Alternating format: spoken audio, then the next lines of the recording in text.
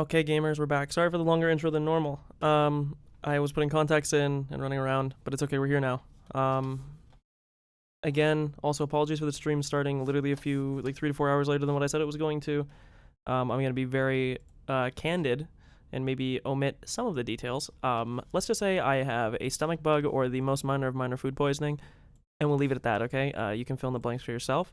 But we're good now. But I will say that means that if I have to go for a bathroom break for this stream, I might not be stalling.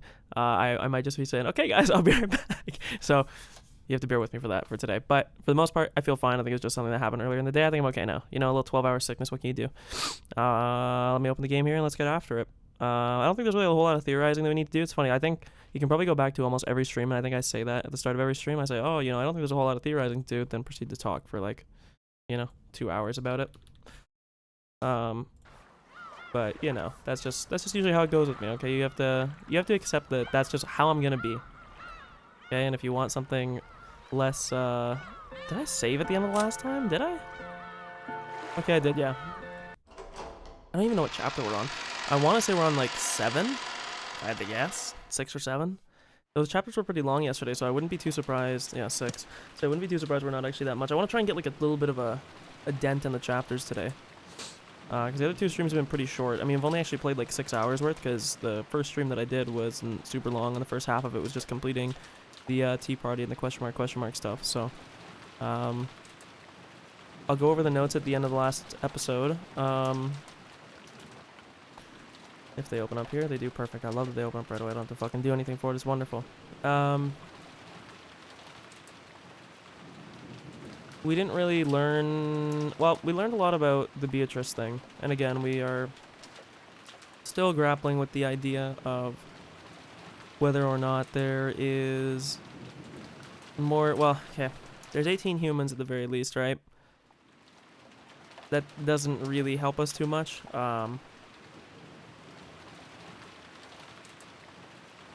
Now we've just once again... Sorry, I was just trying to think about how to word the next sentence. Now we're just once again moved back to the position of wondering whether or not there is magical influence on the island or not. So instead of there being...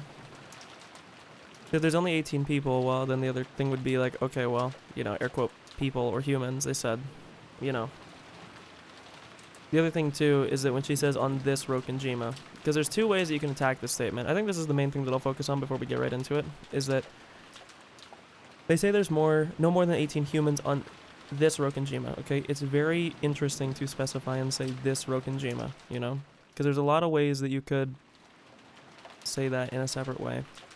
And, like, for instance, you could just say there's no more than 18 humans.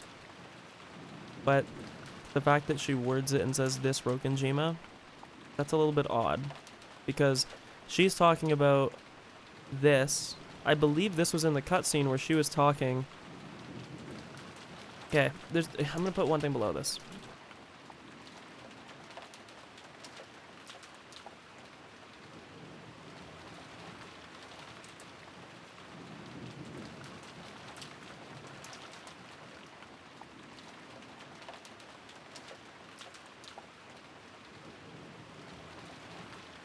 It couldn't be 1967 because there wouldn't be that many people. Because the siblings wouldn't have had their kids yet.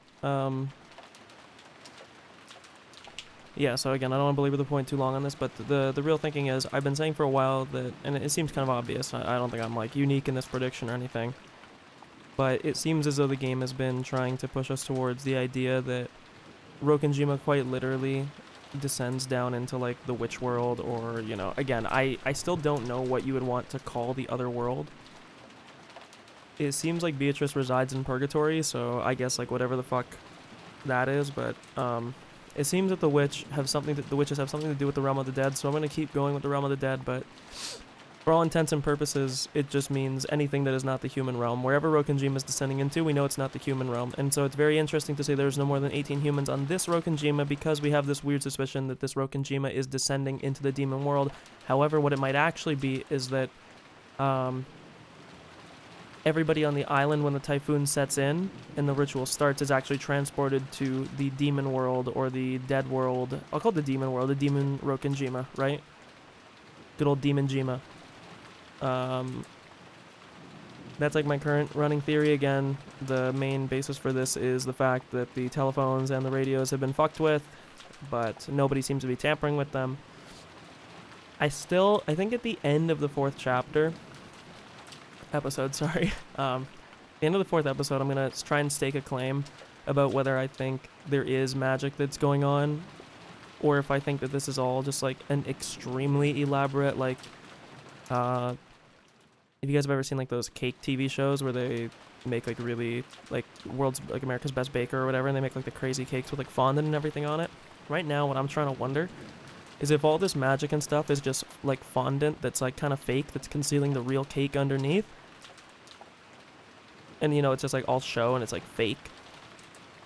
Or if like the cake was actually made to be in all those shapes, in the sense that it is real, that the magic stuff is happening, you know? It's not just like window dressing. Or like plot devices to explain stuff. I am very heavily leaning towards right now that I actually do think there is more humans, especially because of the statement at the end of the last episode, outside of the 18 of us. I also am inclined to believe that there is some degree of magic that is happening. However, I almost think that if there are magical beings that are present, I feel like those magical beings would have to operate within the confines of like a human game. Like I kind of mentioned this earlier, so again, I'll try not to belabor. I know I talk a lot at the start of these streams, but my current thinking with all of this is that it feels a little bit odd to me that it feels odd to me why a witch would even engage with a game like this. And I don't mean just from, like, I understand the rules-based version of, like, the game of, like, or not the rules-based, like, the witch-based reasoning behind everything, that it's like, you know, the witches want entertainment, they don't have entertainment, they recess into boredom. If they recess into boredom, they die, you know? I understand that part. But I mean more so that I don't really see, like, the fun in playing a human game. Put it this way, okay. I'll word this another way so it's not so verbose. I think there may very well be witches or magical entities that are in this game, but I think if they are in this game and playing in this game, they are playing the game with the limitations that they must perform in the same way that humans are performing, if that makes sense. So it's kind of like a having your cake and eating it too thing, where I can kind of comp to the fact and say, yeah, I think there might be magical beings, yeah, I think there might be witches, but I don't think they're going to be using their powers to, like, break the rules of the game. Now, I don't think they've done that yet. We might get to a point. I feel like all the situations that have come up so far, if I went back over them all, I could probably try and, like, dissect them, and at the end of the 4th episode, we might do, like, a massive, like, theory section. Or it might be prior to the 5th, like, to the first answer arc, because again, like I said, I'm playing this through Umineko project, but I have both the things on Steam, and I understand that the first 4, it's like Higurashi, our answer, and then question arcs, so we'll do a lot of theorizing in between the 4th and the 5th at some point. And we'll finally, like, lay the gauntlet down on everything. Although, to be fair, there will still be theorizing that happens in the later ones. It's just, you know, trying to get all the claims out there where we can. But, to circle back totally to what I was saying, it just seems weird that there would be witches that would participate in this game that would be so obsessed with the idea of making them admit to magic, because they could just create crimes that quite literally are impossible, right? So there's two possibilities that are going right now, is that the witches are trying to fool us. By the witches, I guess I should say Beatrice. Beatrice is trying to fool us by using magic. Or I shouldn't say not by using magic, by being a magical being, but not actually using magic in the spots where it matters.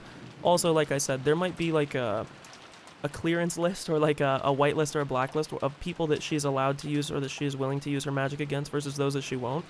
For instance, I wouldn't be surprised if she said, like, anybody that has, like, mage capabilities, so, like, the servants, so, like, Genji, Shannon, Cannon, I wouldn't be surprised if she said, like, fuck it, bro, like, I'm not gonna try and kill you through regular human means because you guys are kind of, like, above human, you know?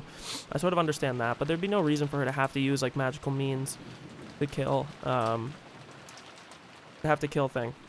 Once again, it also depends on how she's gonna play with the definition of human. Depends on the statement of saying this Rokenjima, because there's kind of two attack points. I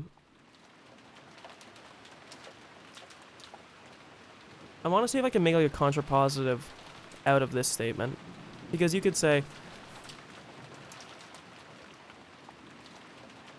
you could say, if no more than 18 humans, not on this Rokenjima. It doesn't really make sense. If no more than 18 humans equals this Rokenjima. If not this Rokenjima, there are more than 18 humans. I think that would be the contrapositive to this statement. I guess there's two ways you can attack this initial statement that she put out here at the end of the last stream, is that it's either that there are magical beings that are operating, which is sort of like the insinuation, or it could very well be that there are like humans that are in the Golden Land or in the Devil Realm or Demon Realm, whatever the fuck it's called, and they're operating here. You know? We still don't know like the whole rules, and like I said, I'm relatively convinced that these like magical things like do exist, although the extent to which they are being used in the killings in the games, I'm not sure. Okay. That being said, let me do one last check here of everything, and I believe we will get right after it. I don't think there's much else. I'm actually going to change a mic setting here. I was listening back to the VOD, and it's not that my audio balance is bad, but I feel like the OBS bars kind of lie about the volume of everything. Because when I was listening to some of the scenes, like, it's not that I am hard to understand, like, I'm definitely louder than the sound, but it's not as clear as it seemed when I looked at my side monitor, if that makes sense. Like, when I look at my side monitor, the way I have it set up on my OBS is that my voice, for the most part, is reaching, if you guys use OBS, is reaching just into, like, the yellow bar section of the bars, of the audio bars, and the game audio section is almost always in, like, at most, it will be the highest point in the green. So even when the game is at its loudest, I should be louder, but it still seems that, like, there needs to be a fair distinction between, like, the game audio and my voice for me to sound totally audible. I'm just gonna make sure that, and change one or two things here. Okay. Let us continue. And let me, sorry, one last check. I want to check my phone, because it's the classic whenever I stream.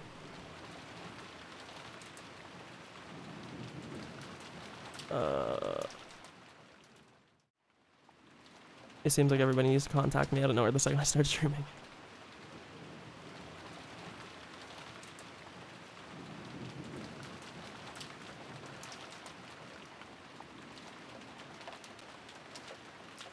One last check of the hockey scores. Holy fuck, the Colorado Avalanche sucks so much dick, bro. How do you go up 3-1 and you're fucking losing? Holy fuck. Sorry. Canadians coming out. Okay. We're locked in. We're ready. Now then. How will the game be resolved this time? This is the other thing, too, that I don't think I actually put it in the notes. Sorry, we're pausing almost instantly after starting again. I am, like, pretty sure that Kinzo is retaining memories of the loop. He references at the start of, like, every loop, like, something along the lines of, how will the game resolve this time? You know, something like this. And it would just seem like a weird thing for him. So again, I wonder if there is, like, it's been 4 years since I finished, or sorry, 3 years since I finished Higurashi. 4 years since I really did most of it. I don't remember exactly what, again, spoilers for Higurashi, so, you know, proceed with caution. I don't remember the exact rules behind how Rika used her, like, looping power. Because the way that it was described earlier in this game was that Lambda Delta was the one that had trapped her in the loop that was of, like, the events of Higurashi. But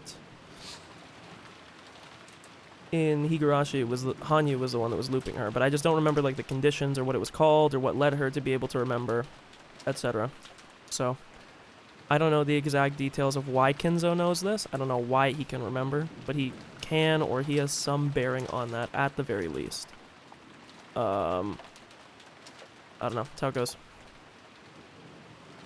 Hey, damn, my one friend just dropped that he's having a fucking kid in our chat.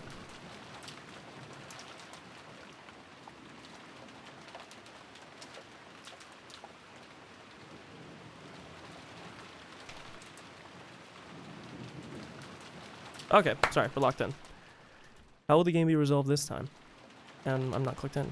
You may submit and you may resist. Either way, fuck, we're starting strong, guys. Jesus, place your bets on how many times I misread a line. It's gonna be a lot. I have contacts in today too, okay? No excuses. I'll find ones, but I don't have any. Either way, it will truly be an entertaining banquet worthy betting my short remaining life on. In his dimly lit study, which was occasionally brightened by lightning, Kinzo kept mumbling to himself, laughing to himself. On the antique clock, with an intricate design that was sitting on his desk, the two overlapping hands had begun to tilt to the right and separate from one another. Oh, that was the other thing too that I wanted to mention, is I started to have a feeling that the twilights in the game refer to like specific amounts of time, because when they talked about like, and I know people are probably saying like, no shit, but I noticed that most of the time when we skip, because this chapter just started at midnight, so this should be like 00, right? We have never seen the events over the next 6 hours, and after 6 hours 6 people die. So I wonder if that's what the twilights mean, where it's like, is it like, let me think, is it every 6 hours? Oop, I did not mean to press whatever the fuck I just pressed. Is it possibly that every 6 hours in the game is a twilight? Not necessarily though, because we know that there's 2 days worth of time, so 48 hours. So because of that, we know there's 8 6-hour sections. And we know that the last 2 twilights kind of don't really matter, because I think the last 2 twilights are like, you're all dead, the witch revives. In the first 6-hour section, we have 6 people that die. But it doesn't necessarily map. We know that 13 people have to die no matter what. I don't know. There's something that's going on with the clock. I know that like the clock is obviously used to help us tell like what events are happening in the game, but I have a sinking suspicion that there's more to the clock that we don't really have a proper understanding for yet. The passage of time that had counted to 24 had returned to 0 and begun to start counting again. The passage of time is a brutal thing. It drags itself all the way to 24 over the course of a day and then returns back to 0. It surely managed to count to 23:59. However, was it ever able to reach? Okay, yes, I played Persona 3, okay, yes, we know what the dark hour is, bro, can it? If you believe that it returns to 0 again without reaching it, how futile it seems. No. Is that not the same as a person's life? You live aiming for a perfect 24, in the instant you reach it, you return to 0. People may praise the departed, saying that they did reach 24, but that is absolutely not 24, bro. I just turned 25 like 5 days ago, okay, give me a break, man. I understand, but you don't need to fucking fire me so directly. It is nothing more than 0. I am built different. I will reach 24 alive, because that itself is the Golden Land. That is Beatrice's dwelling. Interesting, so he's saying that her domain is sort of a place that is in between, that does not exist, kind of. They talked about this earlier in the game, but you know, it's like when the clock hits midnight, does the clock ever really reach 12 midnight? Like, I mean, this is the funny thing, is this statement really only works on a 24-hour clock, because yeah, of course it does. It reaches 12 and then it stays at 12, but in a 24-hour clock, because every hour has a unique, you know, number to it, he's kind of making the point of like from 23:59 to 2400 hours. 2400 hours and midnight are the same thing, but are they really? Because 2400 sort of evaporates the second that you hit 0. So it's sort of this like very ephemeral window that something exists in. So interesting to compare that to Beatrice. Also, again, the title, #We are killing Kinzo with hammers. Fuck this guy. I don't like Kinzo. Fuck this dude. Beatrice might be bad in the sense that she's evil. She's also bad in another sense. And I think she was hard done by, okay? Give her a fucking break, okay? Maybe she's done terrible, evil things. I can't really find a reason to justify that, but fuck Kinzo. Kinzo had been fumbling around with some tarot cards for some time. It looked as though he was trying to divine his own luck, his own propensity for victory, and doing it over every time he didn't like... Okay, well that sort of defeats the reading, right? The most forbidden action in tarot reading is to... I was about to say, it does not like defeat the whole... is to try predicting the same thing twice. It is a desecration to the result of the fortune telling. It also desecrates the existence higher than humans, which delivers signs through the tarot cards. However, Kinzo knew. The reason the tarot cards shouldn't be used twice was that, since it was nothing more than a random number generator, it was natural that if you read them twice... Well, yes. I don't know how many total tarot cards there are, but this is like the whole thing that... And, you know, it feels intuitively false. But... And I am going to repeat this without verifying, so, again, it could be wrong, but... There is the statement that any time a deck has been shuffled, assuming it has been properly shuffled, you know, we're not doing like a magic trick, we're not doing any like sleight of hand or any fuckery, like you're actually trying to shuffle a deck, that every single time you shuffle a deck, it has never been shuffled that way before. And the reason behind this is the fact that a regular card deck, assuming you remove jokers, so you have like a 52 factorial shuffling, or ordering rather, of a way that you can put a card deck. It is so many orders of numbers that it is like almost impossible to imagine. And that if you were to randomly assort it, the odds that like 2 people would hit the exact same assortment is so like impossibly low. However, again, like, it's one of those things where like intuitively in my heart it just feels wrong. It doesn't mean that it hasn't happened, but if it has happened, okay, it's very unlikely regardless. Therefore, reading twice was only forbidden to preserve the mystique of the tarot card's results. So he's saying he doesn't believe in tarot. Okay, never mind. However, that didn't mean that Kinzo didn't take tarot reading seriously. Kinzo's interpretation of tarot reading was done in a completely different way. That was to repeat the reading over and over until he reached the result most favorable to him, without the slightest amount of compromise. It would depend on how he defined the result most favorable to him, but if he demanded the best result in a strict sense, it would be the same as a simple roulette of luck where he sought an arithmetic miracle. However, to Kinzo, who made miracles of numbers the basis of his magical power, this could become very much like a magic ritual. This is the other thing, too, that I wanted to think about. When they kept talking about how magic is like this, you know, miracles occurring, I wonder how much of that is, like, specifically related to Kinzo, if all magic necessarily works like that. We've been operating under this assumption that all magic works like that. Yeah, so it's another weird thing that I don't really know how to disentangle. Sorry, I was taking a drink. I don't really know how to disentangle that.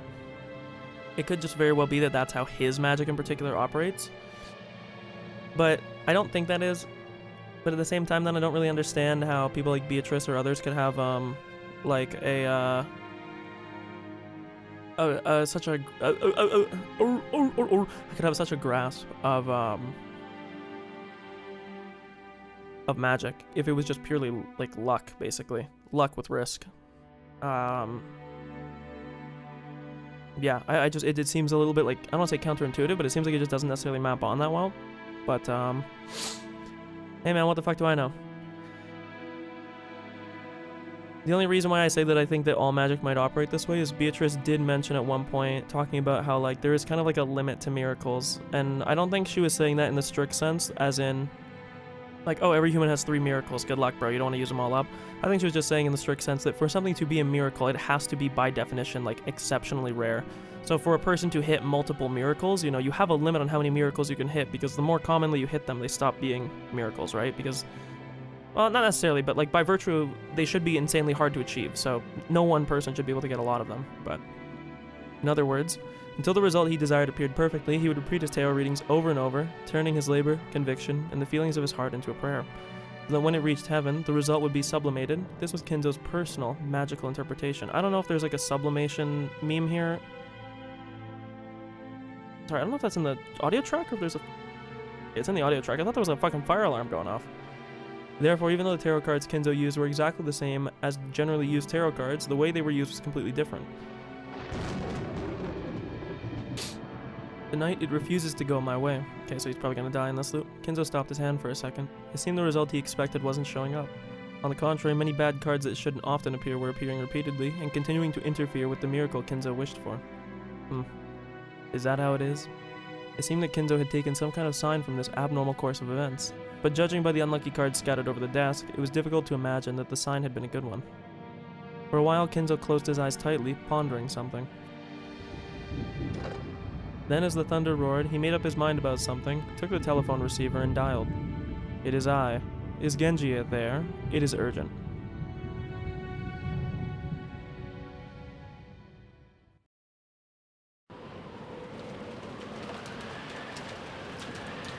In front of the main entrance, Shannon was cooling her flushed face in the frigid air.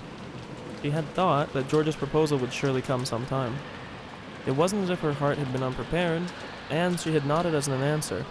Had she been reckless because of her youth? Should she have thought about her future more seriously? She found herself worrying that he might have thought of her as a cheap girl because of her immediate reply. Perhaps at least holding off until tomorrow morning would have given the impression of thinking more seriously. Now that she had already received the ring from George, Shannon kept fidgeting in embarrassment, thinking she should have done this, should have done that. As she did, she heard the sound of footsteps coming towards her, splashing through puddles. Maria? Shannon immediately chased away the emotions welling up inside her. Genji? Cannon, too. I'm sorry for not coming back right away. She grew stiff, thinking that she would surely be scolded for spending too much time in her secret lover's meeting with George. Shannon, the master has told us to come to the study urgently. Let us hurry. Huh? Yes, certainly. What in the world? He said he had an ominous premonition. How selfish, when he was the one who chose to start this ritual. So it's interesting, of course, we already know that these three servants are kind of operating in like a group that is away, because these are the ones that bear the one-winged eagle. Again, I don't know why Shannon had to have it on her leg, okay, a bunch of anime gooners, I guess, but...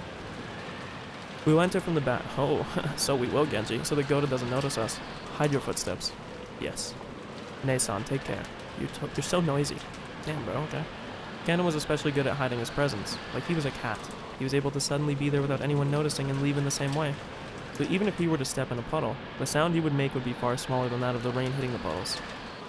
Genji also had that ability. Well, in the first place, that was how the servants were supposed to be, even going by the name of furniture. Just like how desks and closets go unnoticed by members of the family, the servants also treated being able to show up unobtrusively when they needed to as their greatest virtue. In that sense, Shannon's footsteps still strongly asserted themselves. She was also trying to hide her footsteps, but compared to Cannon and Genji, well, you could say she was a little more lively. Eventually they reached the back door, and the three of them entered the mansion.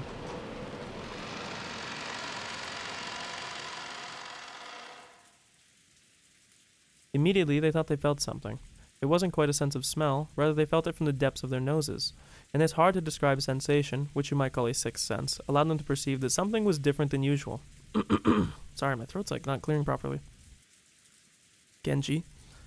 Yes, we must hurry.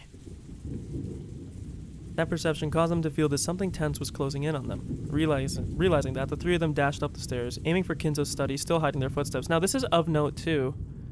Oh, no, I'm wrong. I was gonna say, how many times is it in the past that one of the three-winged people has been killed during the very first ritual? And, well, I guess we only have 2 sample sizes to go on, but Shen was actually killed in the first one. However, can we view... I believe in the first one, it was Ava, Hideyoshi, Rudolph, Kiri, Shannon, and Goda, I want to say, were the first 6 sacrifices. And then the last one was just all the siblings and their spouses. The last one was pretty easy to remember, save Rosa. So then, what I was going to say is, and I remember Shannon only had half of her face hit. And it makes me wonder why. We still haven't really got a clear answer to that. I think what we're going to do, I'll try to hold myself to this as far as I remember. Whenever we get to our prediction spot, so like end of 4th chapter or whatever, I'm going to go through all the big points of the, sorry, excuse me, of the other chapters. And we'll deconstruct like the big mysteries or like the big questions I have from those chapters and then like my current working theories on them. If it's anything like Higurashi, it's not that it's impossible to solve the mystery, but it's going to be like almost fucking impossible to solve the mystery at the halfway point.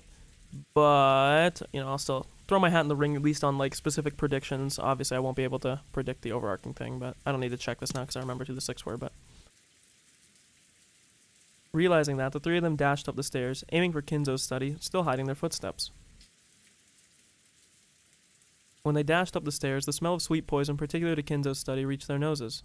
What is it, Genji?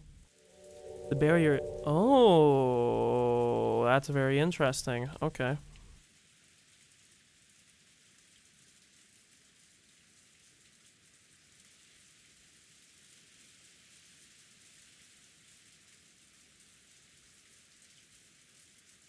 Also, I forgot to mention, my eye, a lot better since yesterday. I went to sleep, woke up, and it's mostly fine. I don't know what was up with it yesterday. I don't know why it was so fucked up. Like, the skin around my eye is, like, a little bit sore and dry. I think I said that yesterday I got soap in it or whatever, and I was like, I rubbed it really badly, and I probably honestly hurt my eye more rubbing it when I was in the shower than I did from the soap. But, it's a little sore, but for the most part, it's all good now. If you were wondering for an update. Huh? Ah. After hearing Cannon, she looked at the door to the study. A scorpion pattern was engraved on the doorknob, a powerful magic repellent, the final barrier which protected Kinzo himself. It had been broken. Of course, there was no change to the doorknob that the eye could see. However, they, who could understand things that people couldn't perceive, were able to recognize this dramatic change. My lord. My lord! It is Genji. Please open this door. Genji called in this way after knocking several times, but there was no answer from the study. Shannon, protect our backs. Cannon, search inside the room. Yes. The other thing that I was going to mention earlier is if you view all the furniture as like homunculus, or homunculi, I think the plural of homunculus is probably just homunculus. But if you think about all the homunculus that are probably present, I'll call them homunculi, okay, sounds better. We would imagine that these homunculi, so Genji, Shannon, Cannon, they are probably like they still function, because I was thinking this earlier. I mentioned an earlier point, like, how would it make sense that Shannon and all these people have been serving for so long? Like, were they made in like a specific form to stay in the form that they're in? So like, has Genji always been old? Has Cannon always been, this age? I think it's basically exactly what Beatrice said, where like these basically get created as babies and you would have to like raise this furniture. Now, however, furniture might not be exactly the same as a homunculus. There could be a distinction. Not sure. I'm just under the assumption currently that they're basically the same. They might not be. And that would explain why they still age and why they still appear human, but they're not. Regardless. Cannon put his ear against the door, searching for a presence inside the study.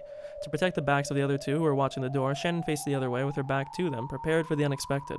The master is here, I believe. However, it's too quiet. Then he is safe. No. It is too quiet. It couldn't be.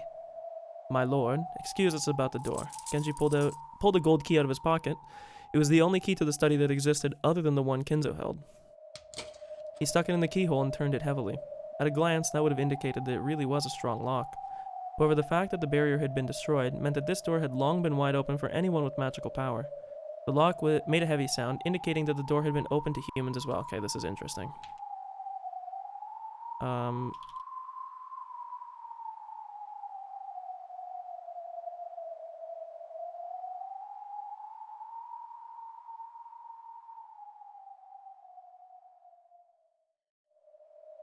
I don't know why my mic is shaking when I'm typing. Is it because it's touching my desk? That's why. Let me pull it off my desk a little bit like that.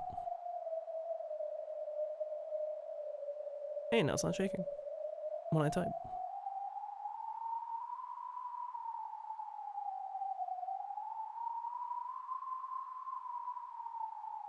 Excuse me.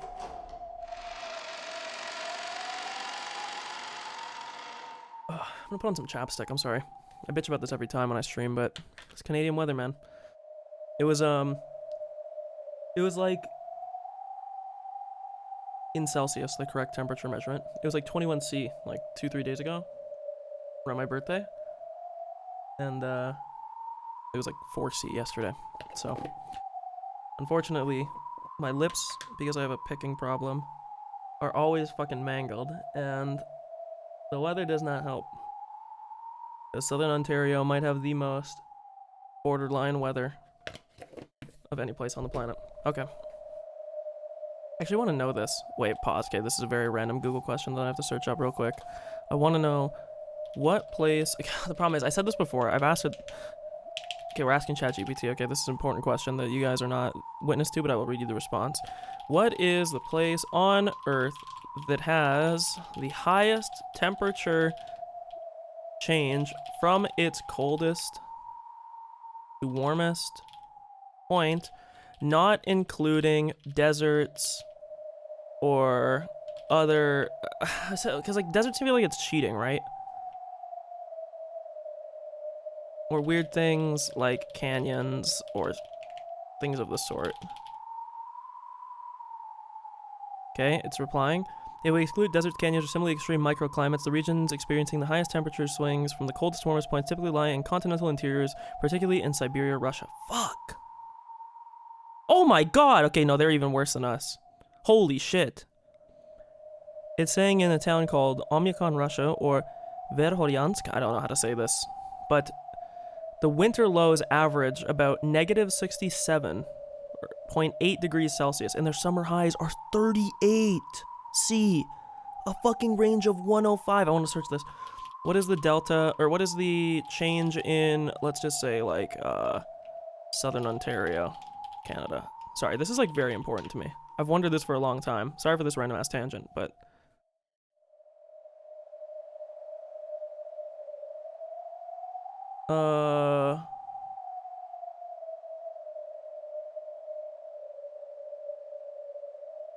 So our range is like 65 to 70. Oh my god, okay, we're getting mogged by them. Okay, that's enough. Sorry, back to the game. My apologies. As Genji respectfully bowed his head and Kanon's sense of tension grew higher, and Shannon acted nervously, they entered the study. Oh, what is up, gamers? They immediately discovered Kinzo's figure. He was sitting in a reception sofa so that his back faced them. That's not good, he might be dead. Genji noticed the person sitting across from him and again bowed deeply. Is it Nanjo? Kanon also noticed that person, and he didn't bow his head. He went in front of Shannon and spread both arms, blocking the way to her. Okay, so is it just Beatrice? So without even seeing that person's face, Shannon already had a good idea of who it was. So you have come, Beatrice. Genji, is it? You came very quickly. Yes, it is better when furniture answers its master's call quickly. Very different from this person. So Ronove has come as well. Genji directed his greeting towards the thin darkness behind and to the right of Beatrice, where nothing appeared to be. Even Kanon and Shannon couldn't have imagined that someone would be there. However, the darkness answered immediately and praised Genji's eyesight. As usual, you don't disappoint. It's been quite some time. Dear me, you have gotten old, haven't you? Have you really reached that age?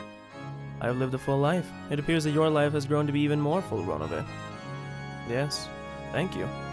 And Shannon, it's been a long time since I last saw you as well. You've grown quite beautiful, and it seems that you have grown quite strong. It is good to see. This is interesting that, just putting this in the notes. Oh wait, also I forgot, to do the stream break here. Like that.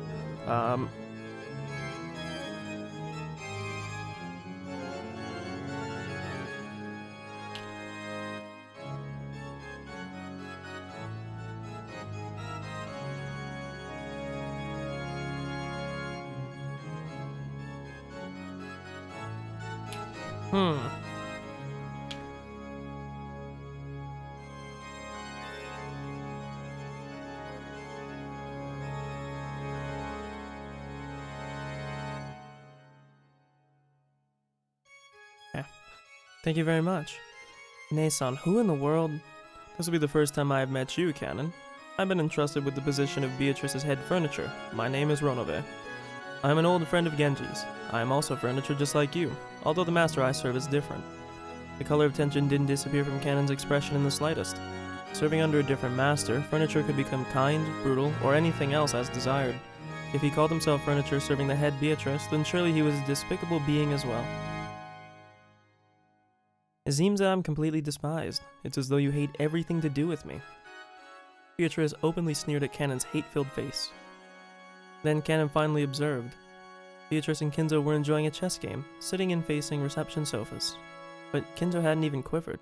He was holding his head with both hands, his eyes closed tight, as he contemplated his next move. No, was he in anguish? He'd been so thoroughly outmoved at the beginning of the game.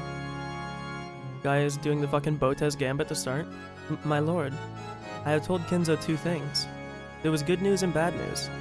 The good news was that he would have the fortune of being reunited with me before the ritual even ends. The bad news was that Kinzo had been selected for the very first sacrifice of the ceremony. There's absolutely nothing I can do about it, because it was truly decided by the fickle roulette. Liar. You just take pleasure in killing people. Stop it, Kanon. So, Kinzo, isn't it about time you decided to accept your loss? By this, our long-lasting contest is resolved, right?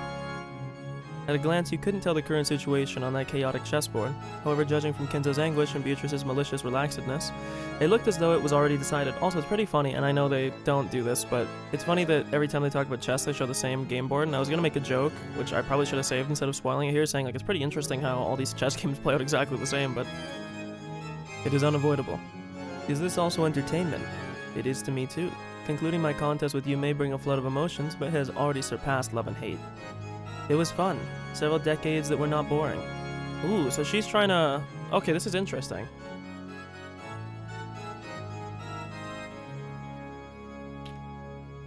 No, maybe not.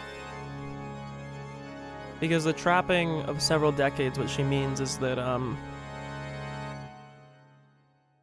what I was thinking is that she's saying that she wants to end the ritual entirely.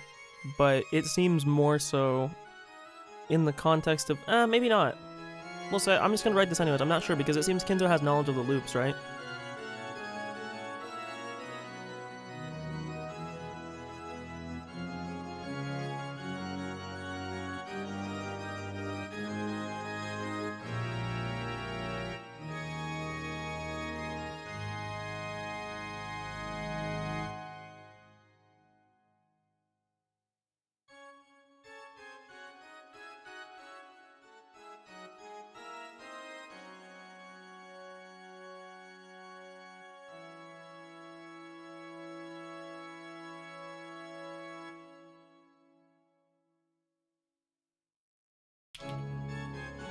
So just put, Beatrice indicates to Kinzo that she is making her moves to end this game, ending their several decade-long entertaining feud. In this essence, they're talking about like the chess match they're playing.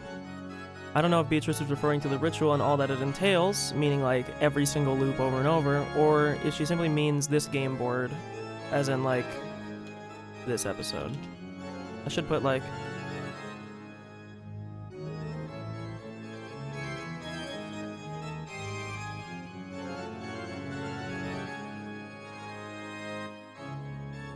I'll just add that for clarity. Beatrice advanced her queen and made her final move. She really was doing the Botes Gambit. It was thus decided. Checkmate. This is a final tribute from me to you. Without reserve. Sleep.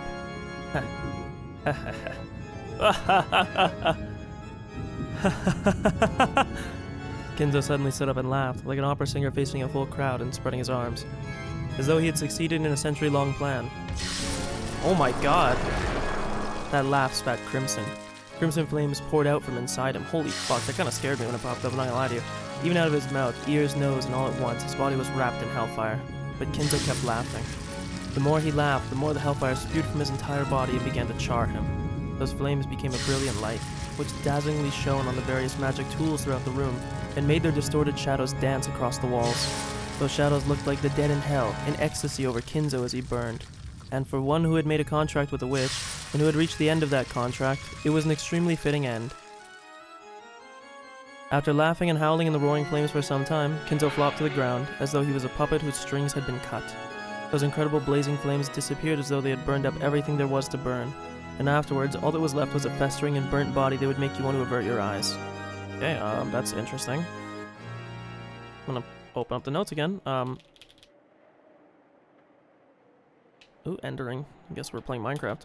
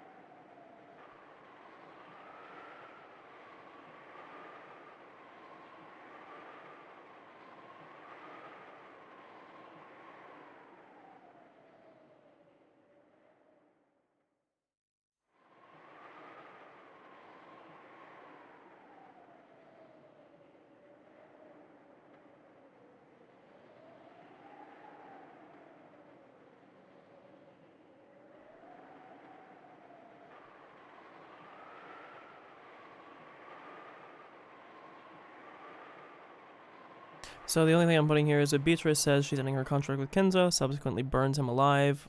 We'll put in hellfire just to be a little bit more descriptive. The end of their contract seems to indicate death for Kinzo, whether it be a natural death first, I should say, like, thus ending the deal. Or Beatrice ending the contract and killing him. Interestingly, this makes me think back to the first episode when Kinzo was found in the incinerator. I should also say, well, I mean, like, burned alive. I mean, the incineration. The insinuation is that he was burned alive. He was found in the incinerator, but I'll just add that. I have a funny feeling that he was killed in the same way we just saw and thrown into the incinerator as cover. However, he was staked in the first episode, so it does differ from this. Just because it would be a good way to hide it up. Or hide it. Horrible. You should talk, even though you think that was a fitting way for him to die. Why have you shown yourself? Do you have some business with us? Stop it, Canon. You must not provoke Beatrice. It appears that you have completely terrified them. Poo-coo-coo-coo. Seems I just can't get along with Canon. A pity. I must say I quite like him myself. Beatrice smiled broadly, or perhaps wickedly. Canon violently averted his gaze, obviously disturbed. His reaction was so different from what he had obviously intended that it made the witch and her butler laugh. Canon, you stand in the presence of Beatrice. Carefully consider your manner of speech. Oh, there is no problem, Genji. Let him say as he likes. I am gracious. How are you gracious? I am always gracious to those who are about to die. Oh, okay. Canon was brought to a sudden realization by that creepy laughter. Beatrice's reason for being here was not just to take Canon's life. The first twilight required 6 sacrifices. Kinzo alone wasn't nearly enough, and they had just nonchalantly come to this place. Don't worry, Canon. You won't be selected as sacrifices just because you came here. It was because you were selected as sacrifices that you were called here. What? They instinctively figured it out immediately. 6 sacrifices were required for the first twilight. After Kinzo, how many more would you need to add up to 6? In this mansion, the number 5 instantly made them think of the number of servants here. That would be such a weird dynamic if they killed all the servants instantly. Is that what you desire? Thank me, furniture. Your days of suffering have tonight finally come to an end. You should thank me, as I have come to tell you this. Certainly, if that is your desire. Genji! Genji had agreed to the witch's heartless announcement in his usual manner without raising an eyebrow. After the master's death, Beatrice is our master. Okay, so this is an interesting, like, order of command here. The fact that it's not that they're co-masters in a weird way. It seems like they do answer to Kinzo over Beatrice, but it switches to Beatrice if Kinzo dies. Interesting. Answering her demand is our final duty. Canon, you've done well serving until today. That hard work is now over. As I expected of you, Genji, as fellow furniture, I think honorably of you. Canon, do you have any objections? No. I heard that George gave you a ring. Even so, you have no regrets? No. That blessing was more than furniture deserves. Just receiving the ring has already fulfilled my feelings. Shannon had not yet reached as high of a philosophical state of mind as Genji. There probably really were regrets left in her heart. She probably wanted to spend a little more time with the person of her thoughts, George. Put my light out here, but she realized herself from that. She took a single breath, and from that point on, the expression she wore was blank. Very good.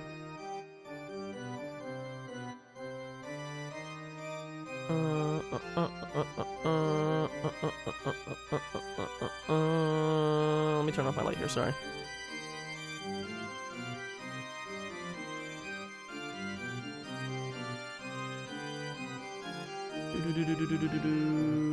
There we go, lights off. Wonderful. I'm a little surprised that you've been able to calm yourself this much, Shannon. Is my pop filter off-center? No, not really, okay. It seems that you have also come to terms with things as furniture.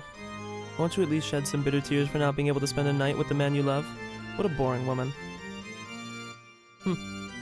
This feeling cannot be understood by the likes of you, Beatrice. If you desire our lives, please accept them.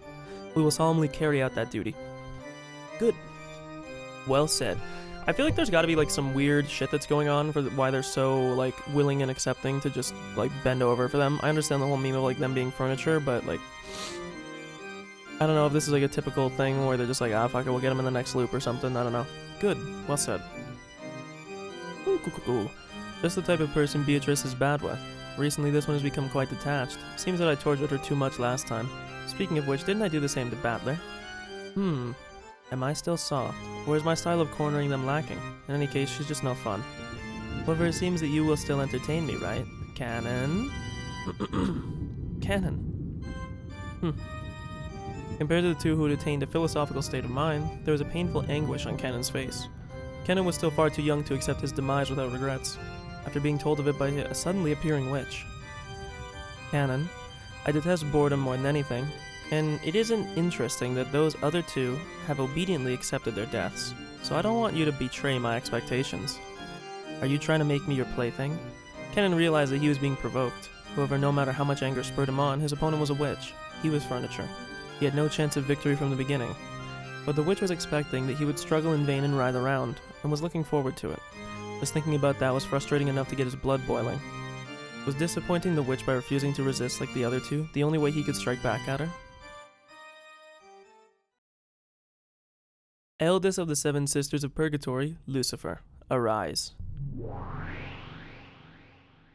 Lucifer the Proud, right here. Canon, it would be too cruel to force furniture to fight a witch. No matter how much anger spurs you on, you could hardly hold hope in a battle you have no chance of winning. Of course, a battle without a chance of success would be boring for me as well. So furniture against furniture. Why not resolve it with a battle between furniture? That should be enough to allow you some hope for victory, right? With all due respect, Beatrice, is it truly possible that I could yield to this good-for-nothing furniture? As if this cute kid would have any chance in hell against me. Show me that you can defeat my furniture of the 7 stakes of purgatory, if you manage to come out the admirable victor. Let us see. I will let you have free choice over the 5 people who will escape becoming one of the 13 sacrifices. I will unconditionally welcome the 5 people you recommend into the Golden Land. How about that? Canon understood that he was being provoked, however the witch's condition was very tempting. The evil ritual the witch and the rest were trying to carry out was, at this point, not something that Canon cared about in the slightest. On the contrary, it was much more important for him to survive, be invited to the Golden Land, and have his wish granted by Beatrice there. You cried that you'd had enough of being furniture, right? I shall grant your desire. I shall give you that human body which you wanted so much that you cried yourself to sleep.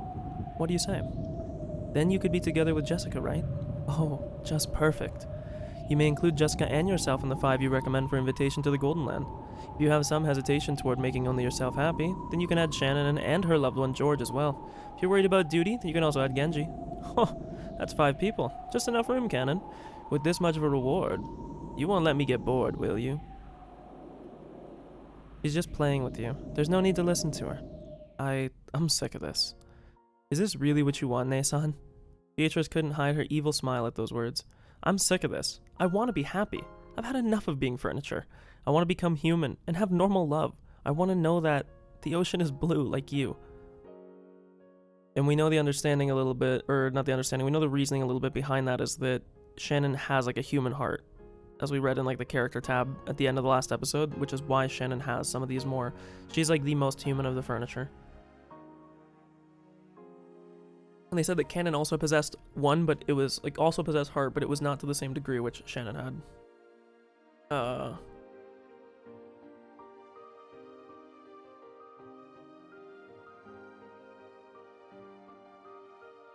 Okay, I gotta go to the washroom. I'm sorry. I will be right back. I apologize. I'll be right back. Hopefully not too long.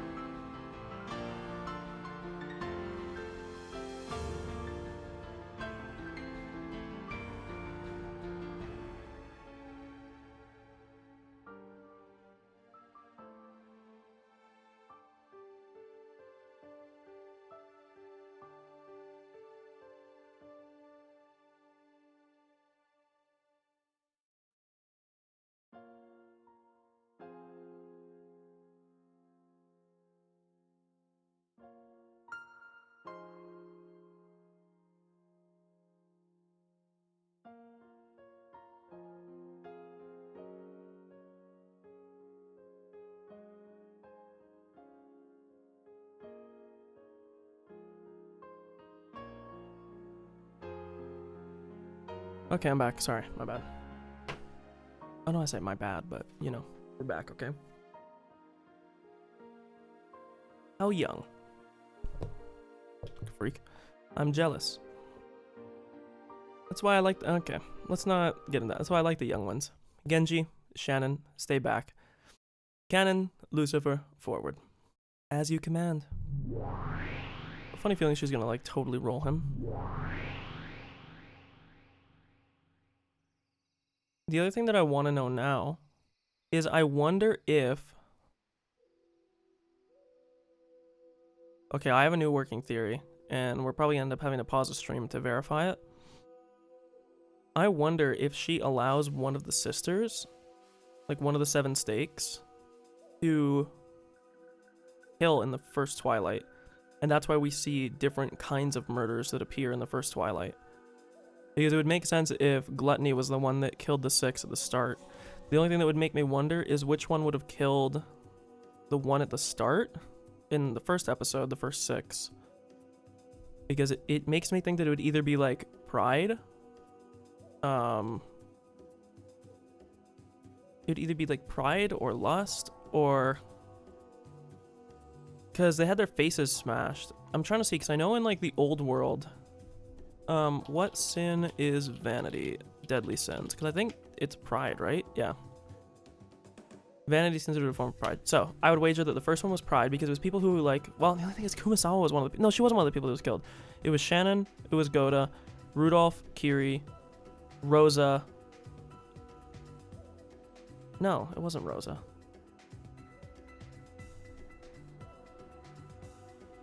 Wait, yes it was. Kraus, okay, it was Kraus, Rosa, Goda, Rudolph, Kiri, Shannon. Shannon's the only one that doesn't really make sense there. But what were the 2 people that had only half their face destroyed? I know Shannon was one of them, but there was another one that only had half their face destroyed. I don't know. We'll go back and look later, but I'm starting to think that that's what it is, that maybe one of the 7 stakes is the one. Because if you think about it, like... How many... So there's 7 deadly sins.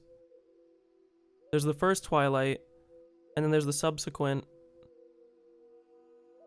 the second Twilight is 2. But the problem is that the second Twilight it's always... Okay, I don't know.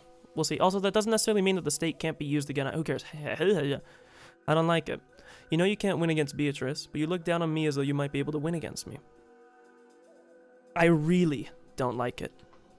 That was probably humiliating to Lucifer, but at the same time she was also happy that she was so lucky to have this lovely prey all to herself. Come, furniture of the witch. Don't think that you can look down on me forever. I mean, didn't he like almost lose like a goat person? Isn't Lucifer just gonna like annihilate him?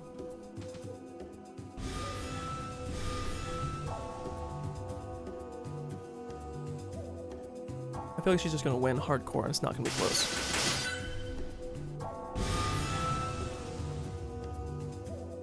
Okay, she's angry.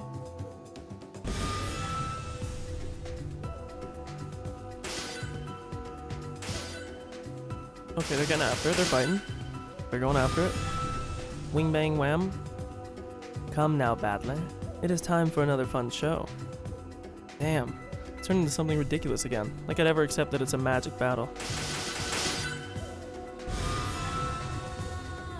Look, look. Don't turn your eyes away. Look at it. Look, look, look, look. It's magic. It's furniture. No matter how much you try to deny me and magic. Look, look, look, look, look. All this boing boing ka-shing ka-shing right in front of your eyes. It was all for nothing, right? Look, look, look, look, look. Stop thinking already. I told you magic exists. I told you this is fantasy. Don't close your eyes. Look closely. Look, look, look, look, look.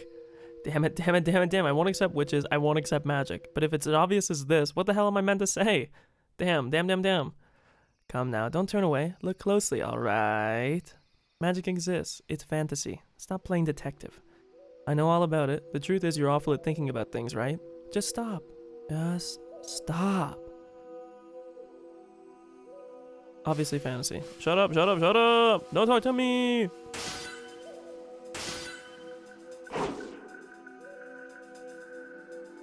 guys gotten obstinate. Get down on the ground right now and apologize for being so conceited that you thought you could at least beat me. If you do, I'll spare you, alright? I'll spare you for having your skin ripped off while you're still alive, and being lashed all over your body as you squirm until you die. Hehehehe. You're a cute kid, so apologize. If you do, you can spend your last moments in blissful, wonderful ecstasy as I gently finish you off. Be silent, furniture of the witch. I have no intention of speaking with you. So you say that you think nothing of me, do you? I don't like it. That disrespectful gaze of yours. I really don't like it.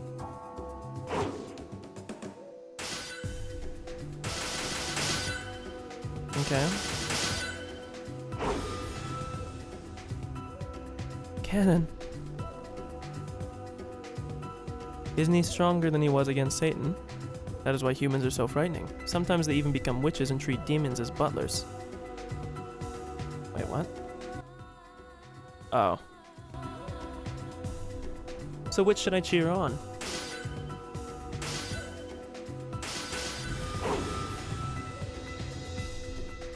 Are you saying that this guy's on par with me?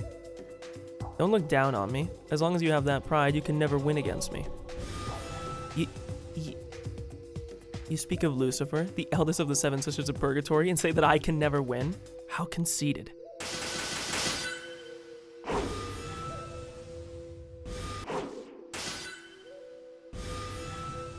Okay, a lot of nice lines here and little quaching-quachings. Oh, she actually lost. Or was it bait? What? Cannon was desperately trying to stay alive, and he had the strong desire to become human, but Lucifer didn't feel anything stronger than a slight desire to play. So, that reached its inevitable result. For the ability to yield such a result is the power of humans, the power of the heart. That's as far as you go. You can never win against me. Wait, I'm sorry, did I, like...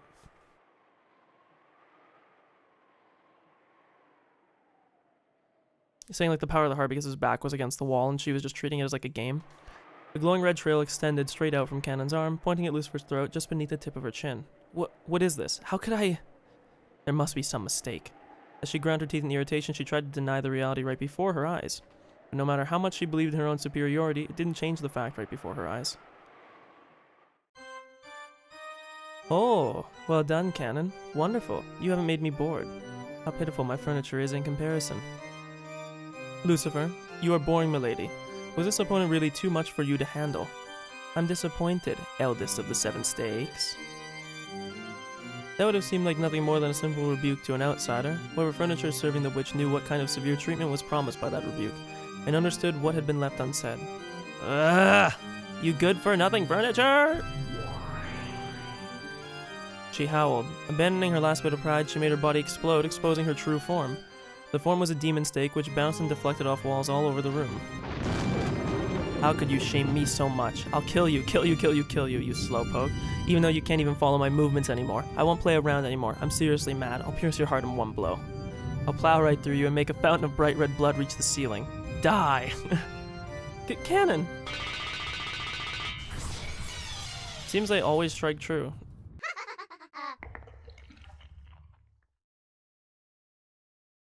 With a speed exceeding even the limits that the human eye could follow, Lucifer went wild and flew at Cannon's heart. Lucifer confirmed that the sweet taste she could feel was definitely Cannon's blood, but she quickly noticed she hadn't pierced Cannon's heart. Oh, did someone else block it? This is why humans are frightening. Would you like some black tea? I am fine for now. This is so interesting I don't need black tea. Cannon!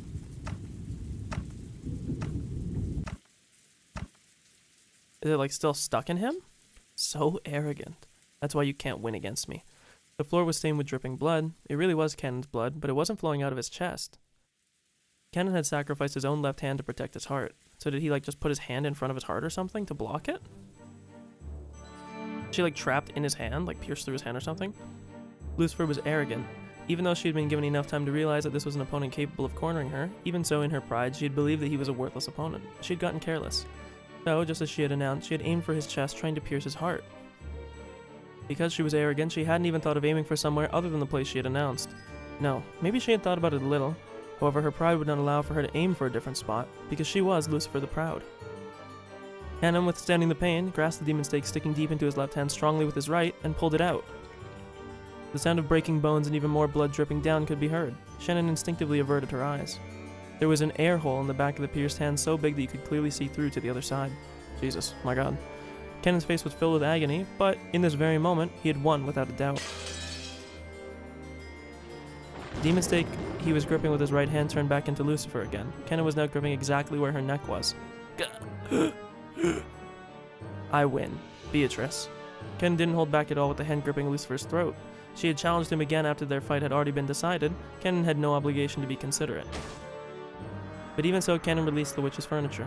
Was it his naive humanism, his pity for another piece of furniture, or a final show of respect to the witch? In any case, when she was released, Lucifer fell face down on the ground and made as if to vomit, moaning over the pain in her throat. Spectacular, Kennan. Your great efforts have gone some way to proving Kinzo's research correct. Ronove was clapping his hands. To Kennan, who had achieved a difficult victory, incurring a wound on his left hand that couldn't be closed, that applause seemed nothing but shallow.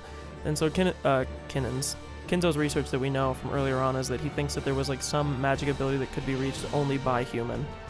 That the most strong magic users weren't those that were like totally demonic, but those that had some essence of humanity.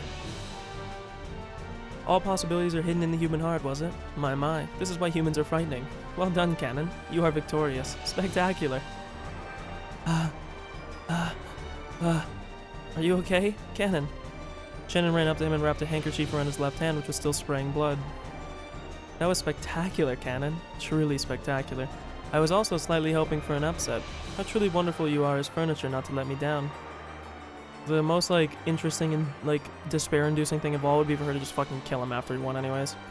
I think better of you now. I honestly think better of you. You better not have forgotten our promise. Beatrice. Of course I've not forgotten. Witches and demons are admittedly unjust. However, we are much more noble than humans when it comes to our contracts. I will not go back on my words. I guaranteed that if you won, I would give you the right to decide the 5 people who will escape becoming the 13. But Beatrice, I haven't yet Upside down. Beatrice rolled her pipe, and heaven and earth turned over just for Lucifer. So as a horribly natural result, she fell onto the ceiling. The ceiling doesn't seem that high to people standing on the floor. However, people who fall on it upside down and head first surely don't feel the same way. Milady, isn't this a little much? That may be so. I suppose I will forgive her. Beatrice spun her pipe again. And again. When she did, the magic that had been affecting Lucifer was released. So as a horrible natural result, this time with extreme legitimacy, she fell back onto the floor.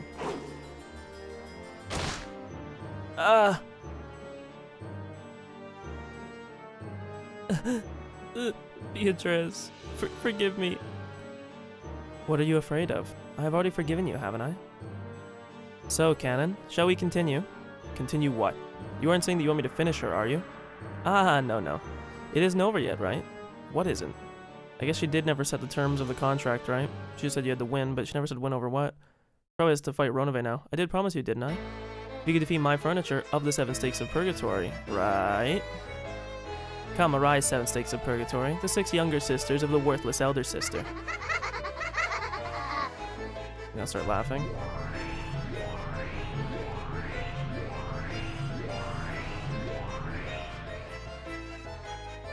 With shrill laughing voices, the air split, and gold sprayed everywhere as the remaining 6 of the 7 stakes of purgatory showed themselves.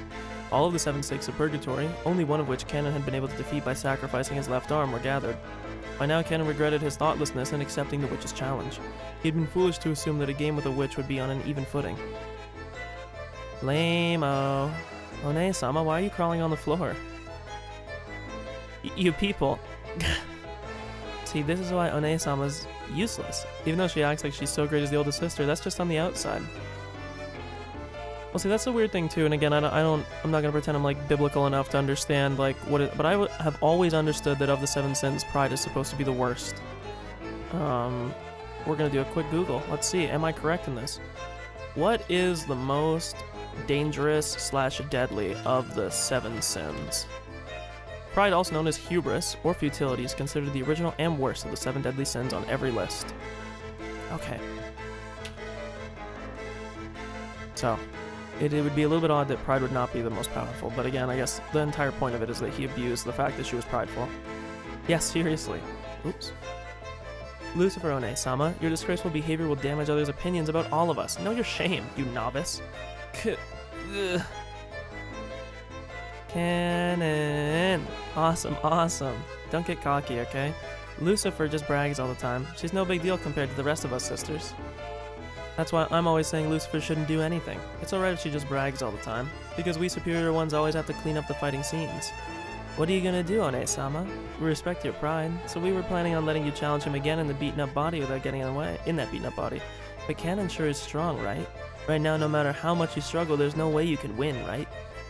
You people! My, you sisters are always so lively. Is now really the time for discord? I'm more of a TeamSpeak kind of witch.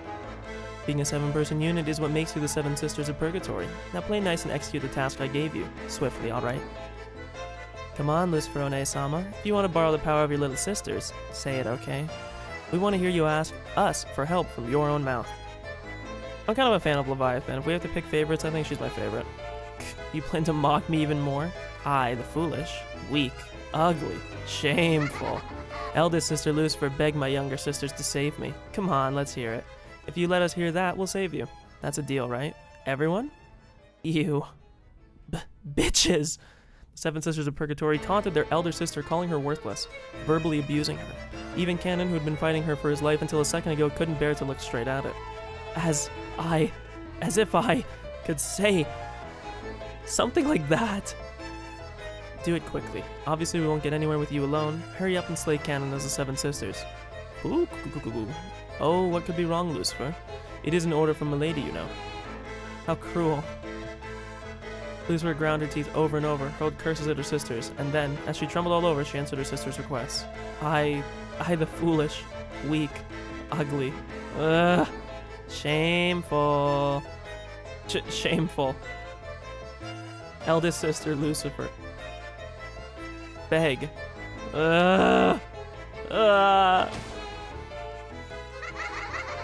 She was finally unable to endure saying those degrading words, and the girl bearing the name of Pride broke down crying. However, the 6 younger sisters kept giggling cold-heartedly.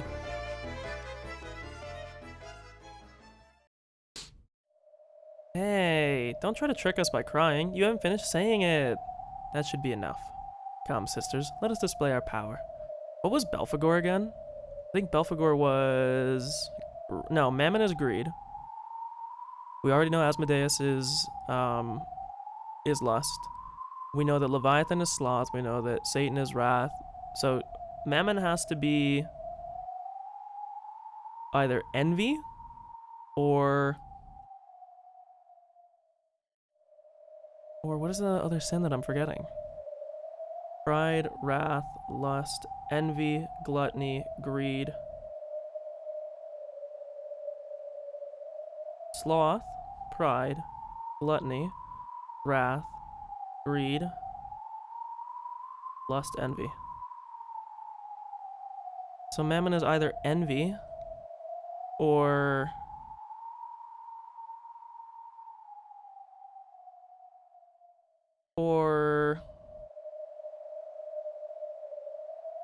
sloth? Oh, I just scrolled up in my list in my notes. I have the reason why I thought Leviathan was sloth for some reason, but it makes more sense. I was actually going to point it out because there's the old saying of like, you're green with envy. I didn't realize that she was envy for some reason. I don't know why I thought she was sloth, but Belphegor is sloth. I have them written down here. I won't be satisfied until I hear the whole thing, you know. Come on, One-sama, keep going. That's enough. Come on, this shame has been brought upon all of us sisters. We won't let them return alive. Alright, how should we play with this pitiful furniture? Any wonderful suggestions? Me! The Elsie thinks the 7 of us should get along and split Cannon up between us. Good plan. That way all of us sisters can get along. Then I'll take the head, all of you can have the limbs. No, I get the head. You know there's no way there will be any meaning to promises like that. It's obviously going to be the first one there wins. Ooh. Cannon, if you have a suggestion for how you'd like to be killed, just tell us, okay? We 7 sisters will kill you in an awesome way. Damn. You've shamed me so much. Even slicing you into 8 pieces won't be enough. I'll slice you into 100 pieces. Here we go, everyone. Yes, One-sama. And they start laughing. The 7 of them burst at once. They had no desire to play or boast. This time, they would genuinely follow their master's order. Slay cannon swiftly. You ever notice when they do that little bouncing, there's like a small image there? One second, my girlfriend's going to bed. I'm just gonna say goodnight to her.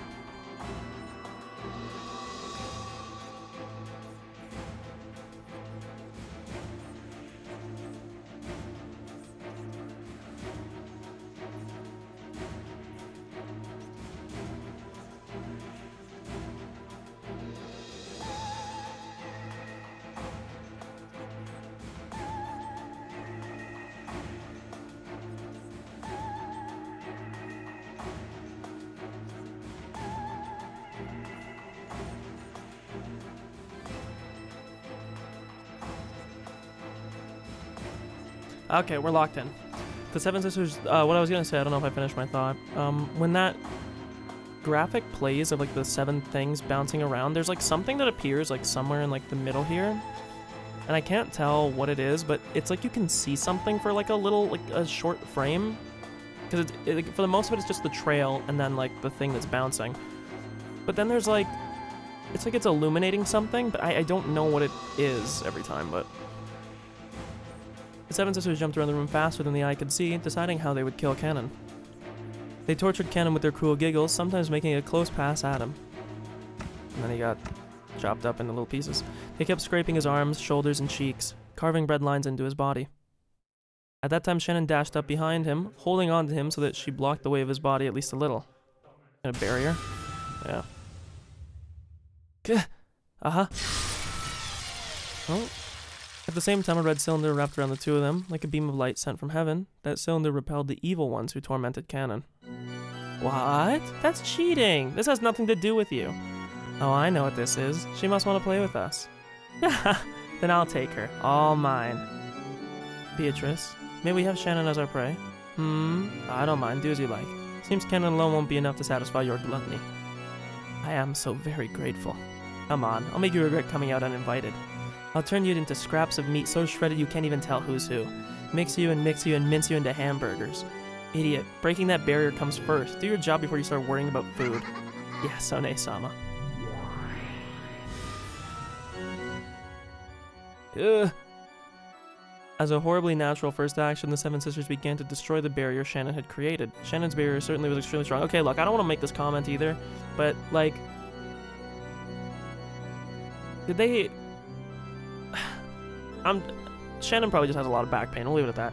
Shannon's barrier certainly was extremely strong. It was enough power to impress even Beatrice. It was strong enough that frail furniture would turn to dust. Like, what are these proportions? And it was firm, like a tree with deep roots. But no matter how big a tree gets, it will eventually surrender to a saw or a hatchet. For the Seven Sisters, chopping down Shannon's barrier, while it was a pain, was not impossible. The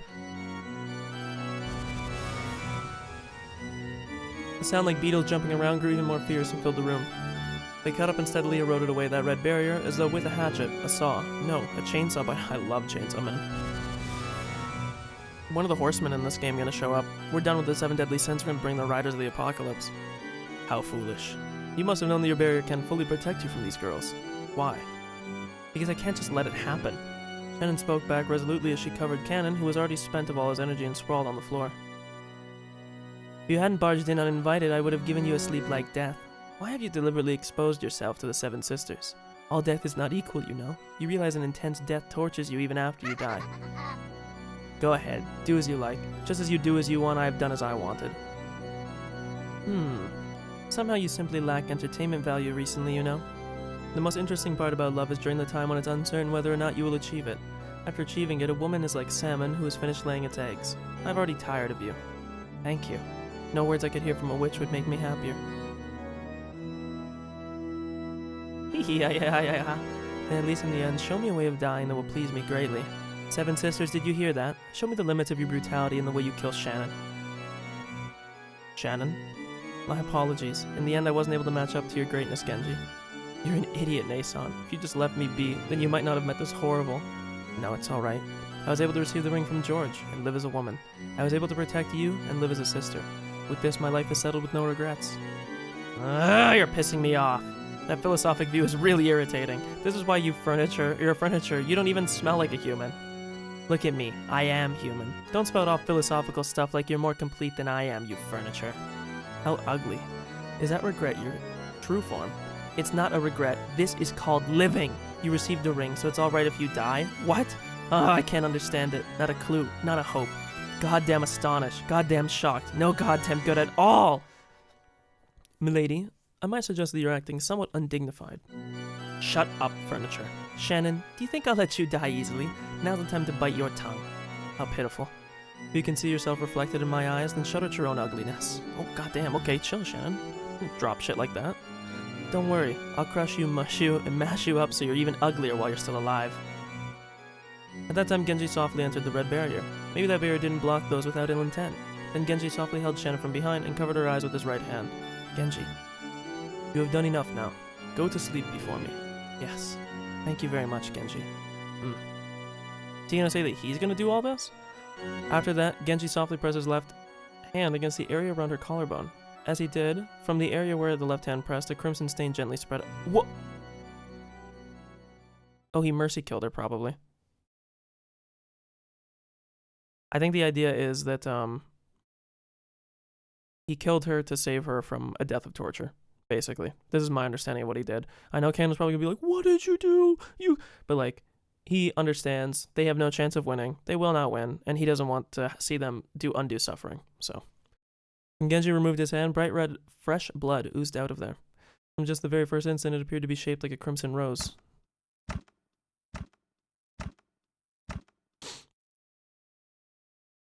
And when he removed the right hand that covered Shannon's eyes, there was a peaceful expression on her face as though she was sleeping, and she fell softly, silently down, and slept. Her soul had already been sent to a world where the malicious witch and her furniture could never reach her, no matter how evilly they tortured her. Beatrice and the seven sisters were shocked by this scene. Only Ronove had a mysterious expression along with his smile. Then Genji leaned over Canon, who was crouching on the floor. You did well. You too should sleep now. This is weird, bro. Is Genji actually, like, way more goated than I thought? Like, I realized I just muted my mic, sorry. I have a lot of respect for Genji. I have to switch the bind, actually. I'm gonna do this right now. Let me switch the bind that my thing is on. For muting myself. Put it on, like, a different key here. First of all, let me see. Does this key do anything in-game? No, doesn't seem it does. Okay, one second. Let me switch my mute key. Just because whenever I type, sometimes I hit it, and I notice that I've been muting myself by accident every now and then, and I don't like that. So let's do this, and apply it, and okay it, and let me test it. And it's working, and this doesn't work anymore. Let's see. Nice. Awesome. Okay. Genji, mercy kills Shannon and Canon as they were fighting the seven sisters. I wonder, I'm gonna say that, or say the game said they went to a place, peace, where the witch and demons could never reach them.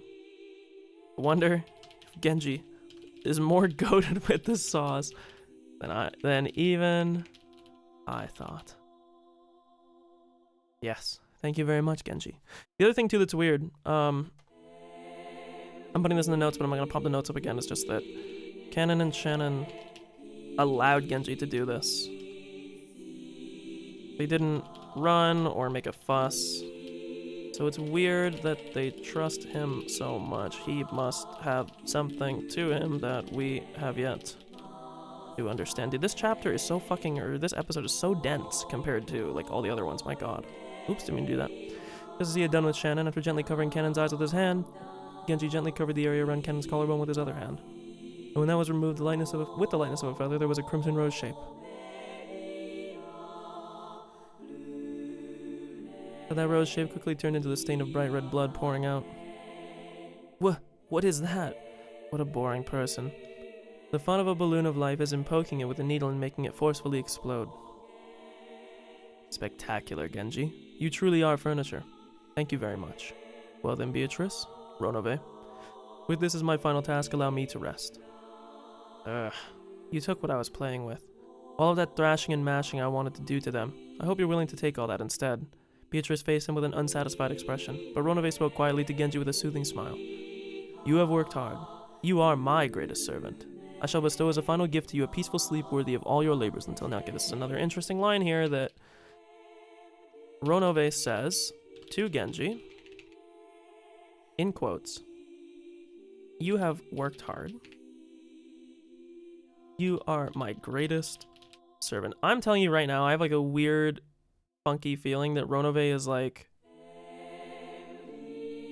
I just have like a weird feeling that Ronove might be like young Kinzo or something. It's just weird that when he says, you are my greatest servant, like why would you say that? That's just like a very weird statement to make. I shall bestow as a final gift to you a peaceful sleep worthy all your labors until now. What? Wait, what are you... When Ronove snapped his fingers, as if Genji was a puppet that had crumpled from its strings being cut, suddenly, and yet gently, he fell, sprawled to the floor into a sleep that witches couldn't call him back from. That was as filled with kindness as the sleep he had given Shannon and Cannon. We got some like dissent in the ranks, man. I don't know what the fuck is going on. What was that, Ronove? What a boring anticlimax. Are you not a powerful great witch, milady? Something such as this is not enough to pay attention to. It is not like you to allow the blood to rush to your head because of provocation from someone like Shannon.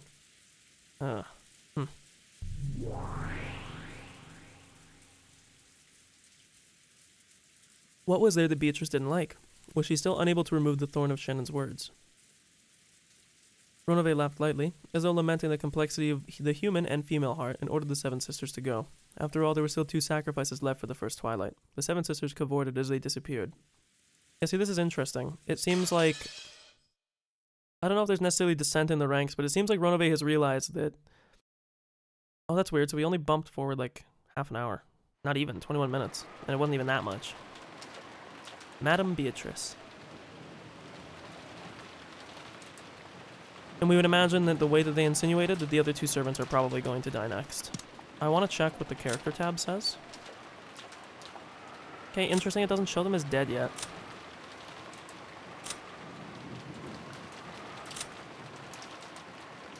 Because these 2 are literally... I'm pretty sure these 2 are just people. Like, these are furniture. But these are, like, just servants, you know? Hard to say.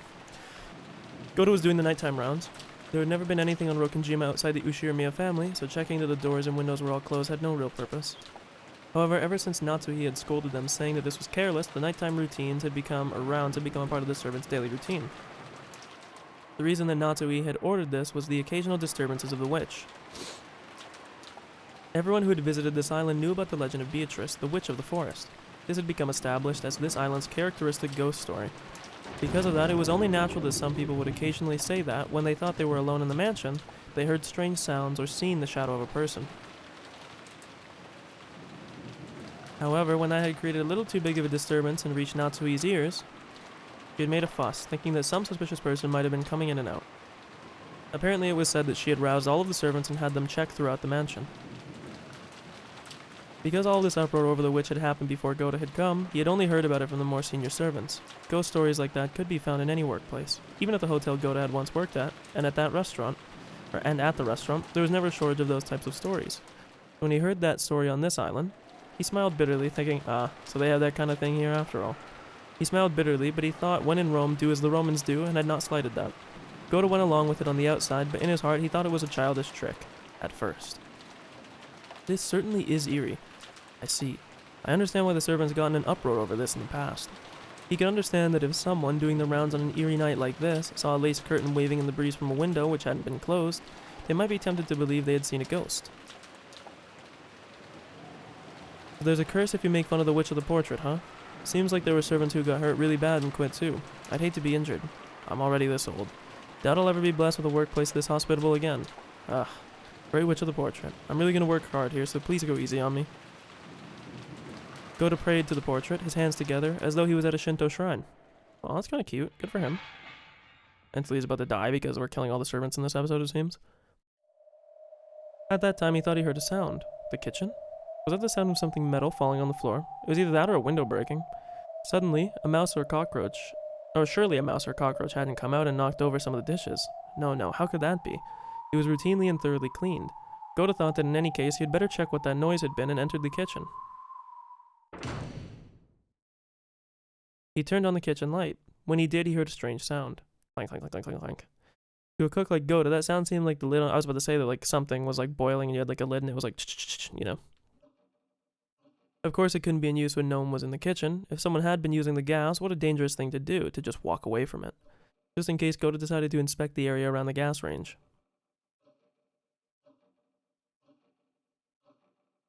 What is this? When he did in the corner by the gas range, the pressure cooker really had been placed there just as he had thought. But the flame wasn't on. And yet the lid was clanking. Was something fermenting and leaking gas? How could that be? Then, was there a mouse or something inside? How could there be? Ridiculous. In front of people, Goda acted as though he had a bold personality fitting for his build, but he actually had an unexpectedly timid side to him. He was terrified to find out what might be inside. I read that as magic for some reason. What might be inside, and he couldn't check it carelessly. In his cowardice, he grabbed a nearby wooden pestle, and with a clunk, he tapped it a little strongly against the side of the pressure cooker. When he did, the clanking sound suddenly stopped. He should have been relieved now that it had stopped, but the fact that it had stopped when he'd hit it was even more eerie, and made him even more suspicious about what was inside. Strange phenomena do not exist in this world. No siree. Yes, there's no such thing as witches or magic. Things like that can't possibly exist. All phenomena can be explained with science. Hey, this guy's played Higurashi. As no monsters and witches could exist. He repeated that many times, trying to build up his own confidence. So yeah, but that's you also shit-talking Beatrice, so get clapped, buddy. It was quite comical how he looked completely differently from what he was saying. Who would believe in a witch? Who would believe in magic or curses? Come on, show me what you really are. Take that. He removed the lid of the pressure cooker, and lying exposed there was the sparkling, clean silver bottom of the pot. There was absolutely nothing frightening like he had imagined. Whew. Well, of course. There's no way there could be anything inside. By now, Goda realized that he had been a coward. So while he still had some doubts about what had caused the lid to make that sound, he explained it away abstractly as some quirk of positioning or something and decided not to worry about it too much. Then he took the lid he had grabbed and softly set it back down where it had been. And it started shaking again, obviously. It's alright, there won't be a sound, obviously. As if witches or magic could exist. Clank. Clank, clank. Huh? Okay, we get it. All of the pots and utensils in the kitchen started clanking at once. And it grew stronger still, until finally it became so strong that the lid to one of the pots fell off. And from inside that pot, a slender white arm slowly stretched out. The lid fell off another pot, and another hand slowly stretched out. And another, and another. 7 sisters? Witches can't be real. I'll never believe it. When the number of arms grew to 7, a loud shrill laughter split the air. What a letdown. It's a real letdown that a person who can make such delicious food is such a lightweight. You don't need him, I'll take him. He's all mine. Wait, I said no. I'm gonna take him. Huh? What? Ah!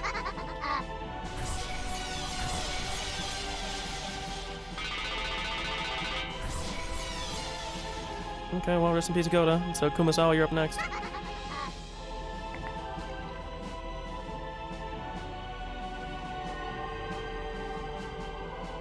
Come on, let's search. There's only one more. That old hag. Where is she? Not the mansion. Maybe the guest house? Hee hee, you snooze, you lose, right? You snooze, you lose, right? Come on, search. Find her.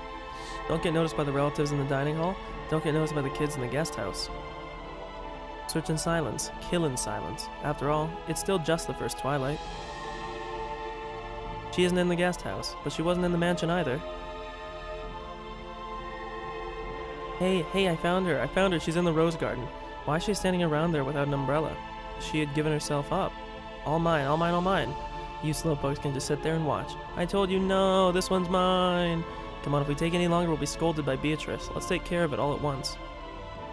Come on, found her, surrounded her. Come on, let's get along and do it all at once, okay? Die. Oh, shit.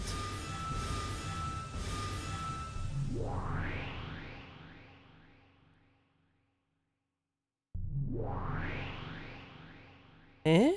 Huh? Did she teleport? What is this? Oh ho ho ho ho. What naughty girls. Could you be friends of that child? What is with this old hag? There's gotta be some mistake. One more time.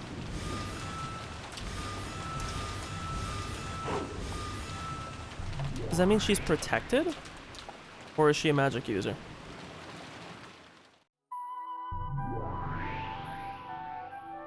Why can she defend against us? Move aside. One more time. No matter how often you try, it's useless. This person is good. I am waiting for that child. Would you mind calling for her? Do you think we'd be apprenticed? Do you like that? What a weird verbiage there.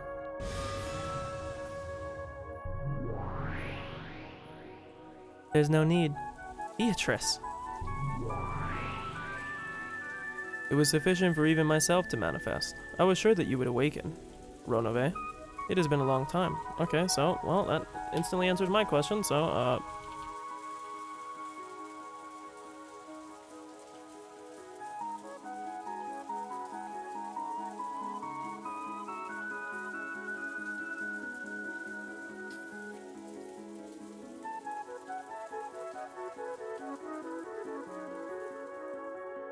Yes, it truly has been a long time.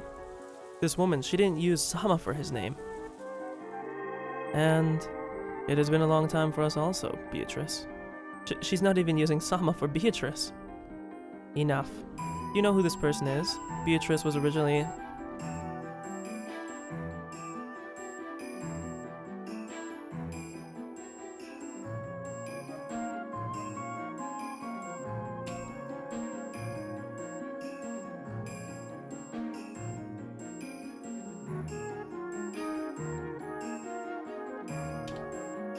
I merely inherited that name from her. This person is my master, the predecessor, Lady Beatrice.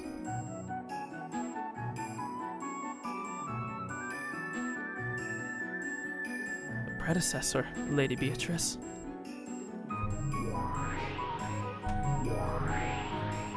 She gonna show like her witch form or something? Gold butterflies appeared in ones and twos from the Garden of Roses and began to gather around Kumasawa, and after becoming a gold radiance and enveloping her, they burst and disappeared, and Kumasawa's form was no longer there. I was fucking right, there is multiple Beatrices, you fuckers. Instead, there was another golden witch, the one who had in the past explained to Beatrice the path of an endless witch. The only person Beatrice had called master in her entire life, so Kumasawa was the one that raised Beatrice, and so once again, now I'm gonna put this in the notes.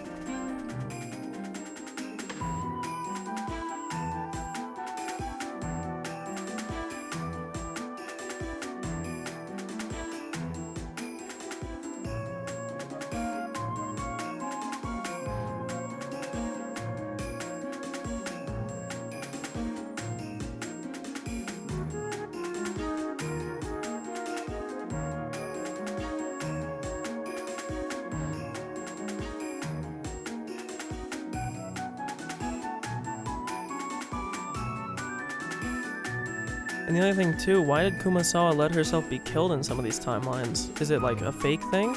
I don't know. The path of an endless witch, the only person Beatrice had called master in her entire life. Her hair was long, beautiful, and vividly youthful, and her figure in that elegant dress was unrecognizable as an old lady. No, this looked like a completely different person than Kumasawa. Well, well, master. I never even dreamed that the day would come that we would meet each other again. Yes, me too. Certainly I never even dreamed that my sleep would be disturbed. Such a troublesome time for you to awaken. Okay, so this explains.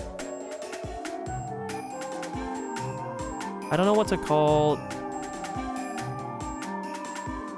Beatrice, like white Beatrice, like Kumasawa Beatrice. I don't know what to... KB? Yeah, we'll do that. We'll do KB, okay? KB is nice.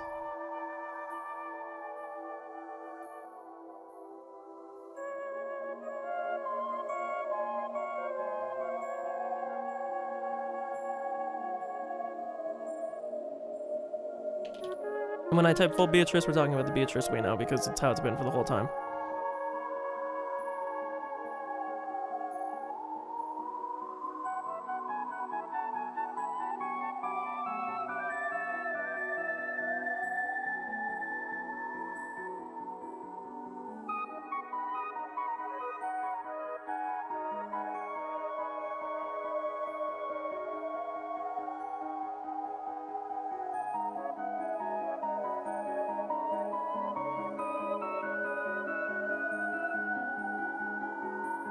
I thought this was gonna be like the Ava chapter, bro.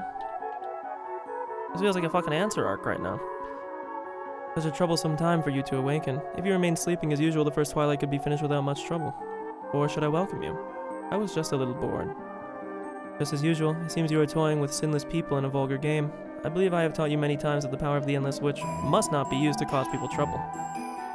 Don't say that, Master. Isn't boredom our natural enemy? This is just a little spice to escape from that. The more the corrosion advances, the stronger my power becomes, and the easier it becomes to call my minions. But who would have thought it would release the seal on you, Master, at the same time, yeah? So, basically, it seems like the more... Okay, it's... Also, I'm just gonna say that...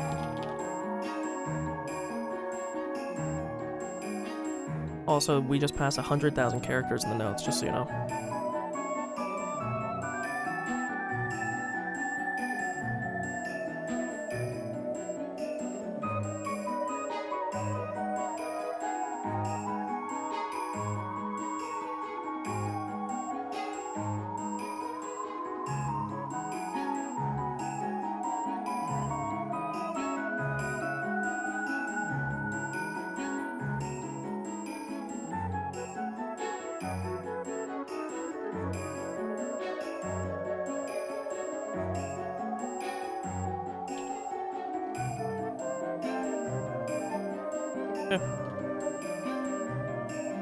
It was because I predicted that I slept very close to you like this. As I prayed in my sleep that I would not be woken again, being reunited with you like this is a very sad thing for me.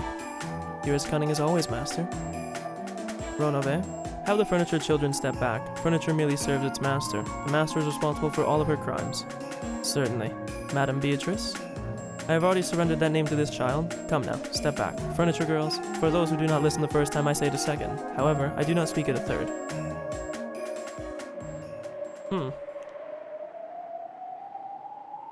Step back, Seven Sisters of Purgatory. If you get involved, you will be turned to dust. But back, everyone. Ronove and the Seven Sisters of Purgatory retreated, so that's why Kumasawa was able to be killed in the other timelines, because she wasn't awoken to her powers yet, so she didn't probably know who she was. After that, there was Beatrice, whose bold expression didn't falter, and the Master Beatrice, who had given up that name and wore a composed smile. I wonder if she's gonna, like, change her fucking name, or... I don't know.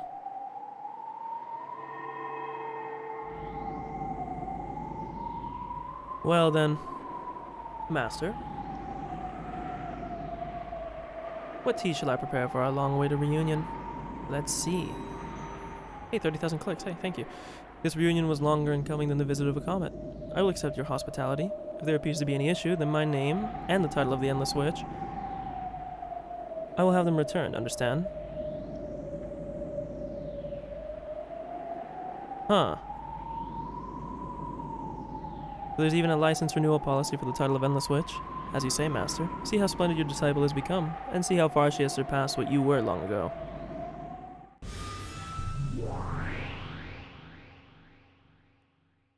It looked like sparks exploded in the air between the two Beatrices. Oh shit. Just by glaring at each other, they purged all spirits from that space. As they watched, the Seven Sisters shivered, because if they had retreated just 3 steps less than they had, they would already have been turned to dust by now. So come, Beatrice. Surrendering my name to you is the only regret I have in my life. I will now correct that error with my own hands. Tut, tut, tut. That's wrong, Master. My only error was becoming your disciple to learn this trifling level of power. Got that? You call this magic? You call this being an endless witch? The power to notice? That's all it was. And you made such a big deal of it. Your time is long past, Master.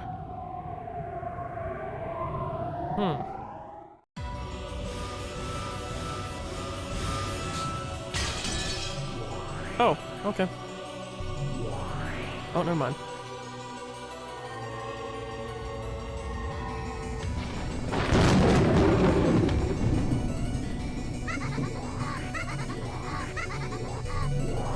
Okay.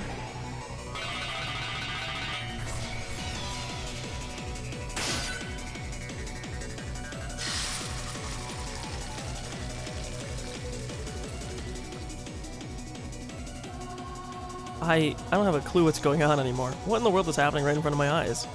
Poor thing. It seems my disciple is causing you trouble. I apologize. Who are you? Why did Kumasawa turn into an attractive lady like this? I mean, who are you? I don't get it. What kind of special effects are these? My head feels like it's gonna explode. I'm the witch master of that child. My old name was Beatrice. When she succeeded me, I gave her that name, so I do not have a name. You already said it, but your disciples being a real pain to me. Please take responsibility and do something. No, wait. I don't believe in stuff like this. Well, as if witches and magic are real. I won't accept this messed up battle. Damn it all to hell, what am I supposed to believe?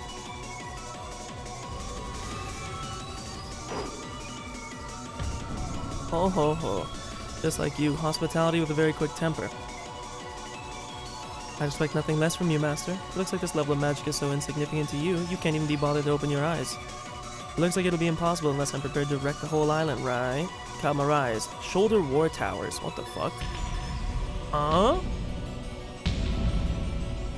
In response to Beatrice's summons, a terrific earth tremor split the rose garden, and on either side of her shoulders, 2 massive war towers sprouted and stabbed into the heavens. They stretched 100 merut tall. What is a merut? That means nothing to me. I'm googling what a merut is. What is a merut?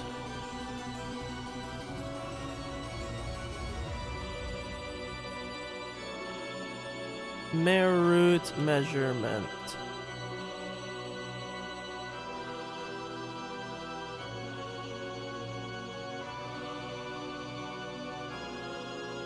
Okay, I have no clue. There's nothing.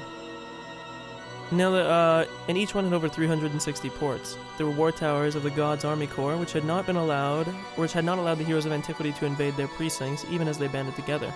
As Beatrice elegantly floated in the gap between the massive 2-headed towers, she looked down on her master, sneering with an absolute superiority. With 2 massive towers lined up behind her shoulders, the witch looked very small, like a butterfly dancing between large trees. Don't think you can dodge it by turning into butterflies, alright? The density of the Twin Towers barrage wouldn't just make you a pin bug collection, it'd make you a madly stabbed pin cushion, get it? The tower's more than 720 ports open, and godly soldiers readied their multi-shot ballistas. This is so fucking anime, I have like no other explanation than saying that. Does that conclude your turn? Heh, those are your last words? Open fire! Good lord, that is loud. Ballista shots numbering easily over 1,000 were all fired at once, drawing a beautiful geometric curtain of death. The boorish sound performed by those bowstrings was probably even deeper than the sound of death swinging his scythe. Come arise, fallen tower. Split the single language and make known the sin. Tower of Babel? Is that like the meme here? The sky was stained in incandescent red, and from between the clouds a blazing massive tower fell upside down. That massive falling tower in its rubble swallowed the thousands of ballista shots so that not one of them could approach the body of the witch who had summoned it. Yes, none can approach the mysteries of heaven. That was the truth of— yeah, so it is, Tower of Babel. As I would expect from you, Master, if you do something, you always do it big. My turn isn't over. Come arise, sons of Ivaldi. Bestow upon me a worthy spear.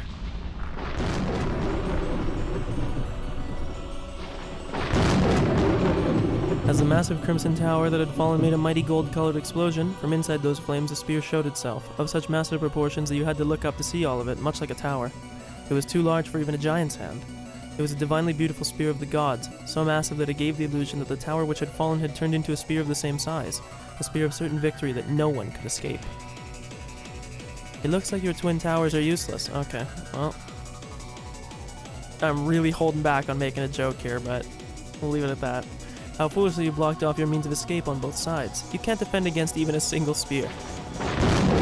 When she snapped her fingers in command, the massive tower-like spear shot at Beatrice like a lightning bolt. As the Golden Witch danced in the gap between the towers like a butterfly, it sliced straight through the air like a flash of lightning, aiming right for the very middle of the absolute center of her heart with the most ultimate and extreme precision. Ha! So you use Gungnir in a place like this. You really are incredible, Master. Explode, useless towers. Arise, giant soldier battle line. Fully block the divine spear with your shields and chests. The shoulder war towers exploded in gold. They became several billion gold butterflies. Those butterflies took the shape of 7 massive armored soldiers. Each stretched a full 50 merut into the sky, and they lined up in front of Beatrice, protecting their master and holding massive shields which towered like windmills. Okay. Their massive size was evocative of a mountain range. The witch hiding behind them was like a small moon hiding behind the mountains. Once in the past, when the massive shields these giants held had been readied by the whole giants' regiment, they had protected King Wilhelm's castle not only from arrows, but from the wind and the rain. And when they had faced upwards and held their shields to the heavens, not a single raindrop had gotten through. Foolish. How pitiful is the witch who has forgotten her respect for the divine. Did you think that giants could defend against the spear of the gods? Indeed, no matter how much human metal you are armed with, you cannot block a spear of the gods. A wonder epaulette made by Madame. No way, Beatrice! Of course I haven't forgotten, master. Come arise, Hephaestus and his disciples. Bestow upon me a worthy shield. A golden whirlwind arose at the feet of the giant soldiers. It was a group of countless butterflies. They attached themselves to the massive shields like a gold leaf, sparkling like they were a gold mirror. That was the absolute defensive wall that the king of the gods gave to the goddess, the Aegis shield. Or if you want to pronounce it correctly, it's Aegis, but, you know, we're going to call it Aegis because it sounds a bit cooler. When the holy spear, which left a dignified tail behind it like a comet, crashed into the mountain range of that gold shield, there was a terrible thunderous roar. It was the creaking of the pillars that held up the heavens. The divine sphere spun around and around, sent flying in the direction the sun sets. Impossible! She defended against the divine spear. No, that is not correct. The holy spear avoided the impact. It is the law of the gods that an absolute spear and an absolute shield must not fight each other. Okay, so this dude's literally doing like the unstoppable force versus the immovable object, like who wins. He's basically doing the meme. Although in the end it means the same thing as defending against it. So you just canceled it out, basically. Churlish fighting appears to be the only area in which your skills have improved. Or rather, it seems that you are still as bad as ever at this kind of game, master. It's my turn to strike back. I shall follow the code and counter a spear with a spear. The giant soldier battle line, which had fully blocked the divine spear, released their holy gold shields. The shields fell to the earth, making the ground shake. And then another golden whirlwind arose, and the 7 gold shields changed their form into 7 massive spears of lightning lying on the ground. In unison, each of the giants had lifted a leg high and firmly stomped on the tips of the handles. What, fling it into their hands? Nope. Okay, yeah, and then tossed it, yeah. Okay, makes sense. As the earth shook with a thunderous sound, the 7 lightning spears spun beautifully and flew above the great soldiers' heads. Up above. They covered everywhere in a spray of gold as they began to fall before the giants. Each of the giants squared off, and with the force of their whole body, they kicked and smashed them into pieces. Those broken pieces numbered exactly 30 each, and became lightning spears of exactly the same size as the original, which made 210 for all 7 of them, and all of those burst at once, each splitting into 30 thorns, so that there were 6,300. They became a thundercloud barrage, drawing out a beautiful geometric pattern, and then each of those changed into 3 bolts of lightning, so that 18,900 thunderbolts shot, all at the predecessor, almost President Beatrice.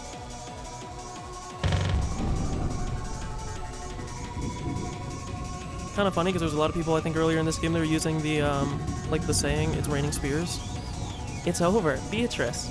I would expect nothing less from Madame. Certainly a bundle of almost 20,000 thunderbolts should have reduced the master's body to dust, but there was no impact. Beatrice knew immediately that she had been fooled. At that moment, from the direction the sun was supposed to set, she felt an impossible ray of sunlight. A brilliant ray of light shone on her profile. It was the figure of the master, holding aloft the spear of the gods that had supposedly been repelled a short while ago. She bore a brilliant radiance like the sun on her back, and made it shine on the incarnation of darkness. Beatrice, watching from there, was trapped like a mouse in a cage, cornered in a dead end formed by the giant soldier battle line. By now, the predecessor Beatrice had seized a position directly along the giant soldier battle line. Now we are done playing, Beatrice. Have I exposed my flank? Her bold expression hadn't faltered once before now, but now it twisted for the first time. And faster than Beatrice could click her tongue, the predecessor Beatrice released the holy spear. In midair, it sprung up into the air once more, and changed its form once again. Come arise, Dvergar brothers. Bestow upon me the giant smashing iron hammer of heaven. Giant soldiers, protect me. What are you doing, you slowpokes?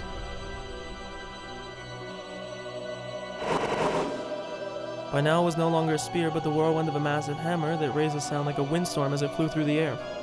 It was a legendary hammer that had shaken the king of the frost giants. But the giant soldiers couldn't escape from that fear, so no matter how much their master ordered them, they couldn't block the path of that hammer. Back rank mate, rest in peace. Damn it! Before the whirlwind of this massive chunk of metal, Beatrice was nothing more than a mere speck. The instant the whirlwind started to suck Beatrice in, Beatrice's form turned into a massive war tower.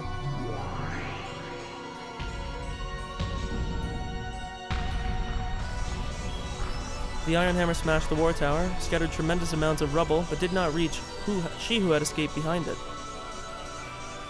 Furthermore, when the smoke started to settle, the war tower had sucked in the massive iron hammer without crumbling and blocked the way. Even the giant smashing iron hammer couldn't break through the final tower protecting the witch. However, this war tower was in fact the witch's last trump card. It was a war tower for dodging that could only save her from danger once. But this tower was impregnable. No weapon could break through it. Just then, the moon disappeared. As Beatrice hid in the shadows of the giant soldier battle line and the war tower, she looked up at the sky. Dude on horseback? Who the fuck is this supposed to be? Alexander? When she did, inside the moon was the figure of a massive horse ridden by the god of war and death. The predecessor Beatrice rode the horse with him. His cloak had blocked the moon and swallowed it in an eerie shadow. Did she literally summon a fucking rider of the apocalypse? And the spear of the gods was in his hand once more. It was, in other words, a godly knight who had jumped over the ramparts formed by the giant soldiers in the war tower, attacking from the heavens. What'd that say? Something surrendered mate or something? It said mate at the end. You got me. Smothered mate, that's what it said. It was fun, Beatrice. The struggle to the death between the two witches with the same name was resolved.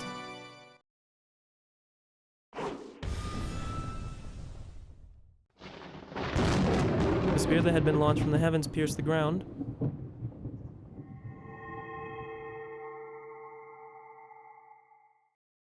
The giant soldier battle line in the war tower split up into countless gold butterflies, shrouding the area in a golden storm. Then the sound of thunder, and the sound of the falling rain and wind. Suddenly the place was the empty rose garden once more. Yo, what's up?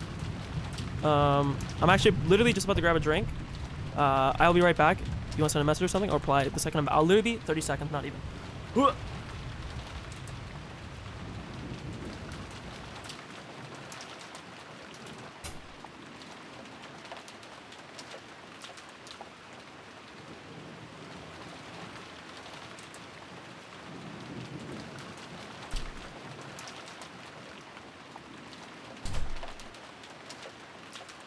Okay, look, I'm back.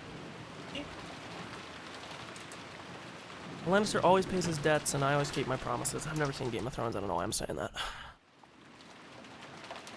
Oh, and I just fucking kicked my mic stand. And as classic as always, I'm getting a message on Discord because I'm streaming. You know how it goes.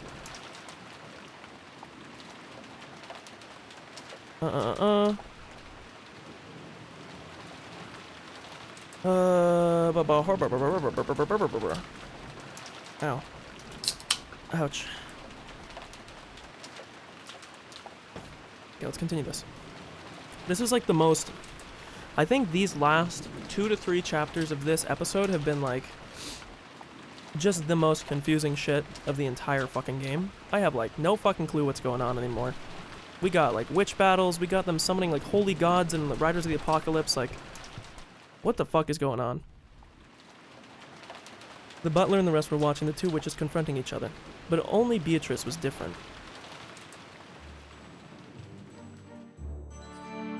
She'd been pierced straight through by the spear from the base of her neck and right shoulder to her left buttock.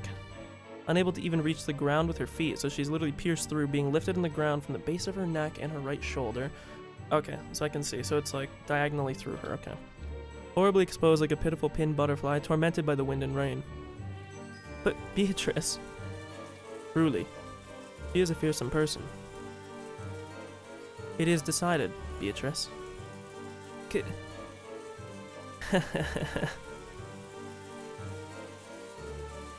Ouch.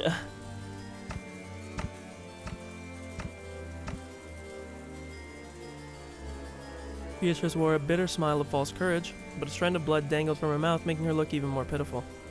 The title and power of the Endless Witch, you will now return them to me along with the name Beatrice. You are too immature to be called the Endless Witch. Stop.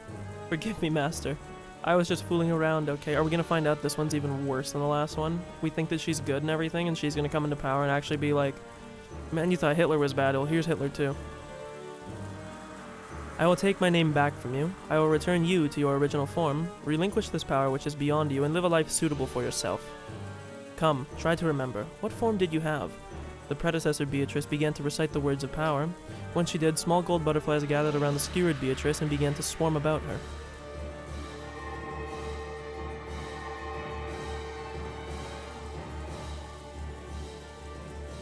I'm confused here. Okay, I'm gonna take a pause here because if it's gonna say to try to remember your original form, if she's gonna like totally unmask this woman, are we gonna get revealed who she's been for the entire thing? Because like my shot is going to be Ava, just because of the younger Ava that we saw having the same face as this Beatrice. But now I'm like giga confused. Like, I don't even know what the fuck is happening anymore, but... Like butterflies sucking the nectar out of flowers, they began to suck the magical power out of Beatrice, and it seemed that it caused her intense pain. A cry of agony escaped from Beatrice's mouth. She no longer had any power to resist. Come, try closing your eyes. Try to remember. What form did you have? Oh god, who is this gonna be? Wait, I gotta think here. Again, so far, we have the most likely thing. To play with the other grandchildren is such a weird fucking thing to say, though. It's such a weird thing to say. Okay, the three that we're picking is Ava, Jessica, Maria. I'm actually not going to include Maria. I'm gonna hedge that it's Ava or Jessica. And I'm gonna hedge that it's probably Ava, still. But, we'll see. Come, Beatrice. Repeat it with me. Let us chant together, then it will be over in no time. Let us end your pain as fast as possible.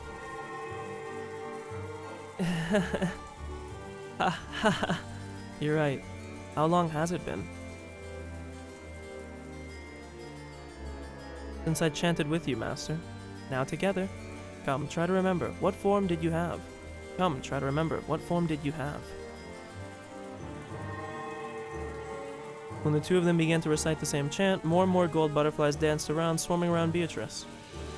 It's all right, milady. You will lose the fact that you are my disciple, but that will not change the fact that you are the lady I serve. After that, I shall read a book again. So it's someone again. Okay, we're pausing now. Okay, this is actually like a big thing.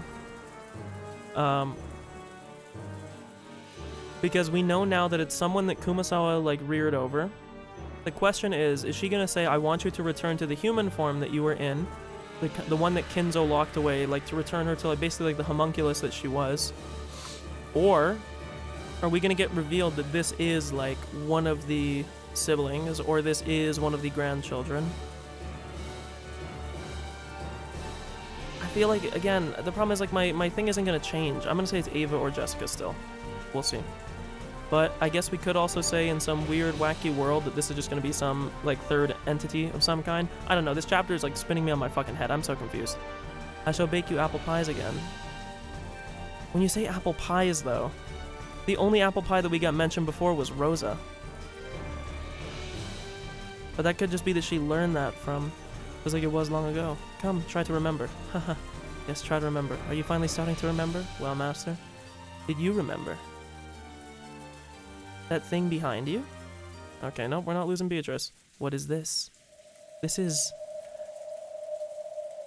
When the predecessor Beatrice looked behind her, there was a creepy hedgehog crouching there. Okay, so it's Shadow. And then the other Beatrice is gonna go, what do you mean, the Chaos Emeralds? No, it was herself. There was another predecessor Beatrice, whose whole body was packed with ballista shots, lying there like a pincushion doll. Come, try to remember. What form did you have? No, I suppose that's wrong. Come, try to remember. How were you killed? But we literally just saw a vision of something that didn't actually happen. The predecessor Beatrice was shocked. Instantly her form began to grow faint. I was about to say, there's no way they're just like removing Beatrice, right?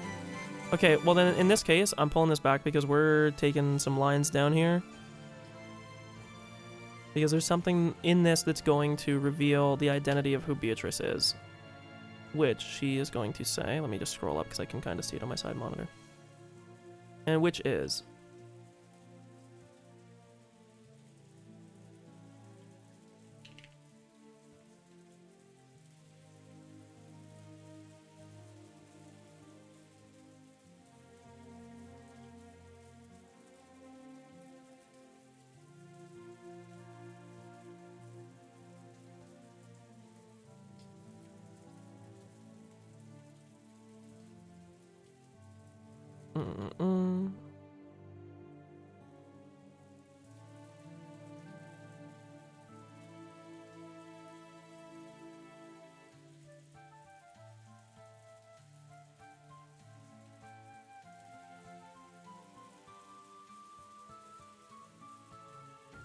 Okay.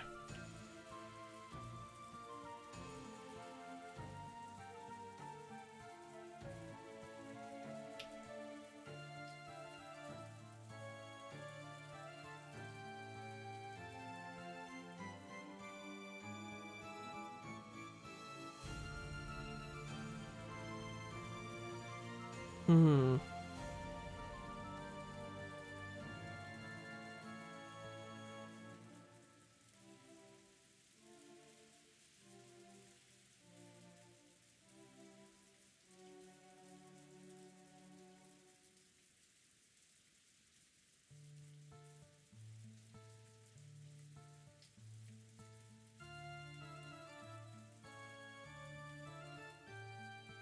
Mm-mm.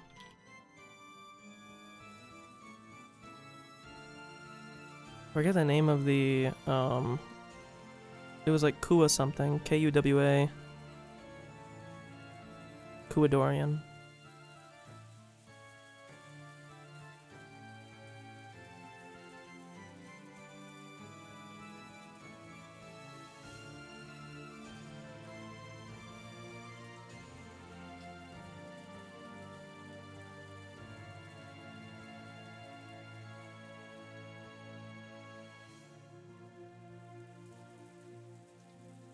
Hmm.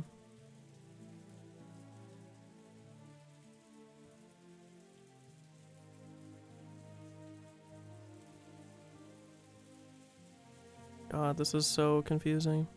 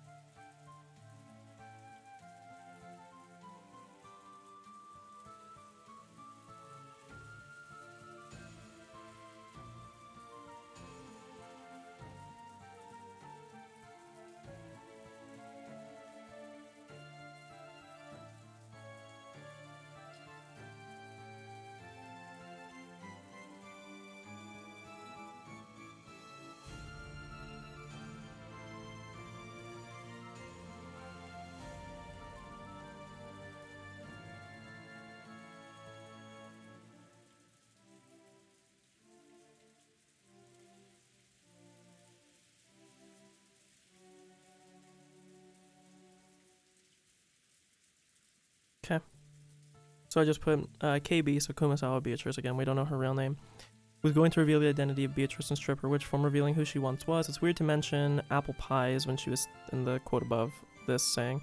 The only other time we heard Beatrice was Beatrice at the actual one we know in Tea Party episode 2, mentioning baking Maria and apple pie, I should say, when talking to Rosa. This all but confirms that whoever was confined away at Kuadorian with KB, which we saw in the prologue, was the human form of Beatrice. Again, it starts to get weird since I'm near positive that KB at that time said something along the lines of playing with the other grandchildren. I should say playing with the other grandchildren. Meaning it's one of the 4 grandkids we know. However, we don't know how the person is using the term grandchildren, meaning it also opens up the possibility of the siblings. Current suspect list is Rosa, Ava, Jessica, Maria, maybe someone, or I put maybe some outside chance at Kiri, since I find it hard to believe she's just a random person with no relation to this story other than marrying into the family. Current odds on who it is: Ava, Jessica, Rosa, Maria, and then I would say, weirdly, I suspect Kiri more than I suspect Maria. I don't know. I just feel like it's not Maria. But that's like the order that I would put in. Even though I know I said outside odds, like those are my suspect lists. Although to be fair, like I feel like with witches, I don't know if it's necessarily going to be confined to gender. Like I would find it really hard to believe that the I'd find it hard to believe in some sense that like, oh, the witches have like all these otherworldly powers to summon like godly abilities and do, you know, everything of the like that we just fucking saw. But like, oh yeah, sorry, they can't actually change their appearance to like an opposite gender. Yeah, that would be, or like to the opposite sex. Like yeah, that makes a lot of sense. Definitely. So. When did you... In the beginning, I did not summon shoulder towers. They were quadruplet towers. Master, you nonchalantly stepped across the 7th rank rook boundary of death created by the 2 hidden towers, which were lurking in the distance on either sides of you. It was bad manners for me to say check so late. Let me openly apologize. Cackle, cackle. The battle had been decided at the very beginning. It had been over since the time the predecessor had leaned forward, readying her holy spirit to attack Beatrice, who had been wedged between her shoulder towers. The hidden towers lurking on either side had bathed her in the windstorm of ballista shots from 720 ports on both sides, pinning and killing her. However, Beatrice hadn't wanted it to be resolved with that. She had wanted to make her master take her next move and had continued acting as though the game was still on. She had immediately revived her with the endless power and had made her continue the game as though nothing had happened. Then the predecessor slowly remembered that she had been killed and began to completely erase her form. When she did, the spear which had pierced Beatrice also erased itself.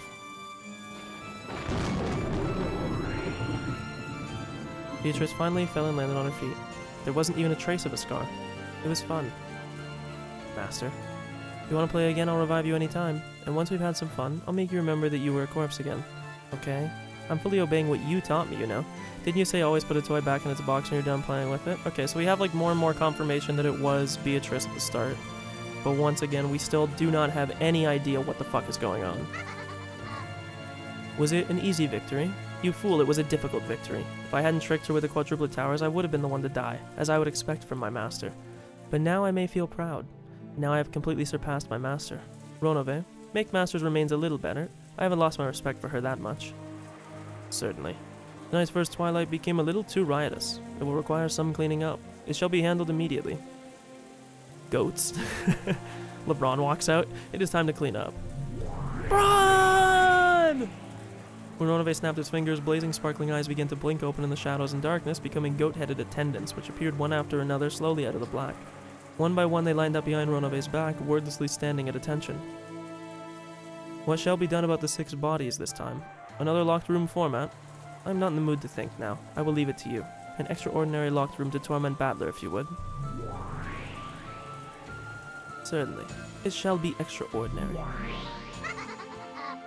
Alright, where is Battler? Battler, did you watch my big moment? Damn it. After being shown that screwed up magical storm, what can I deny? Do witches exist, I ask? After all those kabooms and kabangs, after being shown all that tremendous fantasy, what can I deny now? I don't get it anymore. It was like that last time too, but how can I deny that awesome, wonderful, magical battle? I know, right?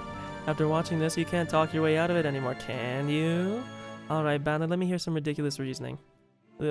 She's going crazy. Milady, your laugh is undignified. I want to hear what they call the undignified laugh, because I don't play with the audio. I also want to see what the master's voice was. I don't know if she shows up in the list. I don't think she does. I don't see the old witch. It might just be Kumasawa's voice, but I kind of doubt that it was. Let's go all the way back up.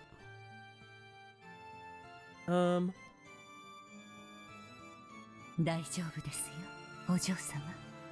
あなたは私の弟子であることを失いますが、私の仕えるお嬢様であることに変わり。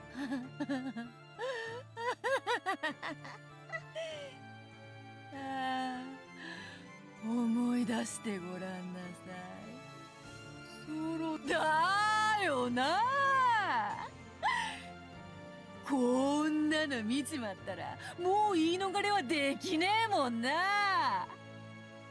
あバトラー、とんでも推理を聞かせてくれよ。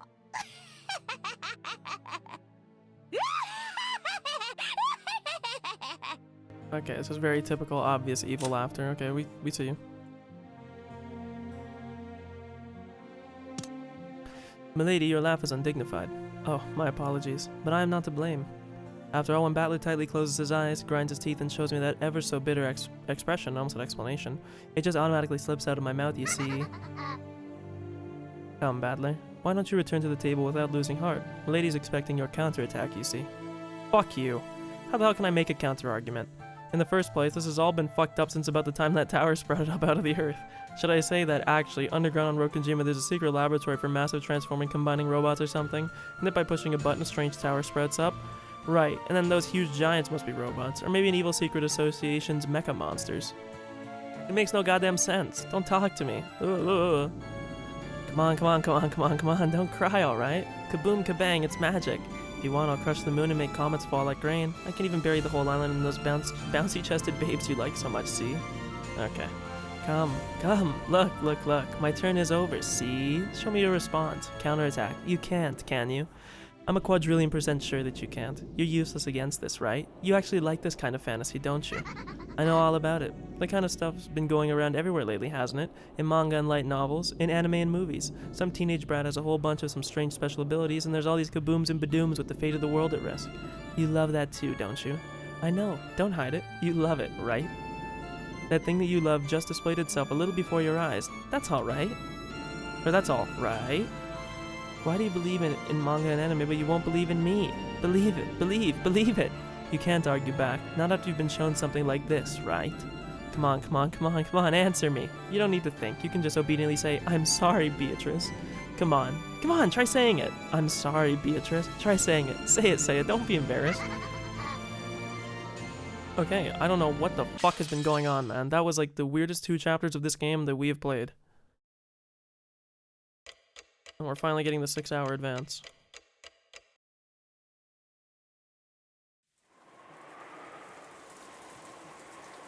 I wonder if whenever she kills someone, she just has to wait like an hour between like the ordained killings or something.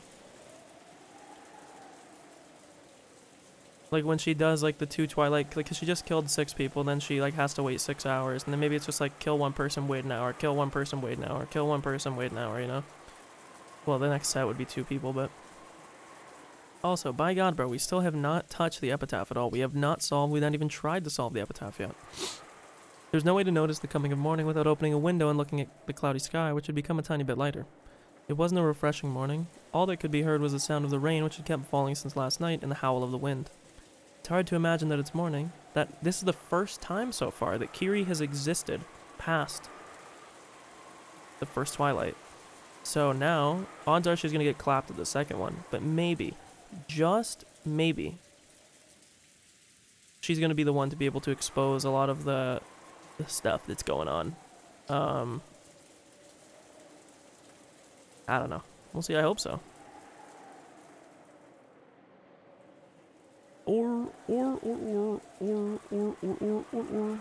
Okay. And I say it's pretty gentle considering we should count ourselves lucky it's rain that's falling and not spears. Ah ha ha ha ha. That's what I'm saying, Hideyoshi. Whether it's rain or spears, bring it on, I say. It's already 6 o'clock. Isn't this enough? Can't do much else until the mystery 19-person Beatrice takes action. That is correct. However, I believe we have thought of almost every trick they could use against us. Okay, this is interesting. So this time, assuming that Natsui is still alive,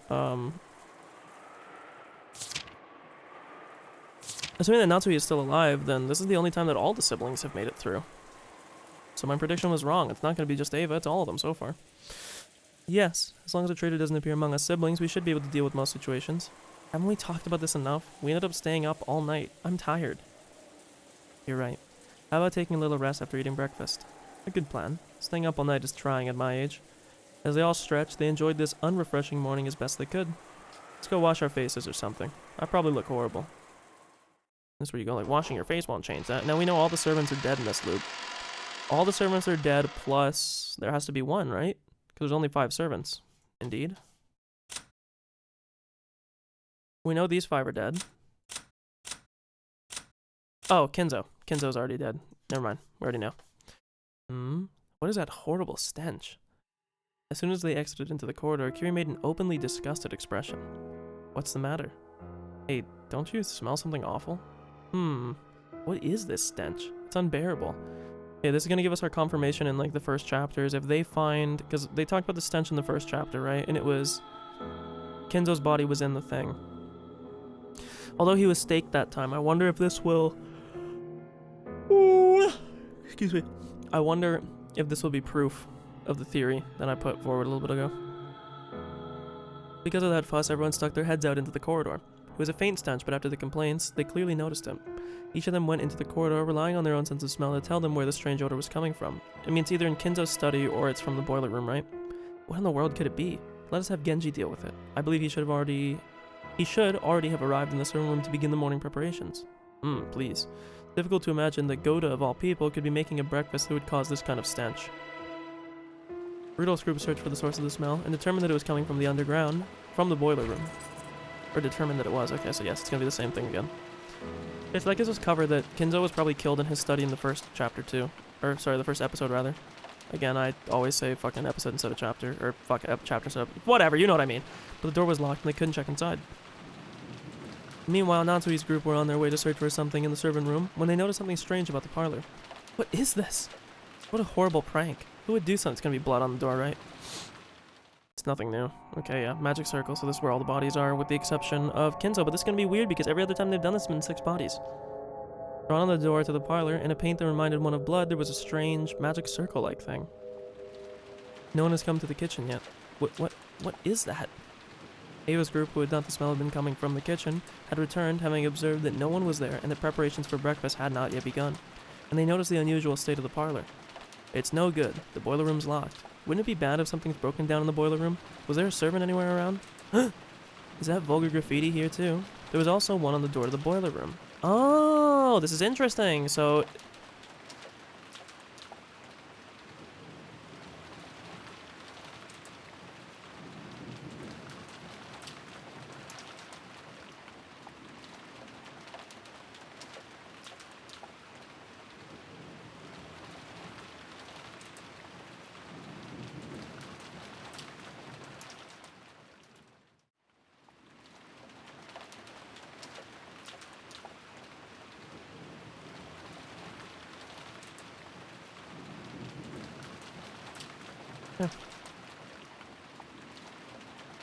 what's that? This creepy graffiti isn't just here, it's in other places as well. You don't think that this is the Witch of the Forest Beatrice's declaration of war, right? Hideyoshi tried to make fun of it, but staring at this creepy magic circle while listening to the wind and rain really made it seem like it was a message from a witch. The dripping bright red paint made one think of blood, and it made things even more eerie. I didn't say more eerie. Hideyoshi tried to open the door, but it was locked. As a general rule, the parlor was never locked. Someone had gone out of their way to lock it. Okay, this is something that I don't think we ever had this info before, although I'm assuming we probably could have figured it out. According to narrator, we're gonna even put narrator Kun because we're so nice.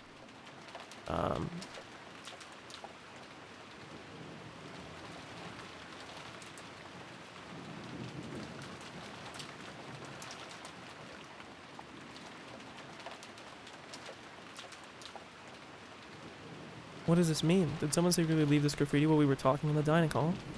On the door to the parlor of the boiler room. Sure, the servants are behind this. We were together the whole time. We all have alibis. They probably did this prank on some strange orders from father. Considering the incident yesterday with Maria's letter, it's more than possible to suspect that the servants are acting on Dad's orders and planning something. Where the hell is everyone anyway? They can't be playing hide and seek. Let's look for them. Dude, this is such an interesting chapter. The chapter has been so good and so fucking weird so far. But before that, I'm worried about the children. They're alright, aren't they? I'll go and check, and while I'm there, I'll see if there aren't any servants there. Then let's split up. Will you go to the guest house to see how the brats are doing? We'll check around, or while you go to see how the brats are doing, we'll check around inside the mansion. I don't want to think about it, but maybe these creepy magic circles aren't just where we found them. We might have become involved in a bizarre game of fathers. I will go up to him and ask about the situation. Now, this will be very interesting as if there's also a magic circle on his door. Though I doubt he'll be good-natured enough to listen to me. I want to see Kiri. Like, again, the fact that Kiri has been clapped at the start of, like, every single chapter so far. Fuck, every single episode so far. I want to see her reasoning. I feel like she's going to be the one that will help us expose a lot of info. The adults split up. As a result, they confirmed that the 4 children were safe in the so-called cousin's room on the 2nd floor of the guest house.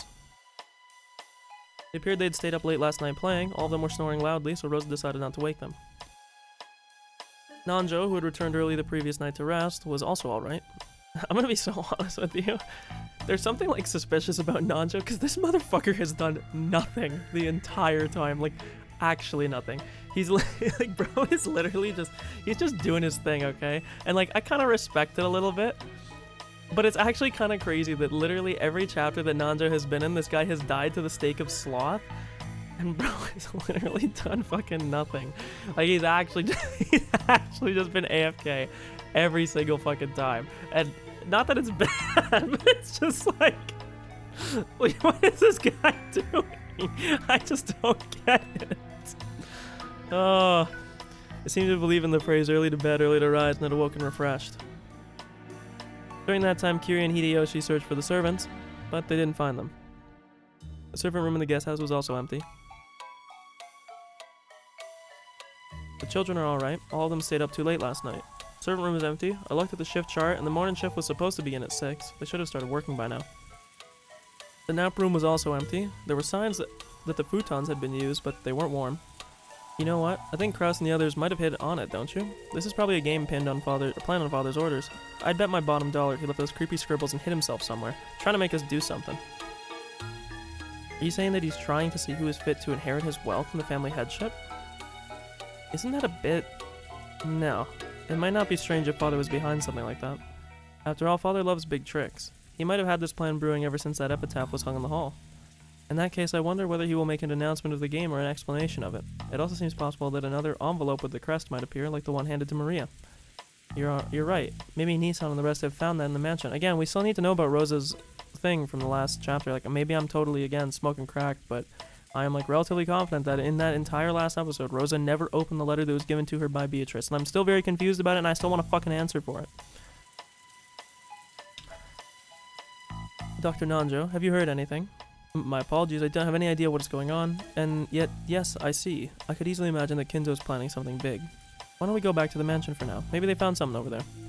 If I will not be in the way, I will come too. I'll stay here. The children are sleeping upstairs. We don't know what's happening. We can't leave them alone. Yes, you're right. I'll stay with Rosa and watch over the place. Would you tell that to my husband?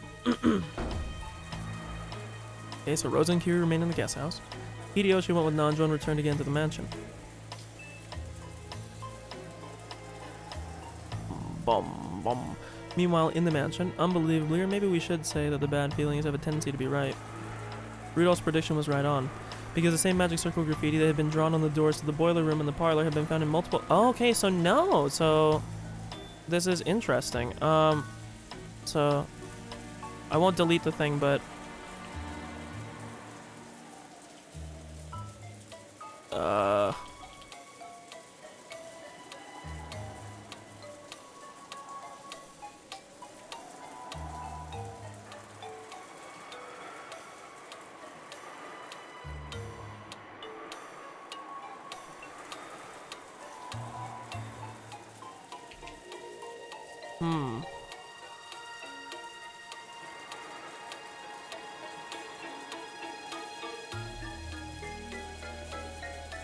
Interesting.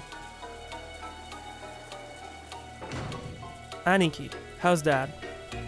No, no good. There was no response at all. I did try putting my ear against the door, but I couldn't sense anyone. I cannot find the servants anywhere. Where in the world did they disappear off to? This isn't funny. Father and the servants are hiding, and there are strange magic circles all over the mansion. What in the world is happening? There weren't only magic circles on the door to the boiler room and the door to the parlor. There were also 2 on the 2nd floor, and 1 on the 3rd floor for a total of 5. Okay. So we already knew... So interesting, okay. I'm just gonna put 5 total. 1 on the boiler room. 1 on the parlor. 2 on the 2nd floor. I'm putting brackets here. I'll put... We don't know locations, but I'll leave this for the locations.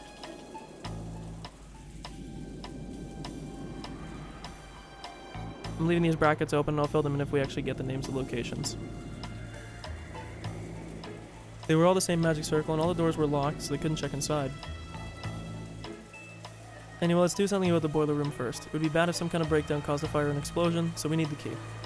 I believe there was a key box in the servant room. Hopefully somebody grabbed it while you were there.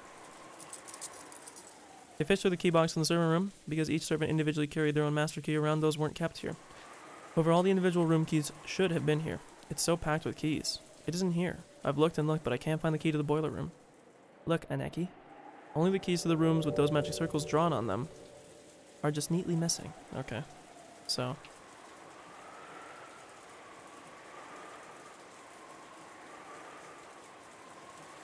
So this is going to be a really interesting chapter too, because if we're assuming that the master keys are out of the equation, again, without knowing if there's more master keys that are outside the ones that we are aware of, because I believe in one of the previous chapters, Beatrice did say that there was master keys, but she would not confirm that there was only the ones that we knew about. Yeah. We just know that all the servants carry one. Let me see. Master key. I know you can't see when I do like the key search, but... Oh, did not mean to do that. All servants have a master key, although it is unknown at the time if it extends past places inside the mansion or if it is just inside. Kumasala clarifies after it accesses all rooms in the mansion and the guest house. If you unlock the chapel, it's not on the master key, and the key for it was missing from the box. Okay. Every servant has a master key, and there are an unknown amount of extra master keys, which we do not know the number nor location of. I should just was gonna say, it would just be, which we do. I don't need to say I don't know the number. We already said there's an unknown amount of extra. Good writing there, dumbass. The only master key is the ones held by the servant, one key each. See, this is interesting.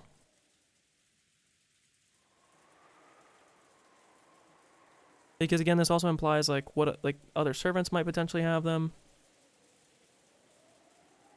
But if we take this red statement to be true, then yeah, I don't know, had to be done with the individual keys. So we'll just go down here.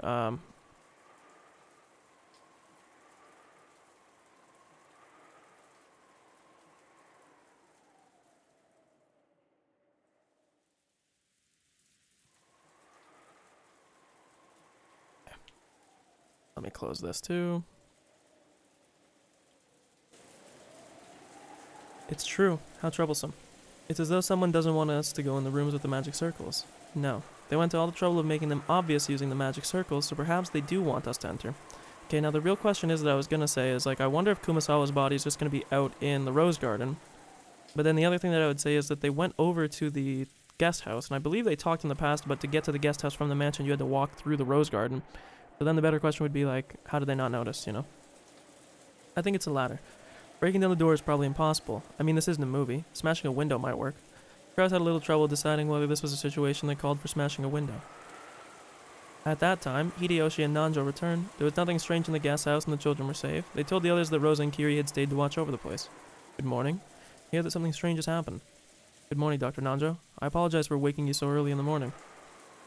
What is it? Did you find a letter or something? I was sure you would have found something like that by now. You're right. I also believe that this is a massive joke or game of fathers. But if that was the case, there should be some letter telling us about that. Like the letter that was given to Maria. Rosa? Please? What if the announcement of the game actually was Maria's letter? The details of the game, try to solve the riddle of the epitaph, have already been shown. Then what could the 5 magic circles we found in the mansion mean? And the missing servants? Oh, I like this because we're finally getting the fucking angle from the siblings, because we never see the siblings. They literally, it's always like one sibling has been the only one standing in the prior 2 chapters. I like this so far. Like I said, this is a chapter after my heart. How many servants were there total today? Huh? Genji, Goda, 5 of them, why? 5 servants? And 5 magic circles. Maybe a coincidence, but it worries me. Nissan. Let's break a window. We should check and see what's inside. We have no choice. Do it neatly. Krause made his decision and gave permission to smash a window. And they decided that the first room they would break into would be the parlor on the first floor, where the windows would be easiest to reach. They'd hoped to peek in through the window, but the curtains were drawn so they couldn't see inside. Rudolph wandered around the garden trying to find something that would be good for smashing the glass. Eventually he found a rock bigger than a fist and came back. You don't have to smash the whole thing. Just open it enough so that you can reach the lock. Don't get your hopes up, alright? Rudolph raised the rock and hit the glass with it several times. We found out that apparently they're shatterproof and they're bulletproof and all the... Nope. Before long he succeeded in skillfully opening a hole big enough where he could unlock it from the outside. Covering his hand with a handkerchief, he stuck his hand through that hole and cautiously unlocked it. We should probably cover it up with duct tape later. The rain will get blown in. When he threw the window open, the wind and rain made the curtains dance around violently. He swept the curtain to the side. They could see the parlor they knew well. They were a little relieved, because they had thought that maybe the room would be filled with more bizarre magic circles, or possibly the traces of some creepy ritual. In any event, they didn't want to hang around in the rain, so the 6 of them, Krause, Natsuki, Eva, Hideyoshi, Rudolph, and Nanjo, entered the parlor as a group. I don't know if Nanjo's fitting through that window, respectfully. It seems that nothing in particular is out of the ordinary. What has happened? Shannon! Wait, are you alright? What happened to you? Blood. Dr. Nanjo, have a look at this. Hey, Shannon, are you okay? Answer me. You mustn't shake her. I will examine her condition now. She'd been in the shadow of a sofa, so they hadn't noticed her until they entered the room. Shannon was lying on the floor, her chest stained bright red with blood. Hey, Battler, where are you? Look, Shannon's corpse has turned up, see? I won't bully you anymore, so come out. Oh, there you are. What are you doing, holding your head in a place like that? Battler had his head pressed to the table and was clutching it with his hands. His pitiful figure made it plainly clear that he didn't want to see anything, didn't want to hear anything. Had he heard Beatrice's sneering voice? Could he not hear, or was he pretending that he couldn't hear? In any event, it was clear that he'd closed up his heart like a shell. Ooh, cuckoo. I wonder if you have tormented him too much, milady. After showing him that much and demanding a counter-argument, I can understand why he wants to mope around. Hey, Battler, if you can't argue back, resign, would you? It's your turn. If you don't make some move or pass, or else give up, we won't get anywhere. Huh? What's that? I can't hear you. I said be quiet! Shut up, shut up, shut up! Witches, magic. Can't you just do what you want? Sorry, did I read that right? Can't you just do what you want? I don't believe any of it. Damn it, damn it, damn it, damn it. Don't talk to me. Don't show me anything. Go away. Go away. Go the hell away. Get your goddamn annoying vase away from me! Beatrice instinctively winced at Battler's sudden rage. Even if you say that, if you don't finish your turn, then my turn. Aww. I feel like saying, don't make me too bored. You think I give a crap? Be quiet. Shut up. I don't give a damn about your game. I can't take this bullshit. If your turn won't come until mine is finished, then you can just wait for all stinking eternity, can't you? I don't care. I don't care. I don't get it. I won't accept witches or magic. I won't accept something that fucked up. I said don't talk to me. Bro is totally wigging out. Yeah, we got a barrier of some kind?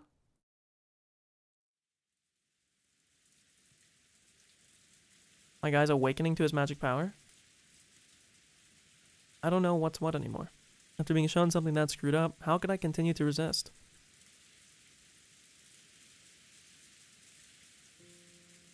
I wandered aimlessly through the rose garden. It was raining and windy, but that didn't mean my body got wet. It was just a feeling of isolation as I wandered amidst the wind and rain without an umbrella. Maybe I lost to her game a long time ago. Actually, I wonder whether we hadn't reached a clear resolution in the previous game. After all, I had submitted to her for a time. So the world had been tinted with witches and magic. Right now, Rokenjima is a different world where witches stride around openly and fire off strange magic. It isn't a matter of accepting it or denying it. Maybe I had mistakenly assumed that I was playing a game on an even footing with Beato. I had already been defeated in the last game, and this may just be the signing ceremony of my surrender. Just now, a mighty battle had unfolded in this rose garden. I had seen it with my own eyes. I kicked the ground. Obviously the ground was hard, and a puddle splashed. Several towers had split this ground, sprouting like high-rise buildings. The more I kicked the ground, the more I skipped lines of text, the more it felt like that really couldn't be possible. But because of that, I couldn't explain it with anything other than magic anymore. I get the locked rooms with the key shut up inside. They're probably just an extension of what you always see in detective novels. But that stuff, though, all that big flashy stuff, damn it. Seems that my disciple has caused you much trouble. Huh? It's you. I was suddenly spoken to, so I turned around. And in the Rose Garden Arbor was the predecessor Beatrice, who Beatrice had supposedly defeated a short while ago. Hey, it's KB. Umasawa Beatrice. Until they give me an actual name, you're KB to me. I was sure you died, so you were alive. No, I died. Now I'm nothing more than a captured chess piece loitering outside the chessboard. You're Beato's master, right? In other words, you're a witch too. Yes, that is correct.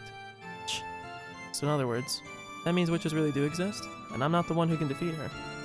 That'd be you, since you can use awesome magic, wouldn't it? I'm just useless now. There's nothing I can do anymore. Oh my. Have you submitted completely? What do you mean, submit? How the crap could I explain that? Towers sprouting and falling? Huge giants holding shields and throwing spears? Just remembering it makes me feel like I'm going insane. Reasoning isn't worth a damn anymore, is it? We're left the level of tricks and explanations with human cultures, or we've left the level, rather. Shit. Calm yourself. I am nothing more than a piece on that child's game board. It's interesting that she calls her a child, too. I don't know. After being removed from that board, I am no longer a being who can do anything. But you are that child's opponent. As long as you do not give up by yourself, you will always have the power to strike back at that child. Shut up. Weren't you also reciting strange spells and summoning towers and spears? What do you mean, strike back? Are you saying that you'll teach me magic too? Telling me to fight her in one of those massive magic battles? If you wish, I could teach you a bit about magic. Oh, just what I wanted. Please, give me some awesome magic to smash her chest in one blow. Don't screw with me. I hear that in Japanese magic, there's a ceremony to pray for rain. I was gonna teach him a rain dance. Okay. Do you know of it? Rain ceremony?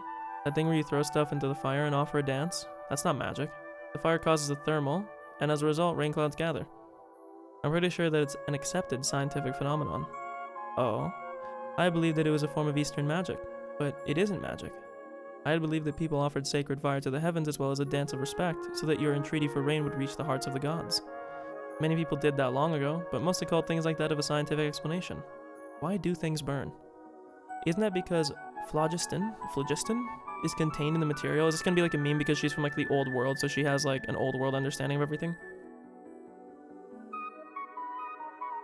We might just be, boys, we might be getting back on the Higurashi train. No, things burn because of an oxidation reaction.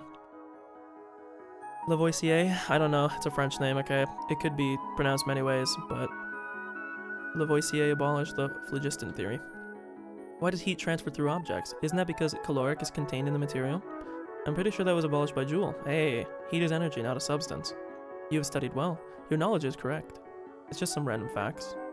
Phlogiston, caloric, and eventually ether and God's love. All are powerless before scientific explanation.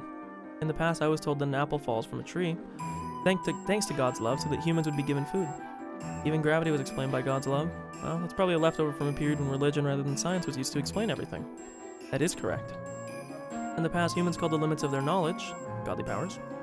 No, ignorance itself, magic. Okay, yeah. God of the gaps shit. Just like the rain ceremony we were just talking about. Did the people of ancient times understand the science of fire giving rise to heat, to cause a thermal which calls forth clouds? Even without understanding, they at least knew of the result. Probably happened a lot.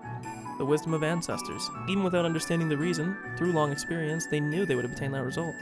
Phenomena whose principles they didn't understand were probably the same as magic to them. Just like this person had just said, ancient people who didn't understand the principles would probably believe that, through the rain ceremony, their wish had reached the heavens. She's just gonna say, this is the very exact same thing, don't you know, Battler?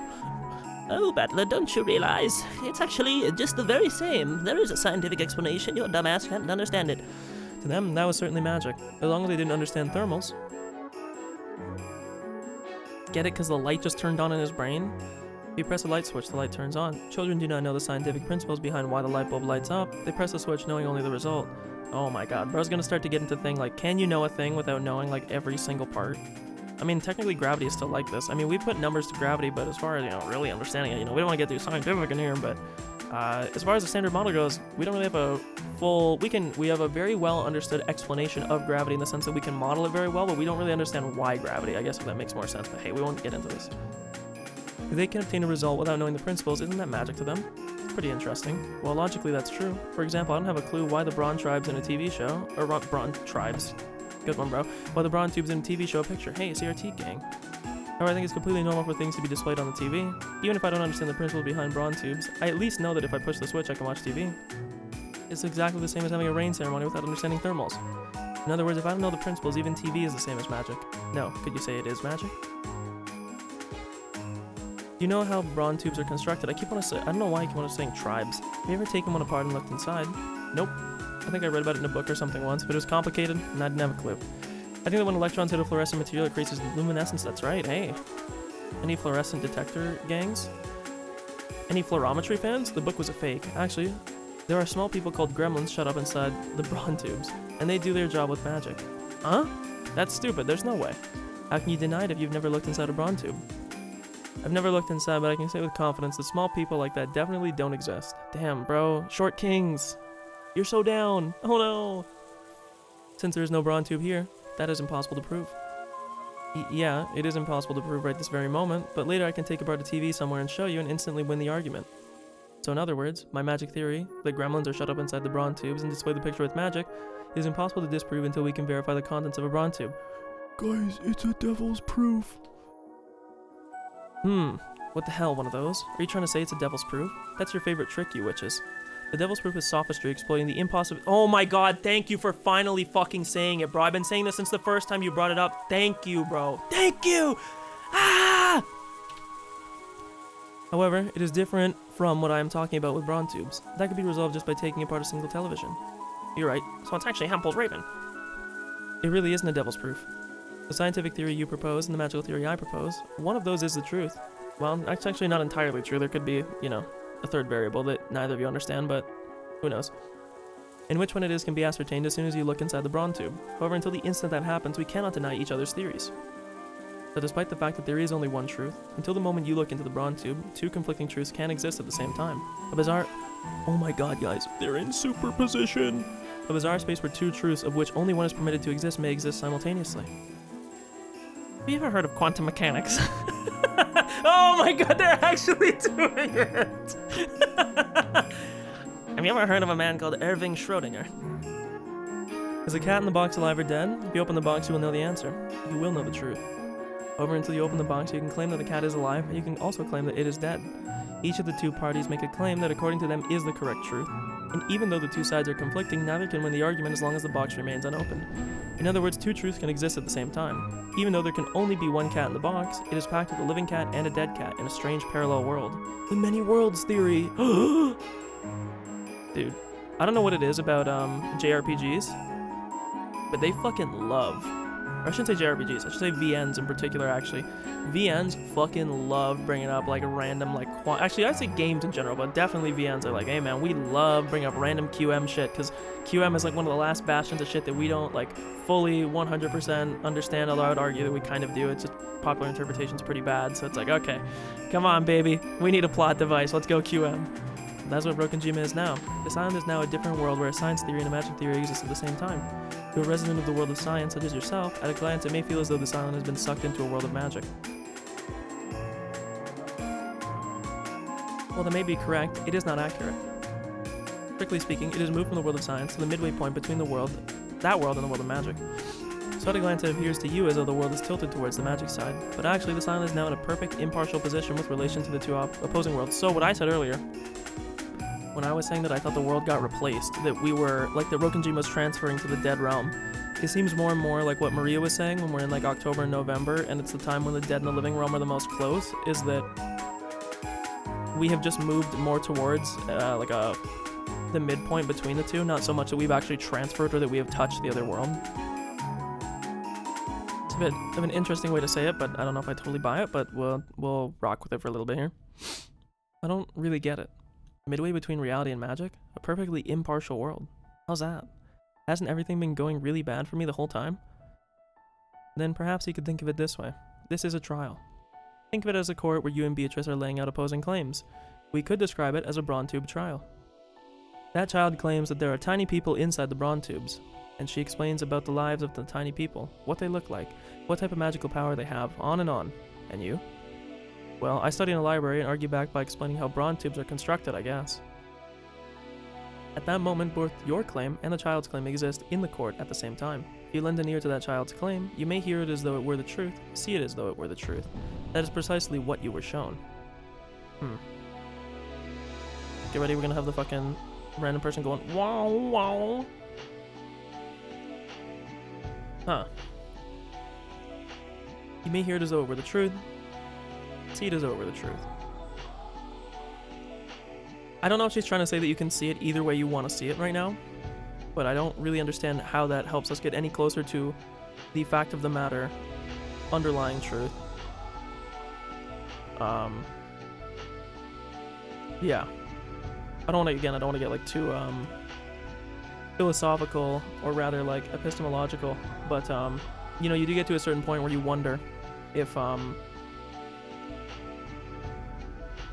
there's like an old thing that you kind of learn. Fuck, this is so cringe. I took a philosophy of science class when I was in, well, I'm still in university, a few years ago. 2 years ago. Actually, no. Not 2 years ago. A year and a half. A little bit. And one of the things they talk about is, for a very brief amount of time, is talking about whether a model of something, if we can have an understanding of something, even if our model is incorrect, which is kind of a little bit of what they were talking about here. So one of the funny memes is, like, think about, like, water, for example, right? In the past, everybody who's lived on Earth, like, we all know what water is, we all have like an understanding of what water is, but for the longest time we operated under false pretenses of what water was, yet we still had utility in water and using it in different ways. We still knew that it could do certain things. We still know that, you know, if you put water with sodium, that you get an explosion. That hydrogen gas, well, again, you know, they wouldn't know, but exactly my point is that it's weird sometimes to know if when we're making like a truth statement on something, if we're making a truth statement relative to the model that we're talking about, or whether we're talking about the actual underlying fact of the matter. Because we know that in the past, when we thought that water was an element, at least with our current understanding, we know that's wrong. And what's funny is that, you know, in 100 years or something, although this is probably quite unlikely, there might be some things that we know about our current understanding of like molecules and things that is wrong. But we definitely know that at least our current model is closer. But the funny thing is, there was still a utility in the model that people used, and it still worked for a long time. The only thing that I'm wondering here, I guess, in relation to this game, without going on another random diatribe about whether we're referring to model or the actual fact of the matter, is here when she's talking about the game being in like a courtroom, you know, where we have both the witch side and we have, I should say, like the witch world and we have the real world. The witch world where the magic explanations suffice and in the real world where the scientific ones suffice. The question is the fact of the matter actually a mix of the two, or are we both just applying different models that don't actually properly map on 100% to what is really happening? Is it true that one of ours is actually a more correct mapping than the other? Very possible that like the scientific explanation, like if we were, again, you know, spoilers, I won't get too deep into it, but if it's like Higurashi, this is definitely more towards the scientific side. And so because of that, you start to get into like this weird thing where they're kind of saying like, oh, you know, the world, we're sort of in like a Rokenjima in like a weird superposition where it exists in both the real world and both at the witch world, because it's sort of at the midpoint between the two. Although actually, you know, it's not really what superposition is, but again, you know, we won't get too much into it. But you know, it's just an interesting thing, I guess, to think about, which I know I'm yapping. There's no point. I could probably just press space and they'll answer my question right away. But what I believe she's saying here is that this entire time we've been listening to Beatrice. If this entire game, if every game that we've played, every chessboard that's happened, every episode has been a game board that we've been sitting at, Beatrice is the prosecutor in the court that's giving her argument for what's happening. She's providing magic, she's filling our ears saying this is magic, and the more and more that you listen to her, you start to see it as the truth. But, in the prior episodes, the times that we listen to Battler, he can also come up with an explanation. The real question is one of these things wholly the truth, or is what she's kind of saying now, KB, or Kumasawa Beatrice, or again, I don't know if we're ever going to get her real name. Predecessor is probably what people really call her, but we're calling her KB here, okay? The reality is, like, is it one or the other, or does it exist as a Venn diagram between the two? It's hard to say, but let us continue. Enough of the yapping. And she's going to be like, well, of course. At this moment on Rokenjima, witches and magic certainly might exist as truth. However, that world is an uncertain wave function, existing only until the moment that the cat's box is open, and then it collapses into one or the other. All states can be justified simultaneously. However, there is one truth that is collapsed by observation, and countless truths are weeded out to become one truth. It is like when in court, the judge makes his judgment. The two truths from the prosecutor and defense's claims collapse by the judgment and become one. Okay, but this is I don't really like the analogy. Again, I don't want to dig into it too deep, but it's a little bit different because the judge in this, you're assuming, is like some all-divine knowing, like omniscient, can determine the truth. The judge is just going off the info that is given, right? Like, they're not necessarily, for all effects and purposes, in like, whatever, I don't need to get into this, but in all effects and purposes, it's not necessarily the same thing. We're talking about like a real fact of the matter underlying a thing. The courts can obviously be wrong. In what we're talking about, like the real, you know, nature of reality, whatever the real nature of reality is what it is, whether or not we say it's something else. It's not necessarily the same as a court case, but for the sake of the analogy, I'll put up with it. I understand what they're trying to get at. So to say it in your words, this island right now is like the world right before looking into the Bronze Tube, right? Therefore, neither the science theory nor the magic theory can be denied. And since they cannot be denied, both can exist as truth. I mean, but yes and no, right? Then you need to find a way to open the box. I mean, that's like your whole thing right now, is you need to find a way to collapse it to make sure, to prove what the real fact of the matter is. I think this is going to end up being the same thing, that it probably will be like a real explanation. But we'll see. Never know. That's why both witches and magic can exist. However, at the same time, your opinion, which denies them, can also simultaneously exist. Or I read that totally wrong. Can also exist simultaneously as the truth. It is a world where two conflicting things can exist at the same time. And it is a world where the conflicting truths cannot disprove each other. It is starting to make sense too. Excuse me. In other words, no matter how much awesome magic Beato shows me, that is only a claim from the magic theory, and it doesn't disprove mine. So it's like, no matter what kind of magic Beato shows me, in this world, that cannot become proof that magic exists. I mean, yes, ideally the way that you would disprove this is you would try to make like a non-falsifiable claim, which is kind of what Beatrice has been trying, or I should say, yeah, non-falsifiable claim, that she's trying to make some kind of claim the entire time throughout the course of the game that cannot be proven any other way than magic. Because, you know, like we talked earlier with the Devil's Proof, it's insanely impossible to prove a negative. You can't. So all you can do is put your argument up and hope that or not hope necessarily, but that your theory is so strong and so rigid that there's not anything that can ever be brought up that would disprove something in it. So what she's trying to say is like, my theory is so correct, my theory maps onto what's happening so well that there is not anything you will ever be able to provide that it is not magic. Now, to be fair, that does not mean, again, this is why theories change all the time. We're not going to get into like the history of why theories and models change, but this is part of the reason why we update our theories over time, because if somebody does come along and provides some falsifiable fact or something like, oh, look, you know, this part of gravity or this part of this, you know, if you want to go back to gravity as an example, like when we look at this big scale, massive scale of galaxies, you know, Newtonian mechanics don't work. Okay, so then we have to change our model in some way. And right now we're kind of stuck in like a stalemate where he's kind of on the back foot because he refuses to look at any of the evidence. He needs to try and like falsify something. But I don't know. He's not really fleshed out his theory at all because he needs to provide some way to explain it with his theory. That's usually how a theory would beat out another theory, is that you find another theory that describes it better, right? So until he can find that explanation, he can't really doubt her. So he has to find a way to like squeeze out that theory by making it not possible.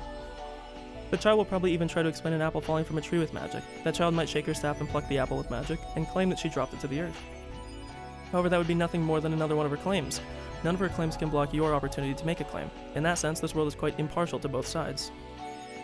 I get it. Still, by that argument, even if I show a sound argument with my science theory, all it will do is collide head-on with her magic theory, and I can't win against her either. Again, and this is where I won't repeat myself more, and then I will repeat myself right after saying I won't repeat myself. You need to make a claim that, like she has been trying to do, that is 100% impossible to describe with her theory that is described by yours. Furthermore, there won't be any final judgment unless we peek into the Braun Tube. Where's the Braun Tube in this world? It means there's no reason for us to argue. Wouldn't it be alright if we just got along and peeked into the Braun Tube? If there really is a tiny person in there, I suffer total defeat. Otherwise, I win. Why do we have to hold this debate without looking into the Braun Tube? That's the whole point of the game, bro, is you have to try and find the Braun Tube. And she's trying to prove to you that like it doesn't exist, or that when you look into it, it's her explanation. That itself is the game which the child has challenged you to. Perhaps instead of a chord, I should use chess as an example. Fuck, they love chess, dude. I don't. My chess knowledge is not good enough. Okay, I know how the pieces move. I don't know. Fuck all else. Victory and loss is not determined by a judge. You who are fighting will decide it yourselves. Can you win an argument with an opponent in a screwed up world where multiple truths can exist at the same time? But do you not realize, in point of fact, you were beaten in an argument and are sitting here right now submitting? Huh. Ha ha ha. Guy in the piano is still playing. He's like, holy fuck. Hurry up and get through this scene. That is all the advice I can give you now. If you wish, I can occasionally give you advice. Sure. Thanks, that really helps. I'll avenge you. Oh, thank you. I'm looking forward to it. Can you open your eyes? I just want to see what your eyes look like. What's your name? Oh, finally, yeah, give me your name! Beatrice used to be my name, but now that I've surrendered it, I do not have a name. So I shall take a temporary name. Finally, Virgilius. Okay, Virgil, I see you. No. What about Virgilia?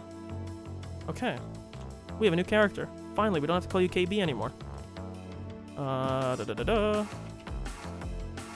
KB is not KB anymore. KB is now Virgilia. Okay. Or there's some like secret Latin or some other like deep-seated meaning that I have no fucking clue about, but Virgilia. Valkyria? Wasn't the name of a legendary goddess? Nope. It means the one who is a guide to Beatrice. I will guide you to that child who waits at the summit of Mount Purgatory. It should be a fitting name for that kind of guide. To think that I'd accept help from a witch when I'm trying to deny witches. I see. If this is a contradictory world where different claims can exist at the same time, that also works. It's almost funny. I'm borrowing that child's words, but you truly are like a phoenix. Your will to fight has already been revived. Come, if your heart is prepared, return to that child. Return to the chessboard that child is sitting at. I look forward to seeing how far you can fight my disciple. Yeah, just you watch. I won't listen to her babbling anymore. I'll coolly fight to the end. I definitely won't get provoked by her anymore. Then let us return to the seat of the battle.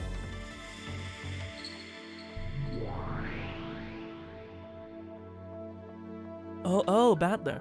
Where did you hide yourself? I thought the sword loser wouldn't show himself again, you see. Sorry to keep you waiting. I've cooled my head a little. And did you think of a response to that pleasant, thrilling, refreshing, highly acclaimed, wonderful fantasy battle between Master and me? Isn't that impossible to explain without fantasy? Milady, you have only just promised to be kind and act refined, remember? Oops, my mistake. I just get in such a good mood when I see Battler's face, you know? Come on. Then, Battler, the battle just now, how will you respond to it? Battle? Did something happen? Bro's gonna go, I didn't see anything. What? We're in this rose garden. Where all those spears and towers, where are all those spears and towers that you grew? Where are they all fallen to? They're not here, are they? In other words, is this what we see inside the Braun Tube? Inside the Braun Tube, you say? What in the world are you talking about now?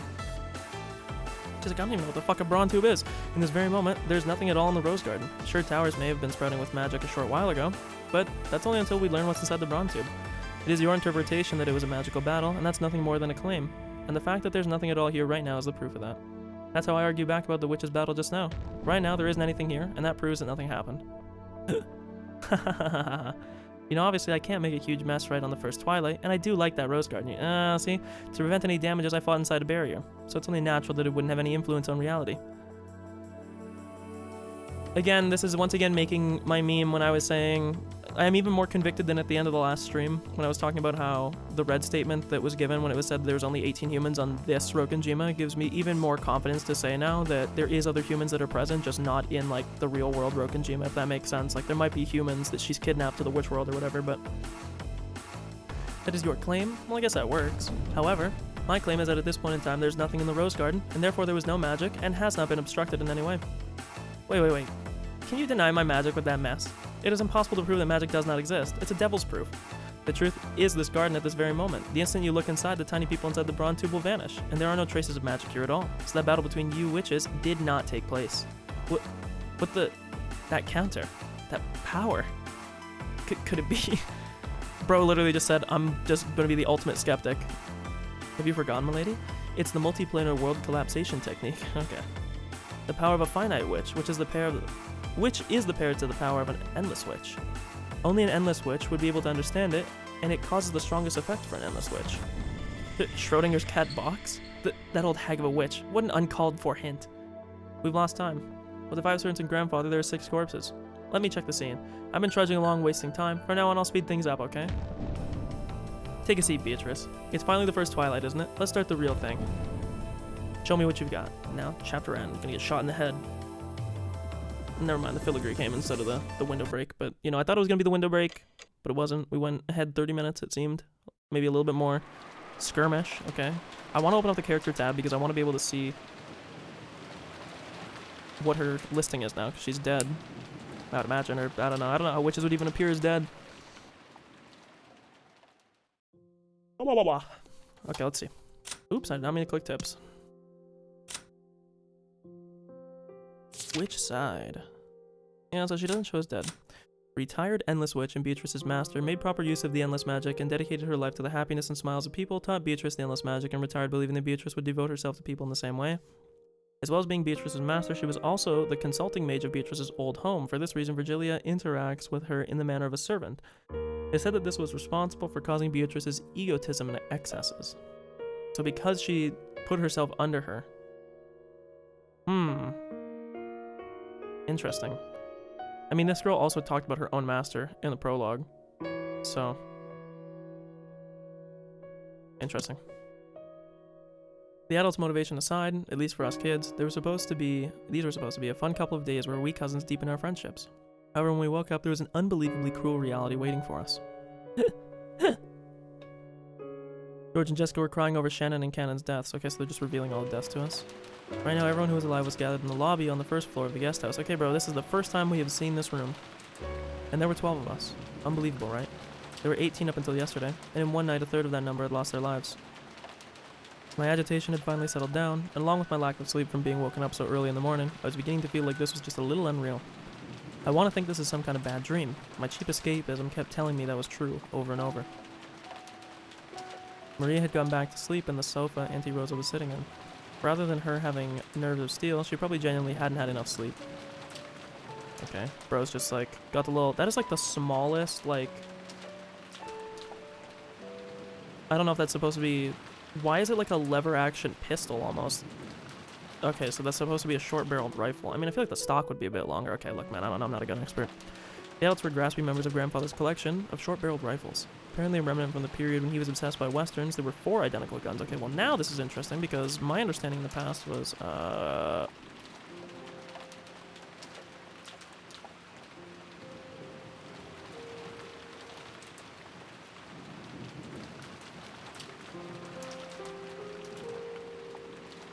those had been split up between the 4 siblings, Uncle Kraus, Auntie Ava, my dad, and Auntie Rosa.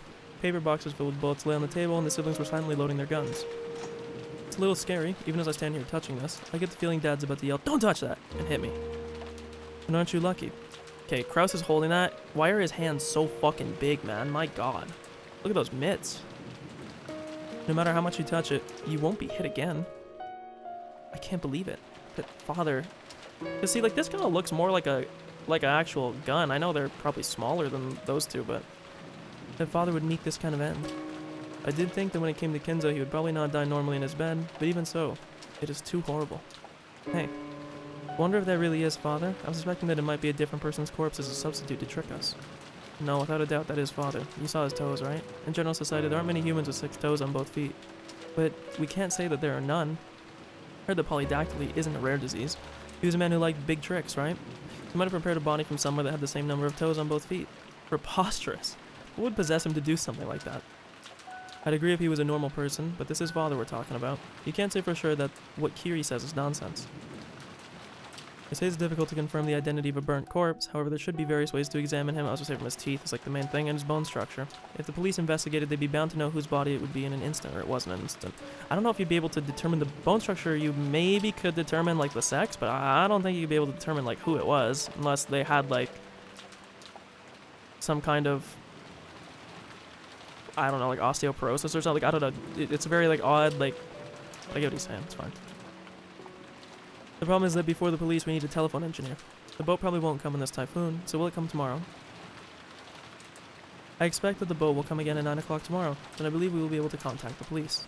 Both of us, and the culprit, have been imprisoned on this island, then, until the typhoon passes. I think after this chapter, maybe the next one I'll probably make some food. I have food that's just left over, I'll just heat it up and eat it, and then we'll continue. It's gonna be a rather long stream probably, because I've been fucking slacking so far. Just from our parents' conversation, you can probably figure out the general gist, but let's explain the situation anyway. First, early that morning, in various places throughout the mansion, a total of 6 corpses of grandfathers and all the servants have been found one after the other. Okay, now, because the little drip-drop thing played, we should be able to see the dead people as dead. Beautiful.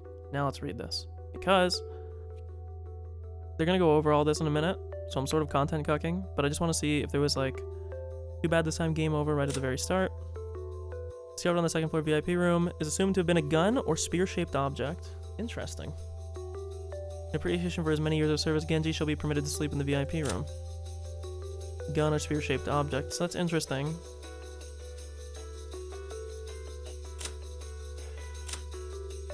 The parlor, whose view of the rose garden was beautiful on sunnier days. Corpse discovered in the chapel. Murder weapon is assumed to be a gun or spear. Chapel for cannon. Even after death, keep on protecting the place important to the Lord. He wanted to gain Kenzo's favor. The room next to the study is appropriate for him. A seldom used guest room on the second floor was her secret napping spot. Okay, this is interesting too. Okay, I'm actually gonna write something here in the notes that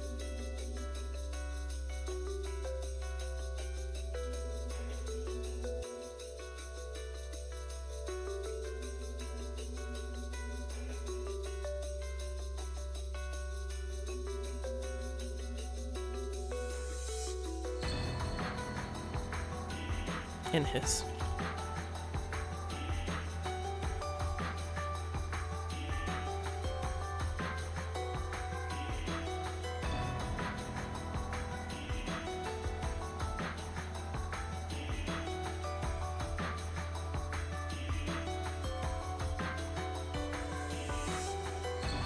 I guess Kenzo in the incinerator.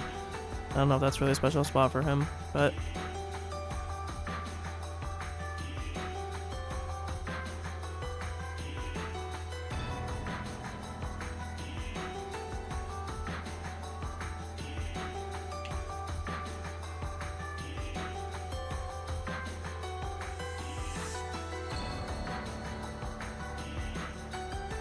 sorry for not talking while I type here, I'll read it out after.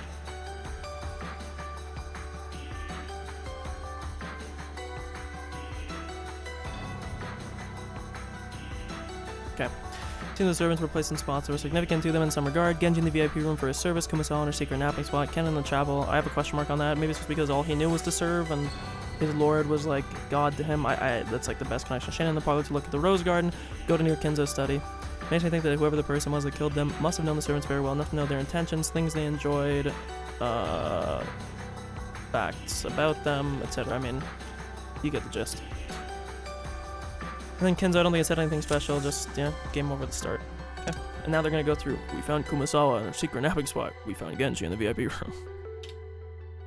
Ow, fuck, sorry. First grandfather had been fed to the flames in the boiler room and was completely burnt. Servants were found dead, each locked in one of the various rooms throughout the mansion, onto which magic circles had been drawn. The cause of death by the servants was uncertain, but according to Dr. Nanjo's diagnosis, there's a high likelihood they had been stabbed by something like a spear or possibly shot by a gun. That was why the adults had started arming themselves with rifles. And what made the situation even more chaotic was that the telephone lines were out of order. It was unknown whether lightning had caused them to break down or whether the culprit had destroyed them. In any case, contact with the outside was broken off and we couldn't contact the police. So until tomorrow morning when the typhoon would pass and the boat would come, we would have to protect ourselves. After all, Rokenjima was now isolated by the typhoon, and just like how we were stuck on the island, so was the culprit. It seemed that the adults had stayed up the whole night, spending the whole time holding the family conference in the mansion's dining hall, and even so this crime had occurred in the mansion. But right when the adults had been getting worked into a frenzy over money, the murderer had been killing under the same roof. Natsui said they were strict on locking the doors and windows at night, and yet some suspicious person had entered the mansion. The adults had decided that the inside of the mansion was too large to be safe, so they had pulled out the guns and moved to the guest house where we had been. Okay, this is interesting. I don't know if we've ever retreated to the guest house. I'm gonna put this. Everyone retreated to the guest house due to its smaller size. I'm not gonna pull that up, I just read, but you know. George and us others begged to see Shannon's body, but the adults refused point blank, saying that we must not until the police arrived. That wasn't just because they had sealed all the rooms to preserve the scene. After all, the culprit who had killed 6 people had wondered about that mansion. To the Ushirimiya family right now, the mansion, which should have been their home, was like a danger zone that an unknown murderer had entered. So this is the other thing too. I'm going to presume that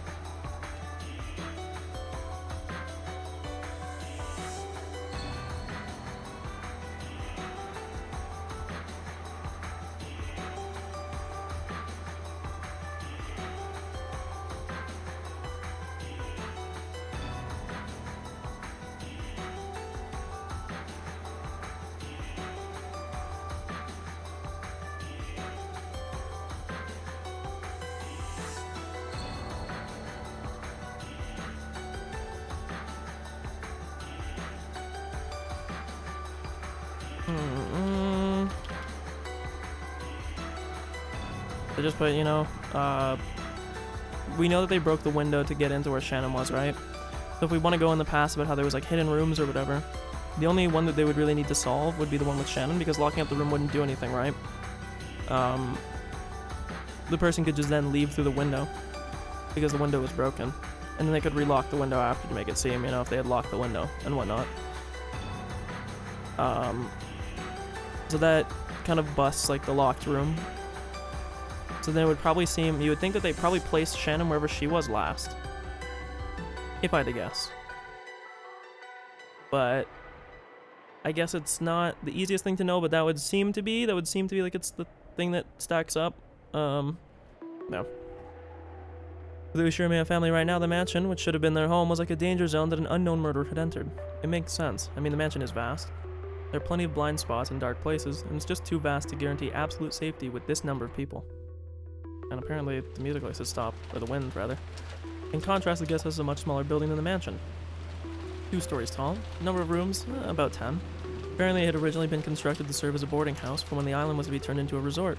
Easy to grasp the entire structure and easy to guarantee safety. That makes it a good place to hole up in. And there's an extremely high likelihood that this mass murder of 6 people is a game, because the culprit had proclaimed that in a letter. I heard that a Western-style envelope with the family crest, just like the one Maria claimed to have received from Beatrice yesterday, had been found in the boiler room where grandfather's corpse had been discovered. Yeah, so this is again the other thing that I'm wondering again. I feel like I missed something in the second chapter, or this is like a big point that will eventually come back, but I need to know what the fuck Rose's letter said in the last chapter. It just feels like it's way too important and way too, like, I don't know, it just feels really important, and I don't remember her reading it at all. I combed through, man. I went through my notes, and I don't remember any point where I would have wrote, like, the second letter. And I went back, I watched the scene, there absolutely was 2 letters that were handed out. I'm not, like, smoking crack, so there's something going on with that other letter. I need to find out what was handed to Rosa in that episode, but this is what the letter said. So that there will be no misunderstandings, the game I seek is whether or not you can solve the riddle of the epitaph, not whether or not you can catch me. If you do not solve the riddle of the epitaph, the pitiful sacrifices will further increase in number. It would be more wise to spend your time solving the epitaph than searching for me. If no one can solve the riddle of the epitaph, no one will survive. If a person appears with skill enough to solve the riddle of the epitaph, I will give them all the gold of the Golden Land, the Ushirimiya family headship, and all of my power. I was the one who succeeded the Ushimiya family headship from Kinzo, and I look forward to seeing who will receive the headship from me, Beatrice the Golden. Okay, again, this is another interesting thing. I feel like I keep coming back to the epitaph about, like, outside of Beatrice using it to restore her magic power to as full as possible, I wonder if there is any other, like, motive behind the epitaph. I don't know. We'll find out. I don't know. The riddle of the epitaph was that thing. That strange epitaph written in the same place as the portrait of the witch displayed in the hall of the mansion. Grandfather was the one who ordered that it be written, and the person who solved it would, supposedly, be given the family headship or the hidden gold or something like that. Oh! Excuse me. Ever since it was first displayed there several years ago, all the relatives, despite making fun of it out in the open, had been secretly challenging. A little bit odd phrasing. Probably cut one of the bins there. Had been secretly challenging that riddle in private. However, up until today, no one had solved it. We had once again been told to solve that unintelligible riddle, and this time we'd been threatened that if we didn't solve it, we would all be killed. If this wasn't a game, what would you call it? The bold opinion that we should search the premise for the culprit did come up once. However, there was a good chance they were armed, and there wasn't necessarily only one of them, and while they might have been able to kill more than 6 people, they had stopped at 6.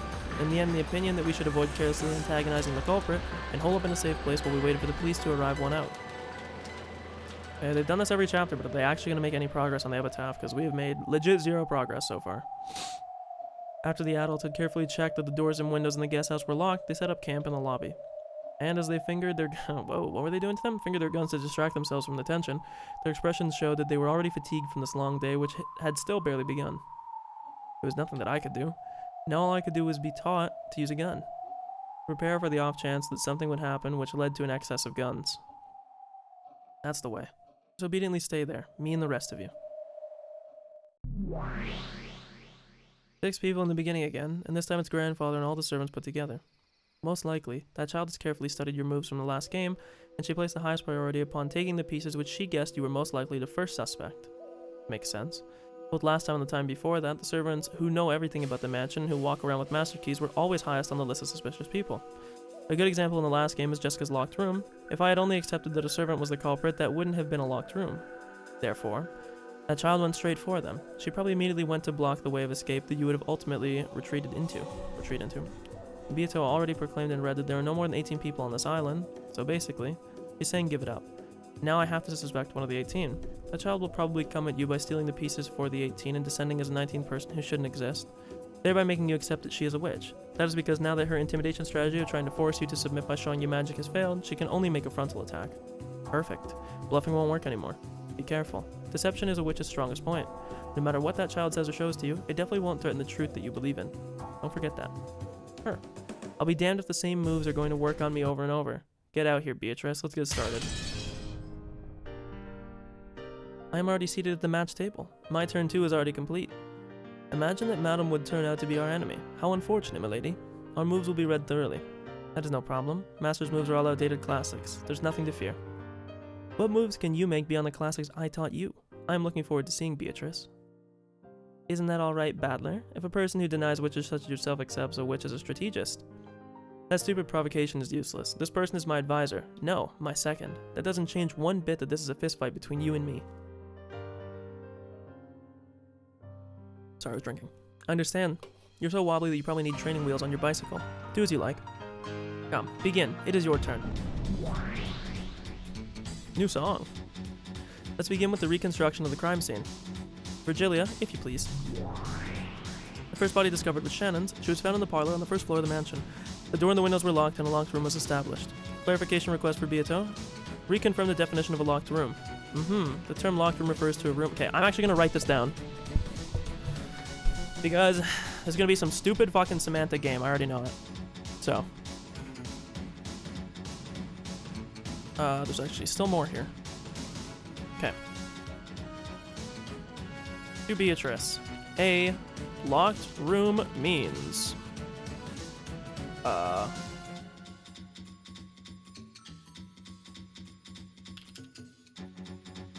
Jesus, I can't type. God damn. I can't type, oh my god.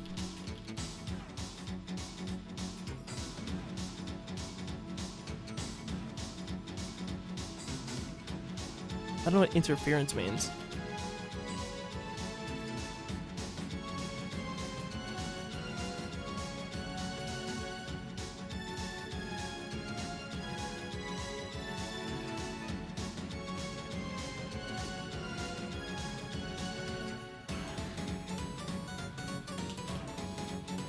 Okay, at least we have a concrete definition to work with. Okay.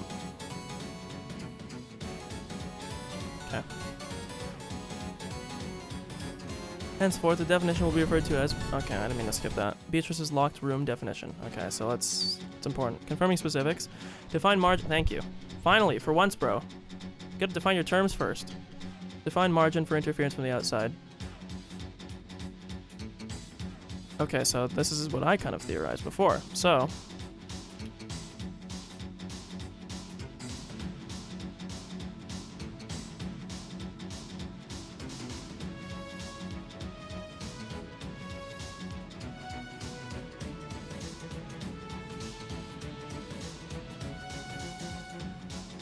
Can't type, my god. Guys, there's too much pressure. Stop watching. Look away for a little bit so I can fucking type without typing.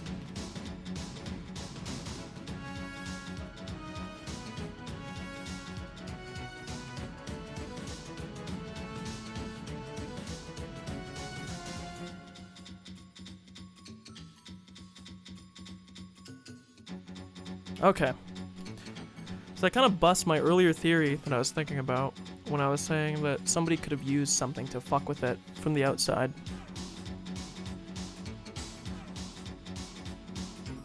Okay. Then we have to go back to earlier, but I wonder about that. Even if there wasn't a gap, you should be able to interfere with radio waves like with a remote control, right?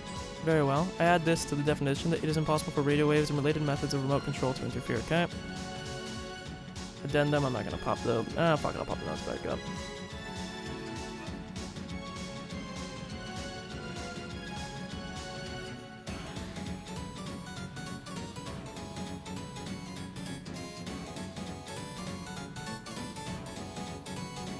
These aren't in red though, so I also don't know how much I want to like trust her opinion on this, but... There's also an extension, telephone in the parlor. Device linked with that wouldn't count as remote control, right? The phones are already out of order, damn you. Ugh, this is a pain. I'll include that too. Oh my god. Further addendum. Okay.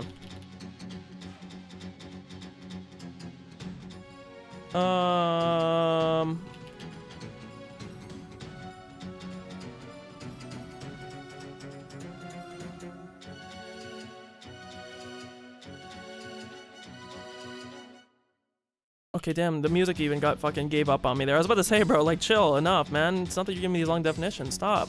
What about a voice or a knock? Those should be able to interfere from the outside without entering the room, right? Even though it is a locked room, it probably isn't impossible for someone to knock or call out. Whether the room allows for human communication with the outside or not, it does not go against the definition. Okay, wait, pause. Even though it is a locked room, it probably isn't impossible for someone to knock or call out. Whether the room allows for human communication with the outside or not, it does not go against the definition. Okay, so you can still communicate through the door. Okay, so I'll just say. Still communicate through the door to a locked room. It does not break the definition.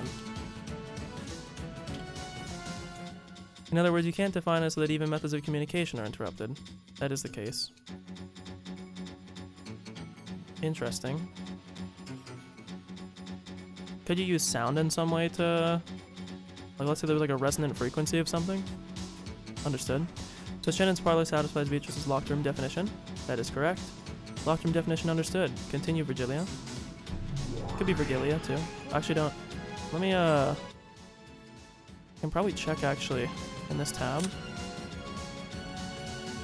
Oop, that's not what I wanted to do. Ready? Okay. Does she have... Okay, she finally has a thing. 1 second. Sorry, background music. Get fucked. I need to hear her voice. Okay, maybe it's just the accent. She technically says Virgilia. I don't know who gives a shit. I'll call her what I want to call her name, okay? Yes. Shannon's body was in possession of one master key. The relatives discovered her collected this. Okay, so once again, we already know Shannon had her master key on her body. I'm not going to pop the notes every time because these are short things I'm adding, but there you go. Repetition request for Beato. How many master keys this time? Same as last time. There are 5, 1 for each servant. Okay. There. R5. Dude, my square brackets key doesn't fucking work on the one keyboard thing here. I think I broke the one switch forever ago. It's not actually the switch, it's the part that it goes into on the PCB is broken. It's a fucking pain in the ass.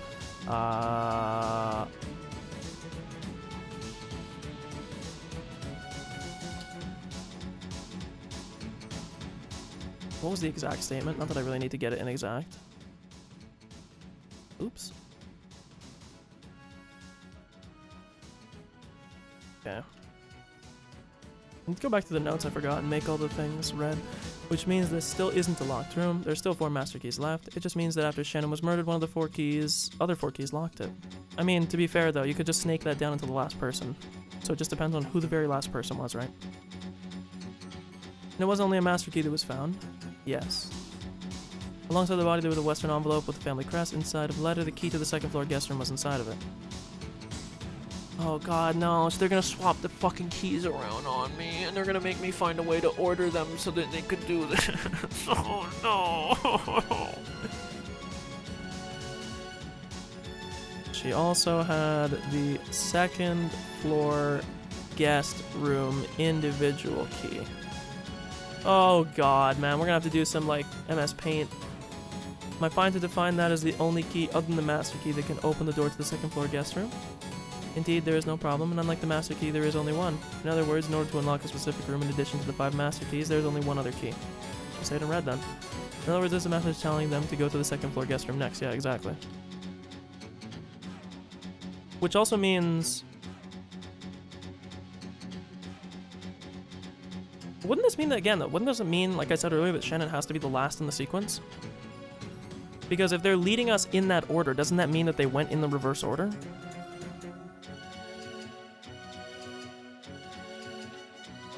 I'll keep a mental note of this, but... Yes. The door to the 2nd, okay, also locked, magic circle. Unlocked with the key they found on her body. Inside the room, Kumasawa. Locked room, yep. Kumasawa had her master key. They had it, so what individual key? 3rd floor servants, okay. So, I'm gonna separate these here. I'm gonna actually swap where my lines were on my notes.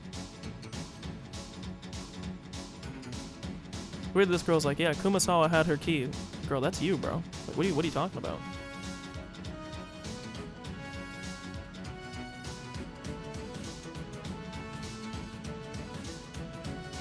I mean, we'll just do this, because there's gonna be more. Relatives moved to the 3rd floor, yep. This is where Goda is, right? Mm-hmm. Goda's body. Yep. Possession of a master key. 2nd floor VIP, so Genji. Goda had his master key. He had the key to the 2nd floor VIP room. I'm not even gonna show it. You know what I'm typing, I just said it out loud. What is all this? What the hell are you planning? Isn't it something worth glaring at me over, is it? It isn't something. It is a locked room, but there are still several master keys that can open it, correct? And I have even been dutiful enough to present you with the keys particular to each room in addition to the master keys. I don't like how this is going, but I'm starting to see how things will turn out. So it continues like this for all 6 people. Correct. Inside the 2nd floor VIP room, Genji's body was discovered, and of course, had his master key. Key to the underground boiler room, okay. Genji had his master key. He had the key to the boiler room. Okay. He moved the underground boiler room inside the under Kenzo's body. Okay. Kenzo was in the boiler room. He only had the key to the chapel, unless they're about the same. Yeah, because he's not a servant. Which once again means, yeah, I think I'm right in my order here. Inside the chapel, Cannon's body was discovered. The only thing that's weird is that we know that the key to the chapel is not on the master key, so this is important, because we knew that in the past chapter. So I'll put this here.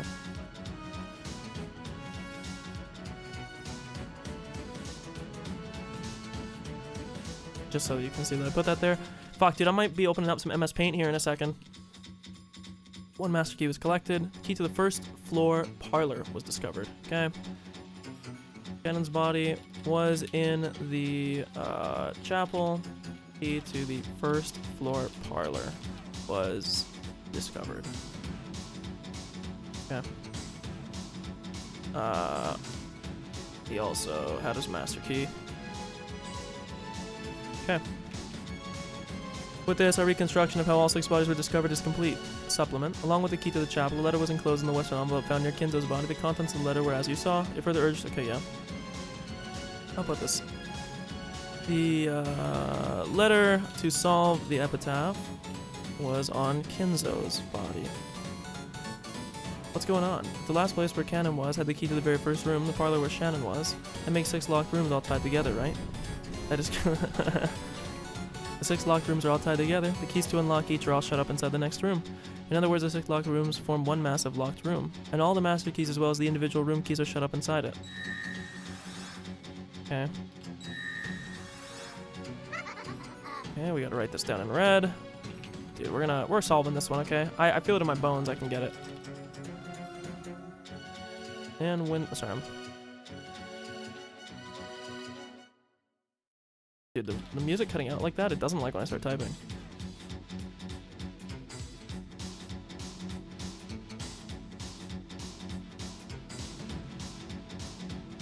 Okay.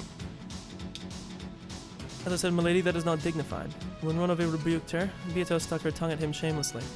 Sorry. I just get in such a good mood playing with Battler. So, Battler, what is your move going to be? If you can't think of anything in particular, I can show you how I made the goats carry the bodies, and sealed all the rooms with magic if you want. Do what you want. I'll listen respectfully to this magic theory that you assert. However, I can assert my human theory, which is completely different from your claim, without any interference from your claim whatsoever. So in other words, there's no need for me to listen to your bullshit. Go wave your magic staff or whatever as much as you like and act out how you lock the door with your 7-colored magic. And before long, I'm sure there'll be people along to stand beside you advertising their snake oil and all-purpose kitchen knives. True, the door-to-door. Virgilia, reconstruct the crime scene. I'll search for a weakness. Were they all definitely dead? If one of them is just playing dead, this isn't a locked room at all. Nanjo checked that all of them were dead. However, due to the devil's proof, it is impossible to deny the possibility of a wrong diagnosis. In other words, she cannot make the likelihood... Okay, so... Unless she says it in red, but... Here it is. Ow, I just fucking punched my pop filter. Ow. Devil's proof. But there exists a sword which can carve it up. What are these people doing? Looks like they're having a good time leaving me out of the discussion. I am their opponent, right? They could pay attention to me at least. I feel so bad when Beatrice does this, and I really shouldn't. I shouldn't feel bad for her, but I feel so bad when she's like, guys, don't leave me out, because she talked in the Rosa chapter about, or well, it was Rosa said, about how she was so lonely, and I'm like, oh. By nature, communication with the opponent is not necessary in order to compete in chess. You spoke in riddles when you communicated outside your moves, milady.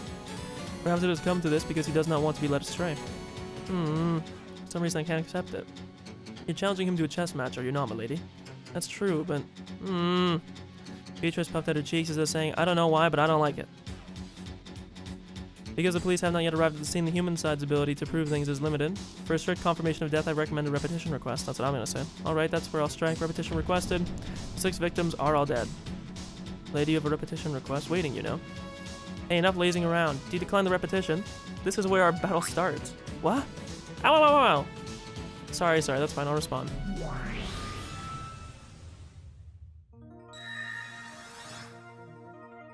Okay.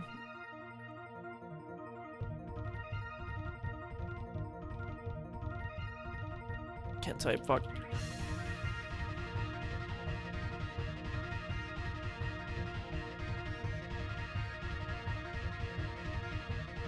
Okay. I'm actually gonna put another one. I'm gonna have to bring my notes back up. Why are you so out of it? Alright, so I've drawn one out for you. A classic where they're pretending to be dead as the first to be denied. I won't go easy on you anymore. Come at me how you like. I'll slice them slant-wise one after another. And again, repetition requested. No one is hiding in any of the 6 rooms. Show me that. Again, this is the problem though. Like when you say the 6 rooms, like could there be a hidden room attached that doesn't qualify as the same room? Show me that you can deny the existence of people we aren't aware of. I'll respond. There's no one hiding in the 6 rooms. Okay. There is no one hiding in the 6 rooms. Sorry, I'm just typing it down. Now I'm sure that it's one of the 6 of them canned in there. And they aren't pretending to be dead. What will you do? What will you do? There's already nothing a human could do. Obediently kneel and observe as I control the locks at will with my wonderful magic, alright? Quit babbling. Another repetition requested. The 6 deaths were instant. Thank you! That's a good one. Instant death? What do you mean by that? They didn't have a time to like bleed out and It means that there is a possibility that a single victim on the verge of death managed to escape into the room, and after locking it from the inside to create a locked room, they passed away. Classic locked room murder.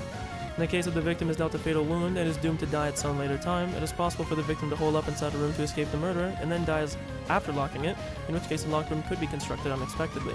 In order to deny that possibility, you need to proclaim that the 6 died instantly with the red truth. Very well, very well. I'll slay you with my red treasured sword. 6 died instantly. Okay.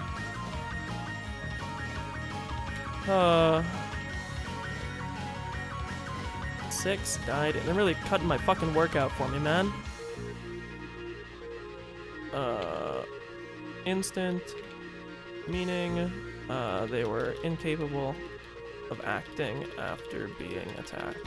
Okay.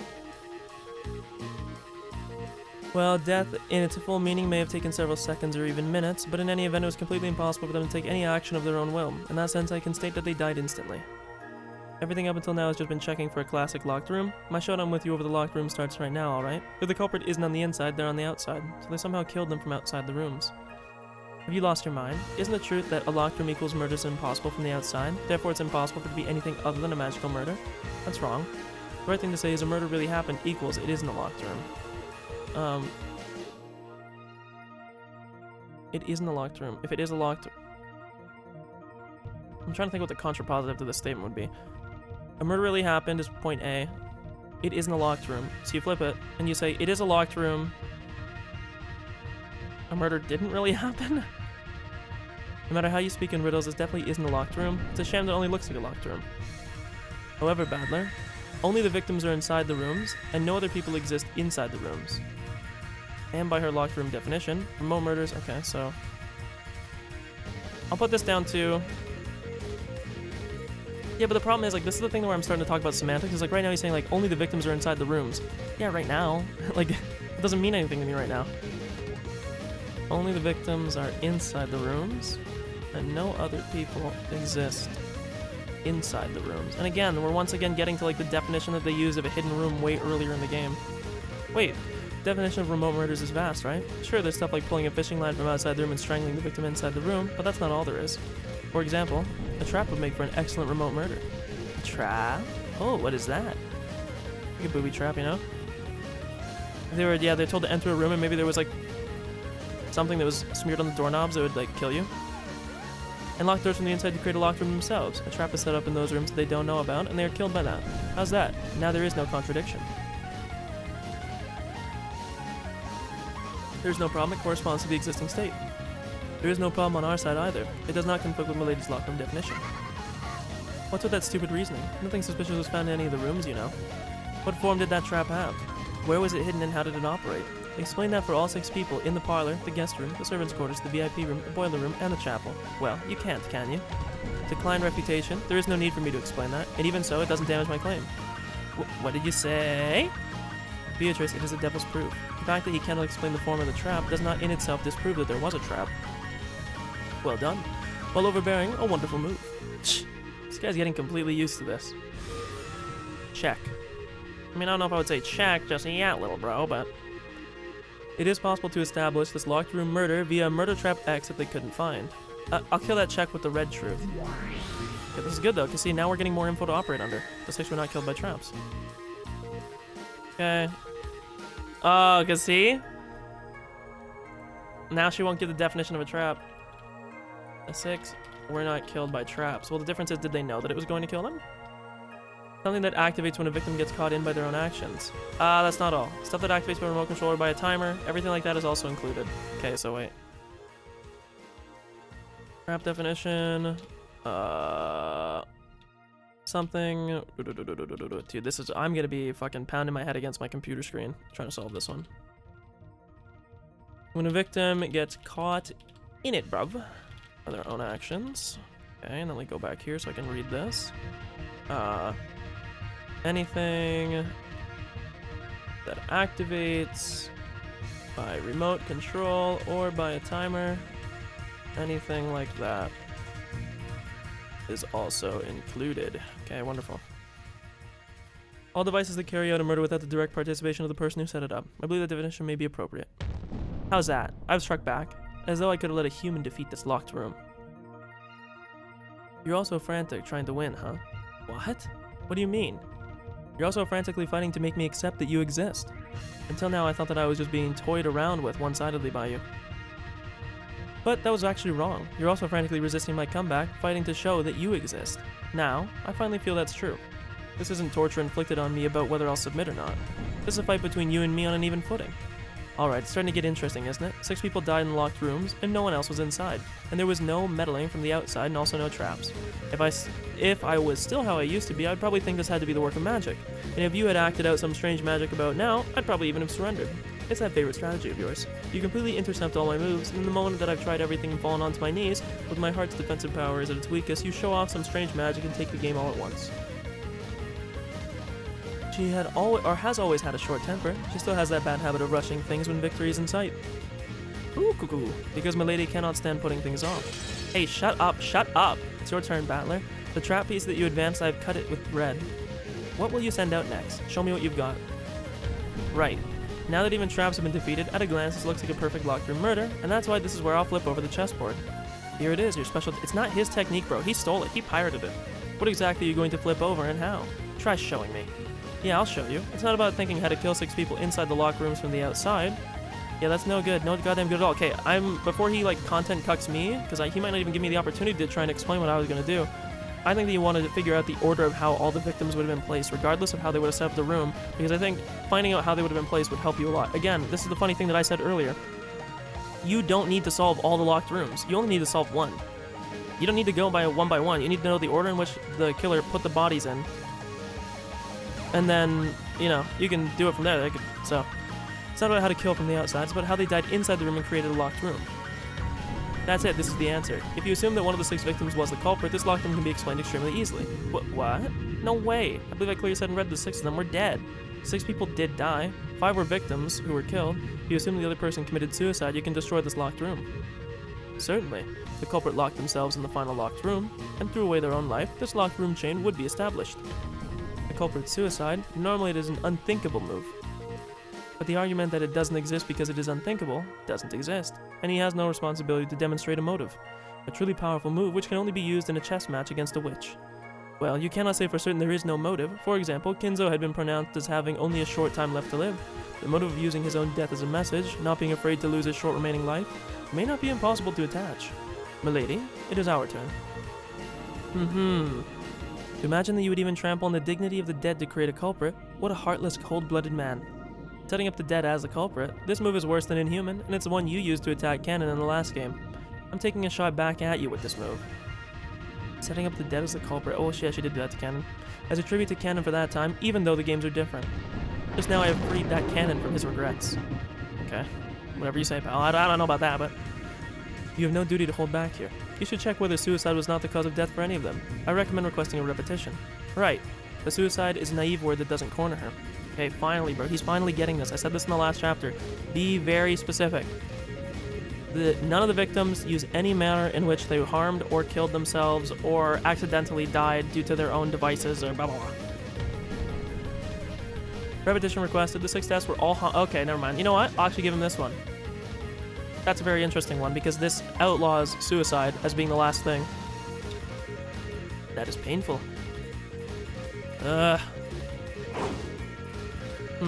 What's wrong? 6 people were killed, right? I'm just checking the simplest premise we had at the very beginning, aren't I? Can't you repeat it? I decline to repeat. Okay, so this is interesting. Beatrice declines to admit that all the victims were murdered. Okay, in brackets, that all deaths were homicide. There's no reason in particular. Refusing to repeat this is the same as resigning, you know. Checkmate. One of the 6 was the culprit, and they carried out a suicide after constructing the locked room. We're done. Wait, no, I'll say it. I'll use the red like you want. None of the... Okay, interesting. Well... None of the 6 committed suicide. Dude, this guy's going hard on whatever, electric flute he's got. How's that? Are you satisfied? I've struck back. Huh. What the hell? So you can say it. And what are you stressing out about? But isn't that weird? Why are you so panicked? It's your imagination. I am also frantic this time, you see. I don't have much leeway. Don't pay it any mind. The repetition you requested has been modified. Do not be fooled. Yeah. Interesting. Huh. How could you make it work that she wouldn't admit that they were all homicides?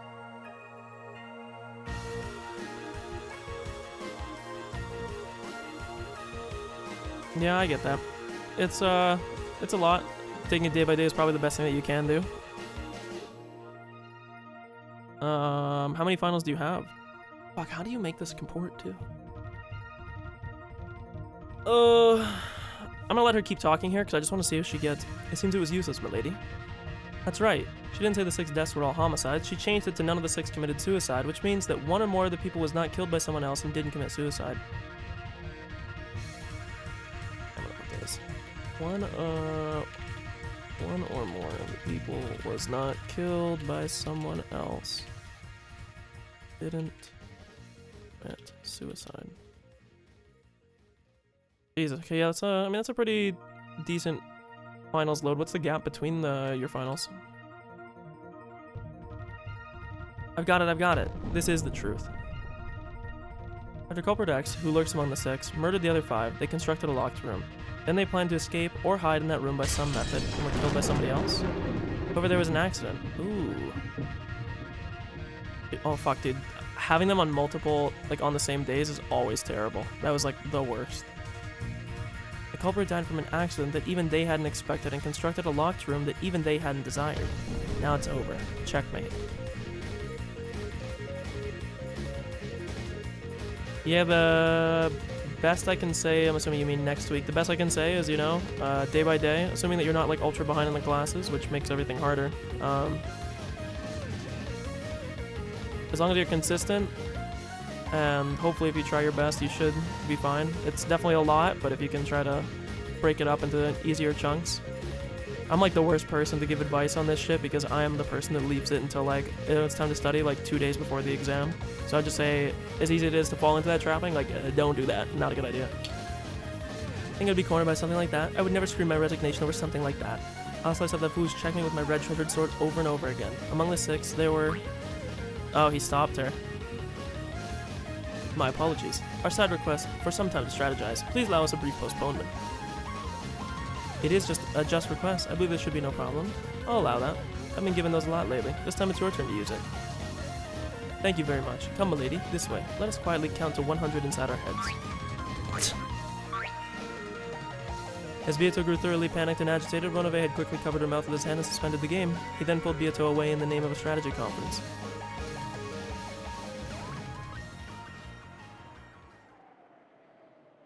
Damn. Curse that demon butler. When Beato got all hot, that was an ideal chance to corner her. Beato normally behaves elegantly, but she actually has a really short temper and gets mad easily. Her normal intelligence falls silent when she starts getting agitated. Ronove is composed. He probably gave that child some time to cool her head. That child was stubbornly trying to remove your check and was going to easily let several large pieces go. Okay, so this is the one thing I put in the notes. Ronove pulled Beatrice away before she could say that none of the victims, I guess I'll show this, died of accident in the process after killing the others. After all, the first Twilight is only a skirmish. That child mistook her timing. So what does it mean? Did I create a checkmate or didn't I? That child was going to proclaim it in red. It probably wouldn't have become checkmate yet, but I imagine that child will proclaim her resignation once she has cooled her head. Surely not, even though she hates losing. Yes. In a losing battle, it is essential to withdraw your troops as soon as possible to try to minimize your losses. The difficult part is measuring whether it is a losing battle or not. It seems that the child's butler calmly made that decision. So she's going to withdraw before she gives up more info than's needed, yeah? In other words, she got away with only a second to spare. Looks like I won't be getting checkmate and delivering the final blow so easily. However, you should measure this as your victory. They seem to have just barely prevented a large loss, but without a doubt, you dealt considerable damage. I am sure you were able to understand well the depth of that wound by watching the way she panicked. Seriously. Feels like she'd start crying if I bullied her any more than this.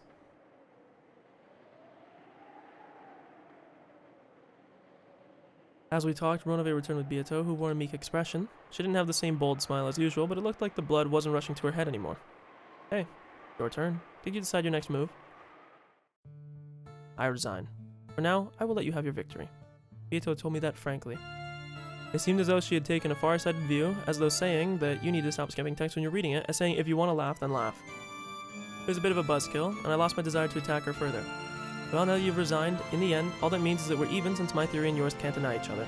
I'll treat it more like a tie than a loss. I don't need your disgusting compassion. I say that this time, it is my loss. When you find a dog drenched with rain, are you inclined to whack it with a stick or something? Nope. Unlike you. Even though she ridiculed me horribly when I showed signs of defeat, she was so pathetic when it was her turn. I thought of her as a pretty unfair person, but I decided to act with dignity as a winner and accepted it, man. Taking the high road, I don't know if I ain't gonna shit talk, bro, but, I ain't one to take the high road in a situation like this, man. I'm a little bit of an I told you so type person, we'll say. Beato had resigned. That was the only result of the first twilight. Beatrice couldn't counter my move of one of the six was the culprit, and that person died in an accident. No, she probably could have countered it, but because of some strategic reason or decision, she had given up. Felt less like I had won and more like she had escaped me one step from victory.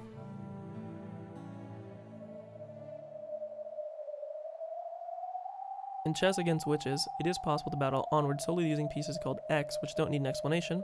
Thanks to the devil's proof, I can create as many strange fictions as I want and use them to fight in the argument.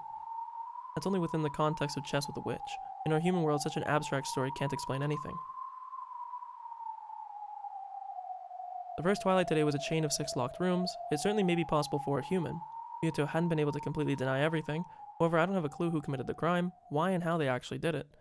I shouldn't say this having won, but I get the feeling that I would have felt less muddled if I had just been told right out by Beatrice that it was completely impossible for a human.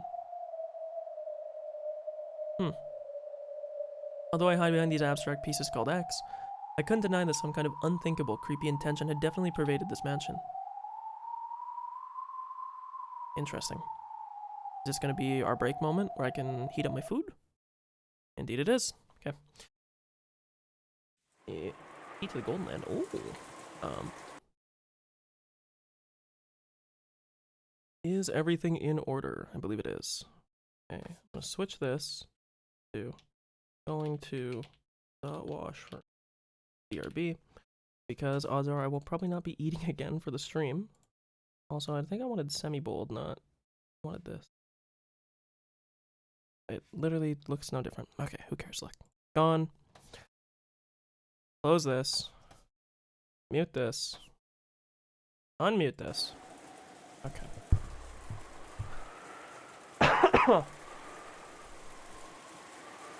So actually, the one thing that I want to know is that whole section just ended there of the mystery. I wonder if it's worth it now to try and put together what I think happened. It might be worthless, because we'll probably get more info or something that disproves or gives us more info. But I'm kind of interested in seeing if I can put together what I think happened, at least the order of the killings. I'm actually gonna mute the game real quick. I'm gonna open up Paint. I don't know what it is with Windows 11, but window capture doesn't work with Paint anymore. I used to use MS Paint all the time, but it doesn't seem to work anymore for some reason, but it's fine. I will display capture it. Boom. Here we are. So, we have my notes. Let me also save these again. I always get worried about power outages here, so make sure I save them in case I have to copy them over. The thing that we know right now, what I want to know, or what I'm going to write down first, I'm actually going to put this on my side monitor for a second so I can copy these over without having to tab between them over and over. So, first things first, Kinzo. He's in the boiler room,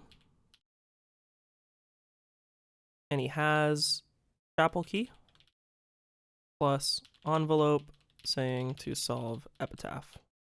Okay. Boom, there's one. We got, let me scroll up a little bit. We got Shannon. She is in the parlor, I believe it was. Parlor, I think. Yeah, she was in the parlor. Parlor has master key plus second floor guest room key. Okay. Now, Kumasawa, she was, again, this is in the order that everything appeared.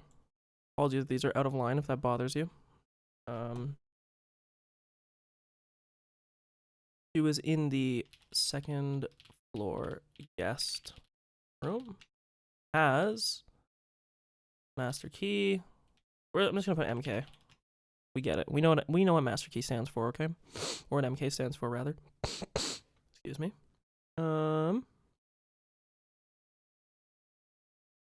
Key to third.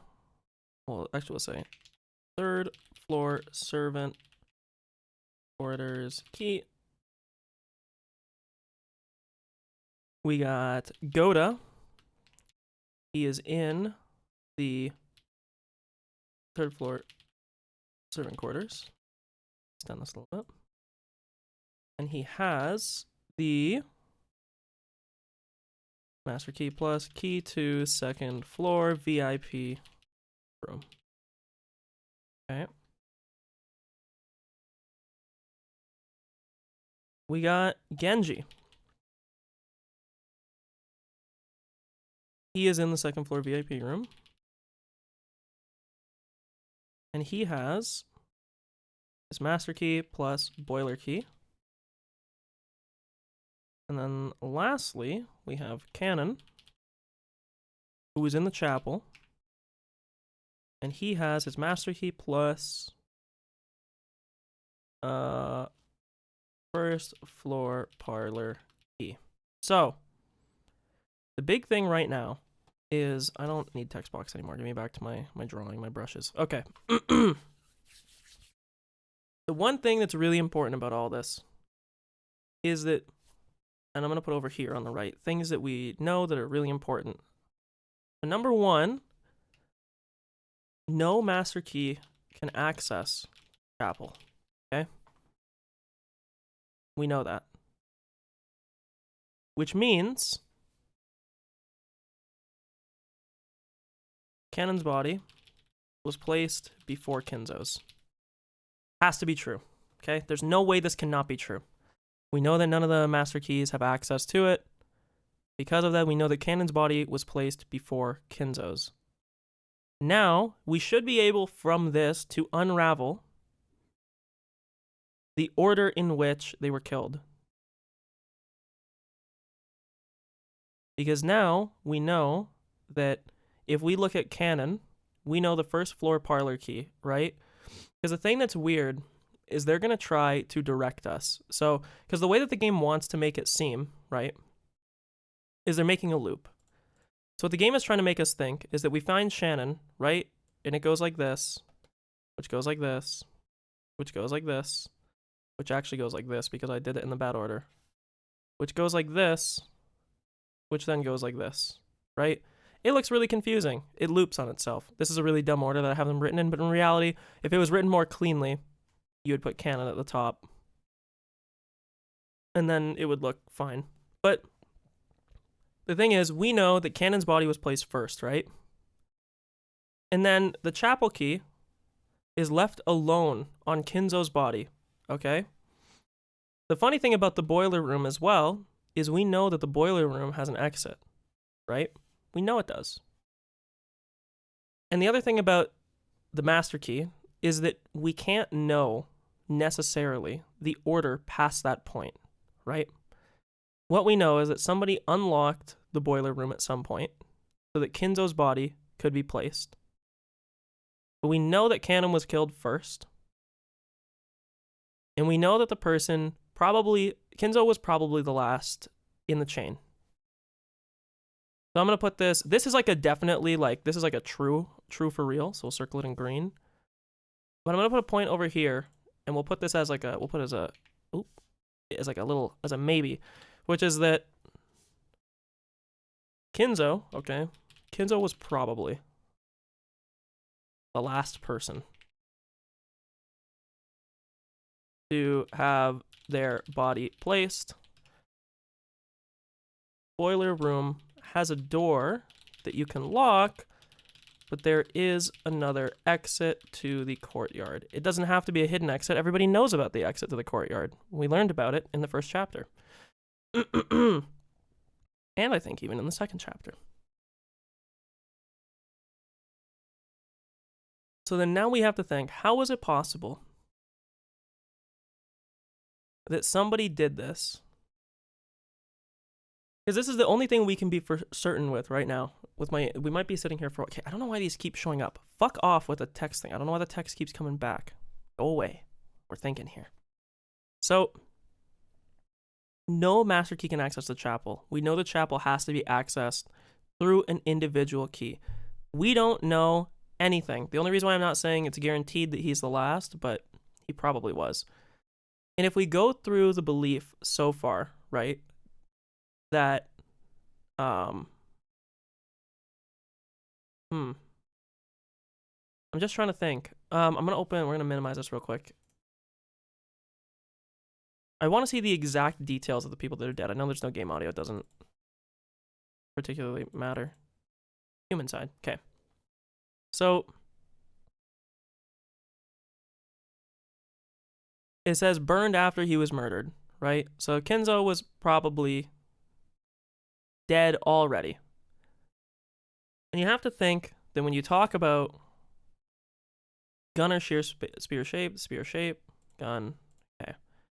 So it seems to be that these 5 were all killed with the same weapon. Okay. Now we'll go back here. 3. Okay, everyone save Kinzo was killed with the same weapon. Kinzo was found, or Kinzo was killed rather, before being burned in the incinerator.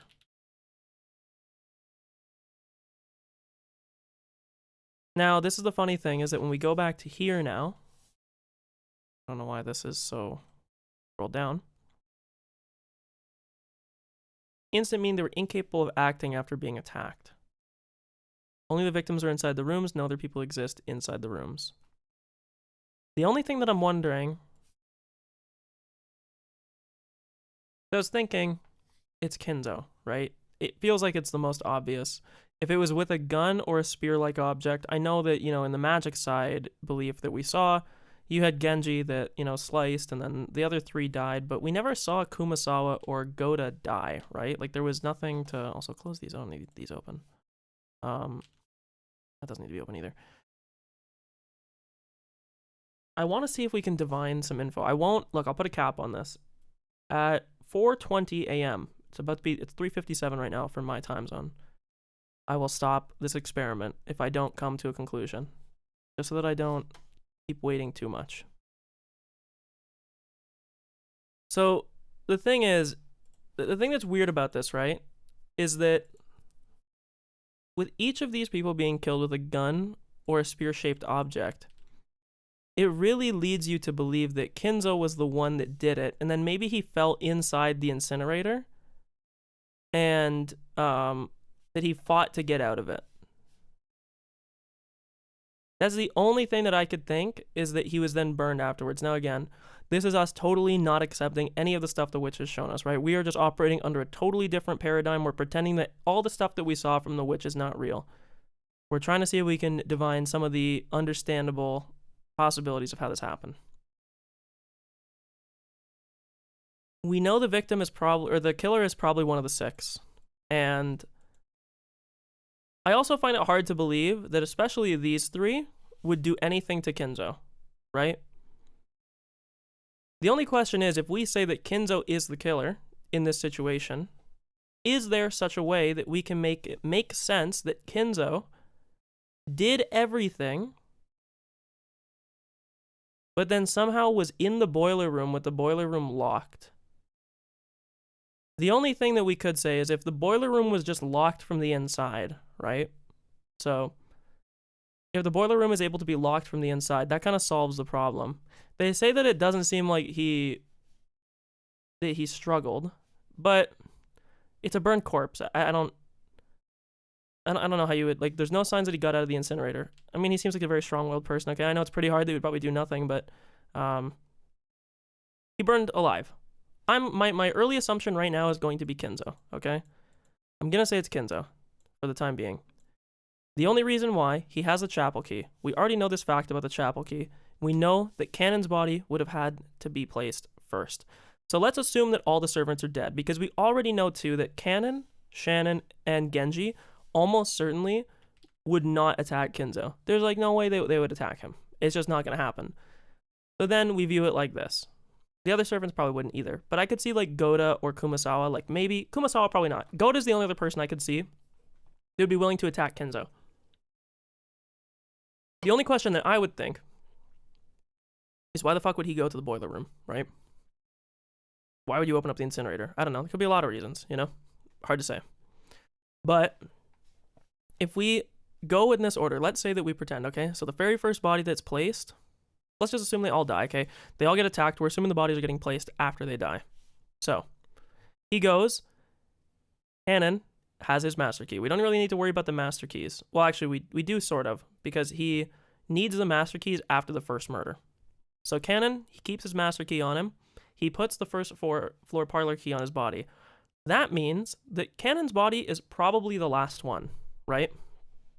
Because this one has the boiler room key. Genji's body has the boiler room key. If he had a master key, he wouldn't need the boiler room key. We know there's no master key on his body is the only problem.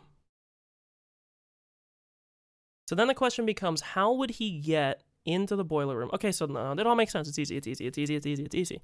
Because we're thinking that, like, oh, he can only, no, he could have just unlocked the boiler room with the master key or with the boiler room's key, right?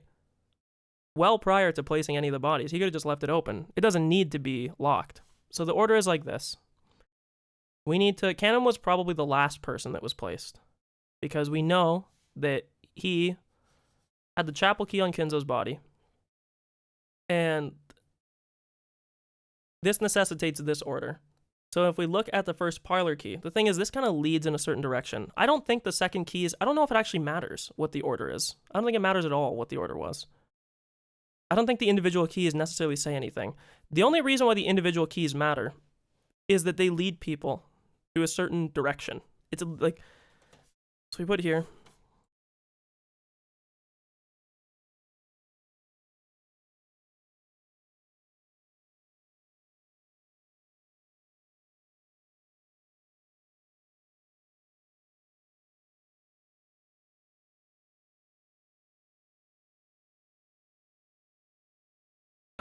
in the order in which the culprit would want the bodies to be discovered.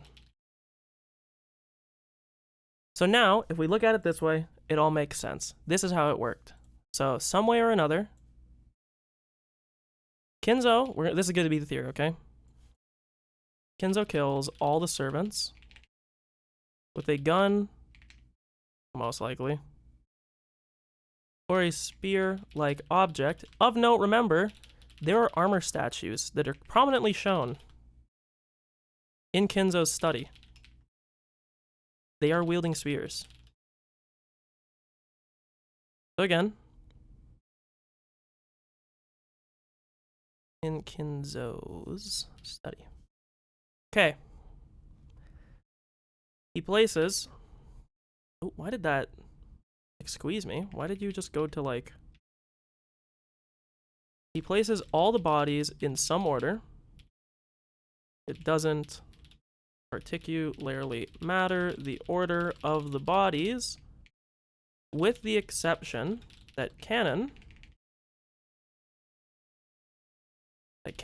is likely the last body that is placed, since the master keys on the servants' bodies serve no purpose for Kinzo. Let's say serve no purpose. Do not aid him in accessing anything past this point. I'd say Kenzo ensures that the boiler room is unlocked prior to placing Cannon's body as the last in the chain, or I should say prior to placing. Actually, it doesn't matter because the boiler room could be unlocked with a master key, so the individual key doesn't matter. Prior to placing Cannon's body. Okay. Kenzo.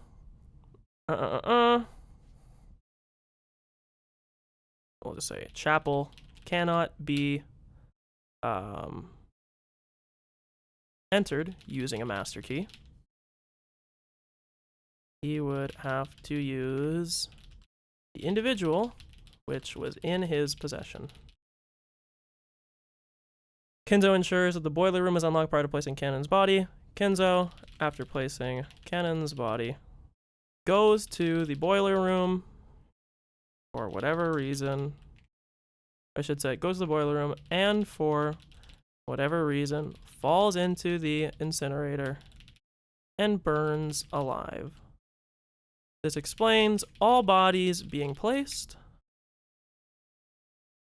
and also explains the order of the bodies, more so that he would, or more so the difficulty of explaining the key on his body and Cannon being in an area that is inaccessible from with AMK.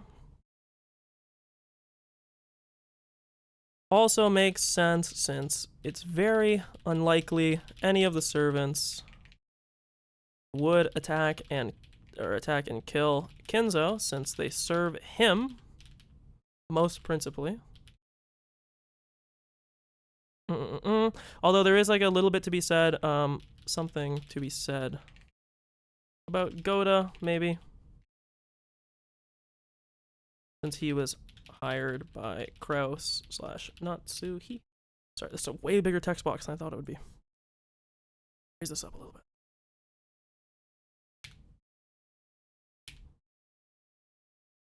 Okay, also makes sense. It's very unlikely any of the servants would attack and kill Kenzo since they serve him most principally. Let me think.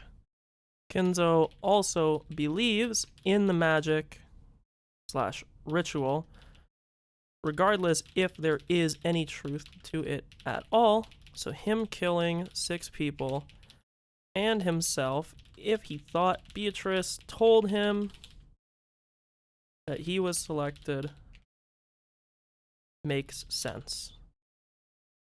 As even if there is no magic behind it, Kenzo would believe it. Okay. I think that's a fair assessment. I think that covers everything that there is to say. I'm going to save this image, but I will not save it on display capture because I don't know if it's going to show up anything bad. Okay, I don't keep stuff like that on my computer, okay? I just don't know where it's going to show. Okay, it was totally fine to 6 locked room theory. Remove all the spaces on this file save. Okay. There you go. And look, we finished with time to spare, above my time limit that I set. So let me unmute the game. 3, 2, 1. Now let's get back to it. That's our current theory if we're going to not buy into any of the magic. Again, I'm not 100% saying that is what happened, although if we are doing the leaning into the fact that there is no magic, there is no witches, then that is the theory. But alas, we will see if we stick with that belief as this game goes on. Now we will continue. We're on chapter 10. We're kind of making good progress. It seems like, what do you call it? It seems like those early chapters were like very dense, but we're kind of flying through these ones a little bit quicker now, which is nice. The true enemy of holding a fort probably isn't the fear of unseen enemies, but whether you can keep it going over a long period of time. Maria had gotten bored and started making a ruckus because she wanted to watch TV. Since there was no TV in the lobby, she decided to return to the cousin's room upstairs. The adults probably didn't want to leave Maria all on her own, among other reasons. They told all the children to go to the cousin's room upstairs. George, his heart wounded by the loss of his fiancée, had no willpower to resist that and led his cousins upstairs. At first, Nanjo had been reading a book in the lobby, but when he noticed that the relatives looked like they wanted to talk about something shady, he said, "It seems I am in the way," and returned to his room upstairs.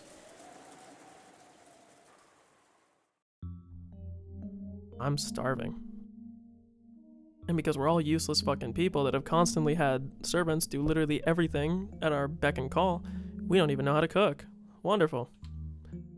If I keep just sitting around, my drowsiness will be even worse. It's only natural, because we didn't sleep last night. We will probably end up barricaded here for a full 24 hours. It may be wiser to take naps in turns instead of overstressing ourselves. I agree. My husband and I will be here, so anyone who finds this difficult should rest without overdoing it. They might be expecting that, you know. They may not be able to defeat this many people, but if that number was reduced to a certain amount, or by a certain amount, they may be able to use that to their advantage.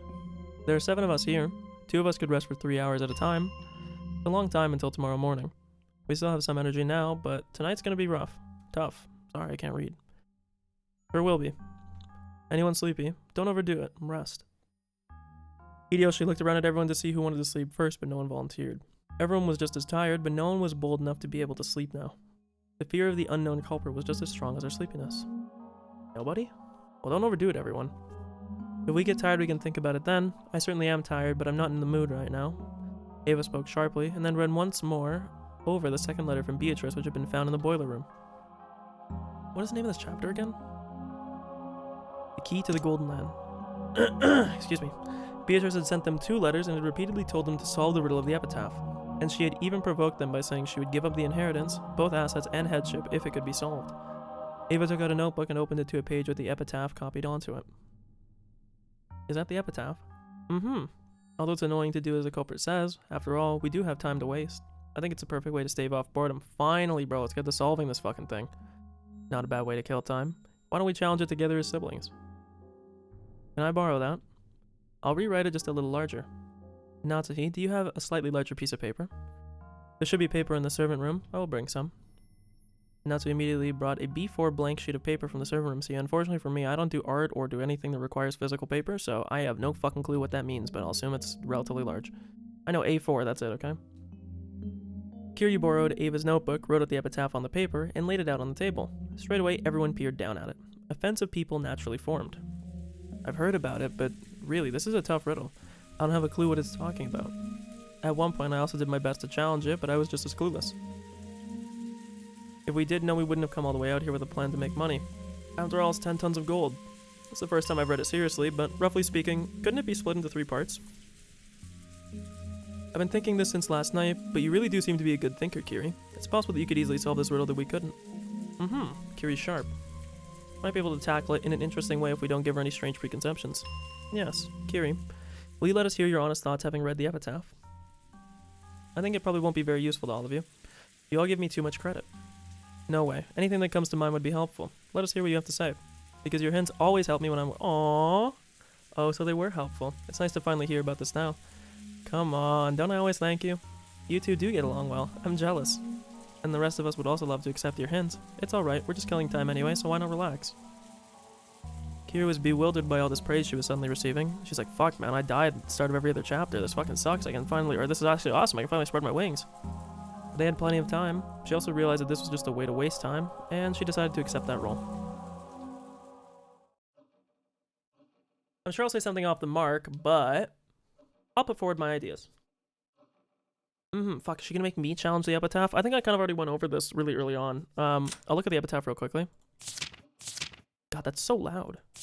For, like, no good reason. Behold the sweet fish river running through my beloved home of old. You who seek the golden land, follow its path downstream in search of the key. As you travel down it, you will see a village. In that village, look for the shore the two speak of. There the key to the golden land sleeps. You have laid hand upon the golden key must journey as follows to the golden land.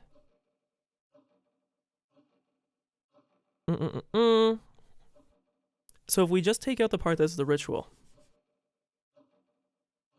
Once again, it makes me... This was my theory that I had initially. That it feels like the person who takes part, who carries out the ritual, is the person who gets to go to the Golden Land. Now, the only thing that's weird about this, that I don't understand here, is I don't understand if this is saying that, like...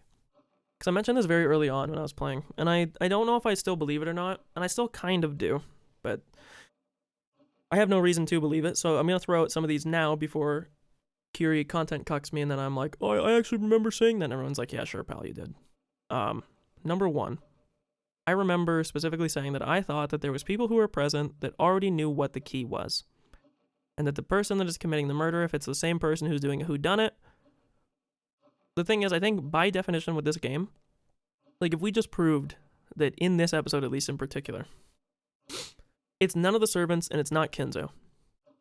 Overarching, which doesn't really narrow it down because I wouldn't imagine it would be one of them to begin with. Because Kinzo probably, I would imagine that Kinzo knows like this is the thing. Sorry, I'm fixing where my mic is sitting. You might hear some noises because I'm gonna be bumping my stand a lot here. Ow. It's not high enough. Do this. Okay, then do this, then do this. Perfect. The thing that's like weird about this situation is that Kinzo doesn't need, like this is to succeed him to get basically all of his inheritance. There's no point for Kinzo to solve it. I don't think Kinzo would necessarily have a reason to kill the servants, but for whatever reason, let's say, like I said in my little theory thing there, that if he was convinced by Beatrice that she wanted the servants to be removed, he would do it. So, number one, my initial claim that I had was that I think there's people who already have laid hand upon the key, so to speak, and there's probably more than one of them. Kinzo technically already knows this. I think the only thing that it might be, though, rather, is that if we assume that the riddle is probably written by Beatrice, right? Kinzo might know this, because I think the problem with this, see, this is where you get into like a weird, like, half and half that it's kind of hard to split here, is that it seems like the theory is referring to Kinzo, like where Kinzo used to live, which is why in like the first thing they were talking about Odawara. The only thing is that earlier we posited that it was probably Beatrice that wrote the epitaph. Okay. The only thing is this letter sounds like it was written by Kinzo. My beloved Beatrice, blah, blah, blah, blah, etc. So we have like two prongs that we can assess this by. I think there's somebody that already knows the answer to this, because I think that the gold, or the secret at least to finding the gold, etc., or to know what to do, I don't think it's on the island. I think somebody has brought it to the island already, because I think this part of the riddle has probably already been solved. We know that this part of the riddle has been up for 2 years, right? There's people other than Battler, pretty much everybody else on the island save Battler, which of course it wouldn't be the main character. How could it be? Everybody else on the island is technically suspicious in that regard, that they could have solved this prior. This sounds like it's related to Kinzo. Now, Kinzo and Beatrice probably go pretty far back. Not only did he have her captured for a really long time, but as far as we're aware, when Beatrice was a human and anything, she just lived in the Kuwadori or whatever it's called. Kuwadori? I don't remember the name of the thing here. Let me find it. Kuwadorian. Kuwadorian. My understanding is that when Beatrice was there, that's the only spot that she lived. So, unless it's referring to the actual human Beatrice prior to being homunculized, unless it's referring to that. Okay, look, I'll stop beating around the bush. There's two prongs. One is that this refers to Kinzo's like origin. One of these refers to Beatrice's origin. If Beatrice wrote the epitaph, it seems like she 100% told him this part. This part, the Twilight part, 100% given by Beatrice. Entirely all that. The first part, then the question becomes, is the first part talking about Kinzo, or is it talking about Beatrice? Now, Beatrice might have only told him to write the ritual part. The ending highly suggests that it's Kinzo that wrote it, but that doesn't necessarily mean anything, because Beatrice could have been the one to ghostwrite it, but then make it, make Kinzo be the one. I have a very high likelihood that this is the case, that one of these two, I don't know which it is, I would wager it's more towards Beatrice's home, and that Beatrice probably told Kinzo what to write. And by Beatrice's home, once again, we mean the Beatrice prior to being homunculized, what she was when she was a human, rather. I also believe that somebody on the island already knows this and has already solved it. If we assume that it's the same person, I will not give names, but if it's like Higurashi, where we know that there is a person that is behind everything, then It's probably the same person in every chapter that has been behind everything. The other thing that we're going to do, I don't know if we're going to complete this today. I doubt it.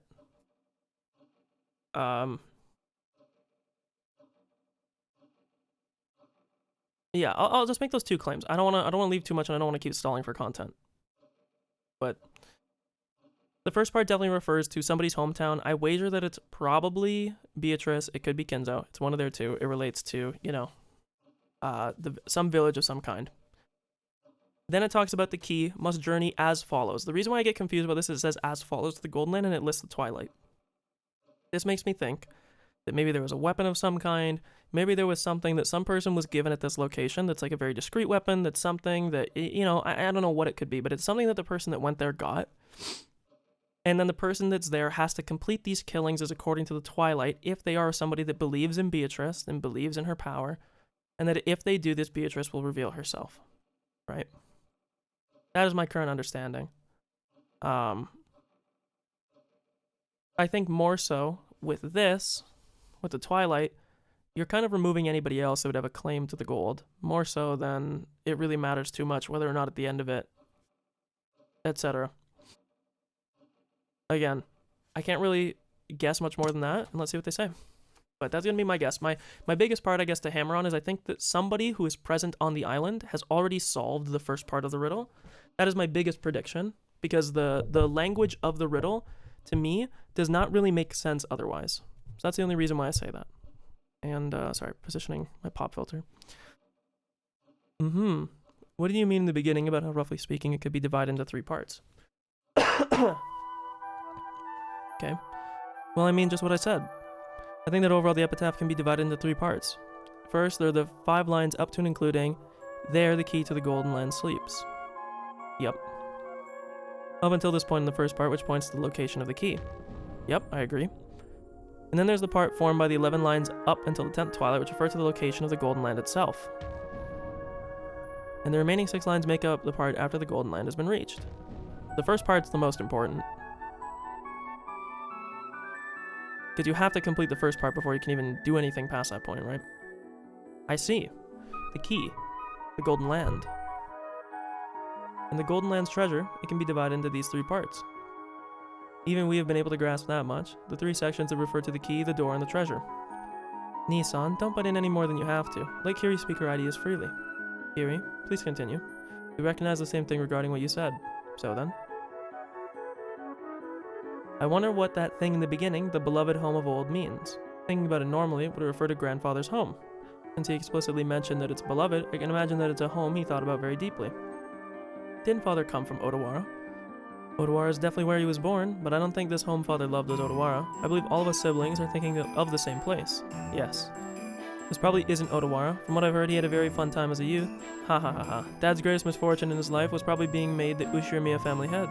Probably. Father really hadn't wanted to become the Ushirimiya family head. So where is it? And is there a river where sweetfish swim? Maybe there was at the time. I'm sure there has been a lot of development there by now, so the sweetfish might have disappeared. It would be extremely difficult to investigate whether there were sweetfish there during the time grandfather was a boy. There's not just one river either. I believe we all investigated thoroughly in a geographical sense. You even went to the actual place to investigate directly, didn't you, Ava? That was only as a vacation, but the townscape had changed completely from Father's time. After all, there was a war in between. It was impossible to even figure out where Father actually lived. Probably even if Father dragged himself to the actual location, by now even he wouldn't be able to determine where it was that he lived. I was gonna do some crazy thing and say that, like, they were going to say that Hinamizawa was, like, that location, and I was gonna be like, okay, brother, I see you, but I kinda hope they don't do that. They've had a remarkable revival over there, after all. Doesn't any place name... What? Why is... I don't know, this is what I mean, okay, sometimes I feel like I'm going fucking crazy, but it's like the wording is just off. Does any place name come clearly to mind after hearing... Because again, like, it's not... It would be like, does any place's name... I don't know, who cares? Come to mind clearly after hearing Sweetfish River. Not really. I mean, they're sweetfish, right? People say they live in rivers with clean water, so there are countless rivers we could guess at. Any stream that Dad innocently went sweetfish fishing in was probably buried by the development later. It'd be different if we had a map from before the war, or a person who knew a lot about how the area was before the war, but it probably isn't something like that. I mean, you can maybe talk to Nanjo. Have we even talked about Nanjo? Where is he, man? Nanjo's just like fucking sitting in the corner of the room, just like doing nothing as always, like... Nanjo's like relatively old. Maybe he knows about shit from before the war. It probably isn't something like that. What do you mean? Behold the Sweetfish River running through my beloved home of old. You who seek the golden land, follow its path downstream in search of the key. After these two lines, there's a single blank line. Something is being presented with just these two lines. I would suppose the next three lines continue based upon that something. I wonder what it is that's being presented then. I don't know. In any case, after just these two lines, it's not something vague like you don't know which river it is. You're able to narrow it down and say specifically what river. It may be that this isn't a river with water flowing down it. The Sweetfish River might be some kind of metaphor. What kind of image does the word sweetfish have? Fish that are sweet. Sweetfish are like salmon. They're freshwater fish, but they go out into the ocean right after they're born. And when they get big, they return to the river to live there. And when they spawn there and end their lives there, and then they spawn there and end their lives there. Well, they leave their home at one point, but the part about them getting big and returning there to lay eggs, they might have a family, or that might have a family prosperity type of image. Huh. They're freshwater fish, but they can live in the ocean. I didn't know that. I thought they were river fish, so they couldn't go out into the sea. They are also called kogyo, aroma fish, because they have a pleasant smell. I've never eaten one, but I've heard that they are very delicious when grilled with salt. Whoa, Natsui. You've never eaten salt-grilled sweetfish. They're delicious. I'll treat you sometime. It is a food for commoners. It isn't appropriate for your mouth. This is just my wild idea, but the image I get from a Sweetfish River has made me suspect a family tree before. The sweetfish go out into the ocean for a time, but they return to the river where they were born to spawn, right? Oh.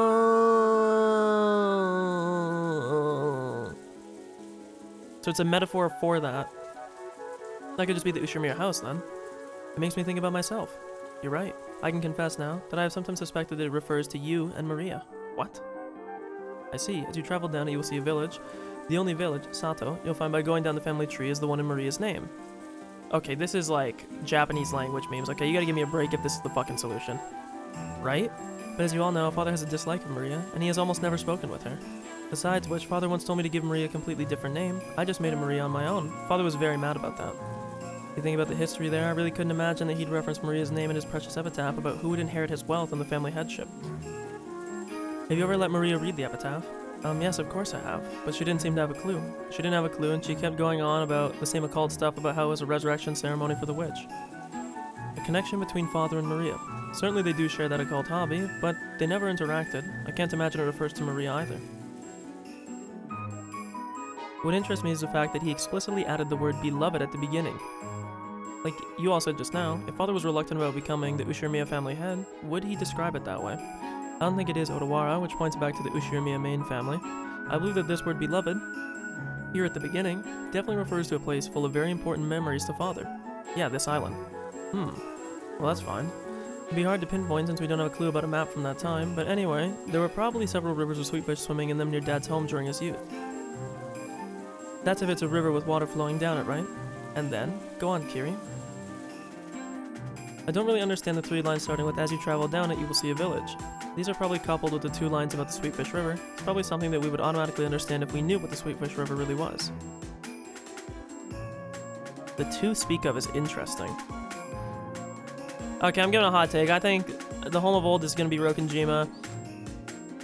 The shore the two speak of is something that Beatrice and him speak of, and I don't know. We'll figure it out. Probably something that we would automatically, as long as we don't understand that, it's probably useless to try and solve those three lines any further. We're screwed unless we know what the Sweetfish River really is, and there's no guarantee it even means a literal river. Seriously, the heck does it mean by sweet fish? Were they a favorite dish of Dad's? Or is there some special meaning? Is it pointless to read too deeply into it? If you don't have both a micro and macro perspective, your field of vision grows narrow. Think not too deeply about a river with fish swimming in it, or some kind of flow. Something you can go down or up. Keep those kinds of abstract ideas in mind and we may be able to come up with more out-of-the-box ideas. And via the three lines that follow, the answer for the Sweetfish River ends up at the key to the Golden Land. If you think about it this way, I wonder if it was a mistake to split it into 3 parts. There's actually 4 parts. Go down the Sweetfish River, find the key to the Golden Land, journey to the Golden Land, and the treasure of the Golden Land. Truly interesting. While we have this opportunity, would you mind continue in telling us your opinion about the most central portion of the epitaph, up until the 10th twilight where we arrive at the Golden Land? That's the most symbolic and also the most disturbing part. Since it keeps mentioning the word sacrifice, I can't help but think it has something to do with Father's occult rituals. How do you see it, Kiri? Kiri recrossed her arms several times. peering into the paper with the epitaph copied onto it as though she was looking through it. This is very difficult. By starting with you who laid hand upon the key, it probably means that you won't be able to continue without understanding the key. I'll have to give up, but I'll take a shot at it anyway. Just like how the Sweetfish River isn't necessarily a river with water flowing down it, it is also doubtful whether this key is actually something. Of course, yeah. I think we put that together in like the first episode. It's probably not right. There's also the possibility that it's a code or a keyword. After all, this key isn't something to be stuck into a keyhole, it's something that selects the 6 people to be sacrifices for the first twilight. In that sense, we can state that this key isn't something to open the door to the Golden Land. But what a disturbing key. A key that can select 6 people to be sacrifices. How would a key select anything? Does it spin around like a roulette? Key points towards a certain specific group of 6 people. No, we should say it points to a certain specific group of 6 things. If this doesn't mean a literal command to offer sacrifice. For example, it could be an anagram. An anagram? You mean a word game? Ever since Rosa started talking about the family tree and how village was a part of Maria's name, this has constantly been going through my mind. It seems as though Rudolph, for example, has run with the words beloved home of old, and is assuming that it has something to do with the geography or coordinates, but that might not be true. This could be some kind of puzzle, or maybe playing with letters. I'm sorry, what do you mean by playing with letters? Oh yeah, it's like sucker, marry, barrelers. What do you get when you take out the E's and the R's? Okay, fuck off, bro. Like that. Well, you were raised well now, so you probably haven't heard that one. Take out the E's and R's, huh? Don't. It is an undignified game inappropriate for you. Only Natsuhi didn't get it and had a blank look on her face. It seemed that she had only guessed the answer had to be something undignified after hearing Rudolph and Ava's snickers. Natsuhi, it's something like this. There was something like it in Maria's book of puzzles, okay? There's this thing called the Tanuki notebook. There's a notebook written in some kind of code with a lot of tas mixed in. And if you remove Nuki, all of the tas, then the true sentence pops up. It's a game like that. Oh, I see. Question mark. And then she thinks back. Natsui finally realized the answer to the undignified riddle Rudolph had posed, and her face grew red as she hung her head in embarrassment. Maybe that removed part is actually represented by kill. Yes. I was just thinking that too. It's possible that the key to the Golden Land is a word with 6 characters. In other words, the ta from the Tanuki notebook is actually 6 characters here. It's getting complicated. Playing with letters, is it? In Japan it really feels like a child's game, but it seems that this is a stylish form of humor among intellectuals in the English-speaking world. It's easy to imagine that Father showed interest in it. Right here I quickly lose my ability to understand it. Up until this point, while it was filled with mystery, it was extremely sequential. Sweetfish River, go down it, find key, it's all extremely sequential, and we can guess that we gain a 6-character key as a result, but in that case we don't know what we kill the 6 characters from. That's a point. What do we subtract the 6 characters from? It doesn't tell us. On the second Twilight it says those who remain, which means that at the very least that something has a finite number of characters. It's gonna be fucking something with like the spelling of the characters who are still alive or something. But I have no fucking clue how to interpret it because it depends if it has to do with like the Japanese spelling of their names or the English spelling of their names. You could read it like it's telling you to continue with the remaining characters after the 6 characters are removed, and yet we don't know what this something is, even though it should have been shown to us at the beginning. Were we wrong even to assume that this is playing with letters? Everyone crossed their arms and fell into silence. It felt like they were about to reach a novel understanding that they hadn't been able to before, but they stumbled just one step before it. And all of a sudden, ding! At that time, Hideyoshi's stomach rumbled heartily. The silence up until then was broken by laughter. Sorry. By spinning the gears in my head for a change, my stomach's gone completely empty. Looks like skipping breakfast really takes its toll on me. Natsui, is there nothing here? There should at least be enough set aside for breakfast. I will prepare it. I'm also starving. I'll bet those brats above us are starving too, but I doubt there's enough for 18 people here and for 3 meals. Right there. It'll be a marathon to tomorrow. It'd be better if we took a trip back to the mansion and fished around for some canned food. Okay, that's how someone dies. There's nothing more than crackers and snacks, but if that is alright, I can prepare them. With this many people, there might not be any left for lunch. That will be fine for now. Sorry, but would you prepare it for us? It looked like the men had been taken over with an appetite that stopped all thought. The atmosphere grew more peaceful, and the Epitaph investigation meeting broke up for the time being. Okay, this is like a fucking really confusing section. Huh. I'm just gonna put some like general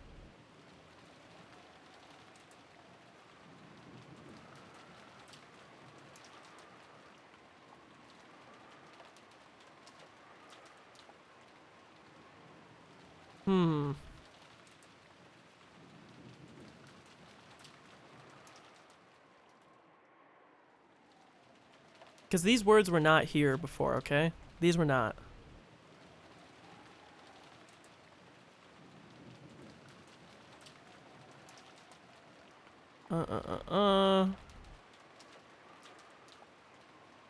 I have a funny feeling this is my current prediction. And the only reason why I say that is that the fact that this is Roku, it makes me think, for some reason, about Rokenjima. Because it's just, it starts with the same thing. And when they're talking about the Sweetfish River, where all the kids grow up here, right? They grew up on the island, they leave the island, and like Sweetfish, they come back at a certain age because they come for the conference. They come to get money, right? Okay. Let me think.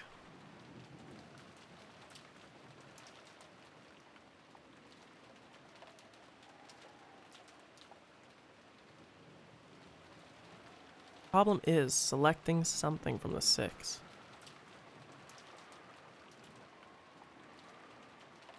There's one other thing I want to check.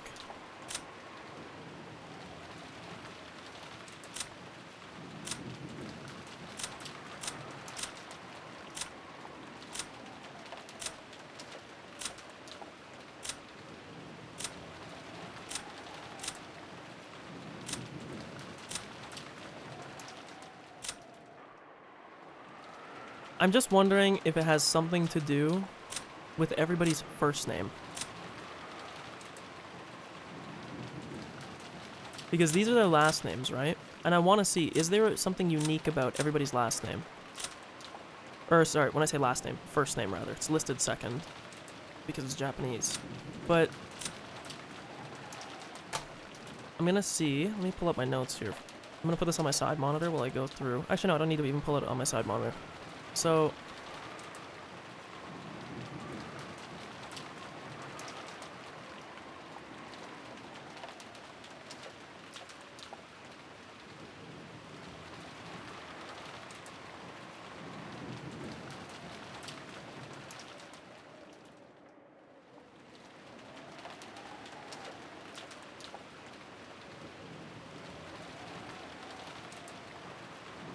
okay.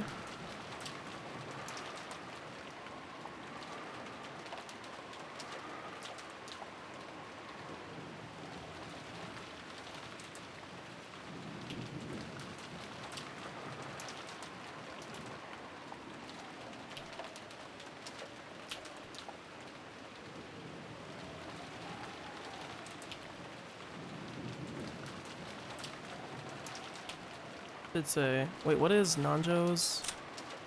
Nanjo Terumasa. See, the problem is with some of these people.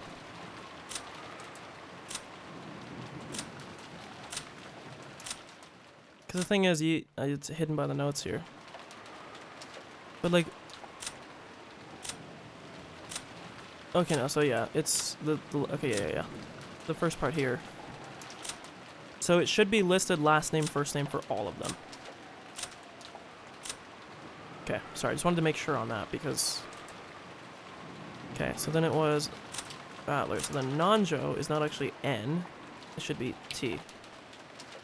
And then Rosa, Maria, Genji, Shannon, Cannon, Goda, and then Kumasawa was Chio.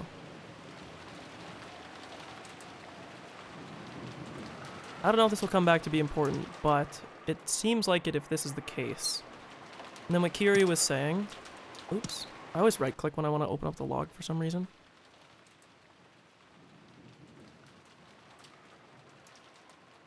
So, and if we...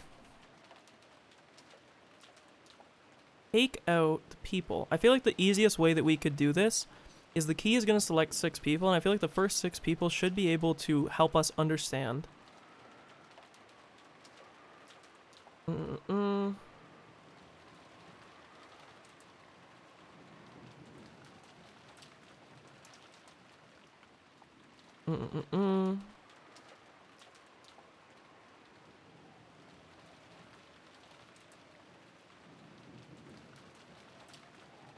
Key to the Golden Land is a word with 6 characters. Okay.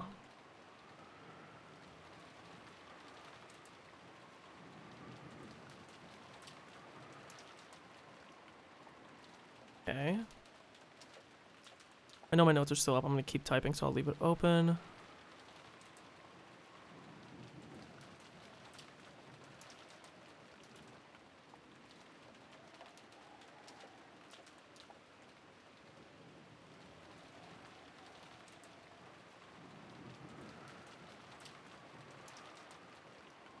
Because the only thing that's weird is if I look at, like, Rokenjima, right? I need to find the other name. Because there was another name for Rokenjima, right? I remember I put it somewhere here. I just don't remember. That's episode 2. No, it was definitely in episode 1 that we learned it.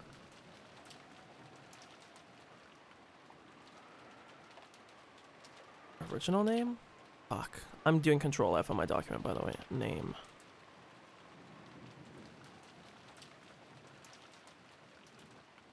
Okay, here.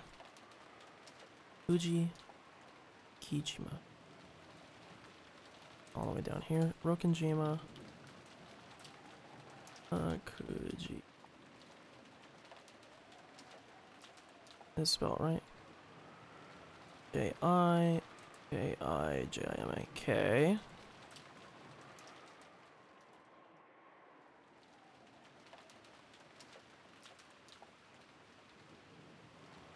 Because the only reason why I thought finding this name was important is if we look at these 6 characters, they don't really...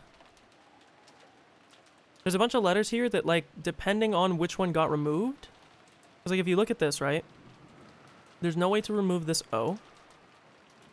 There's no way to remove, the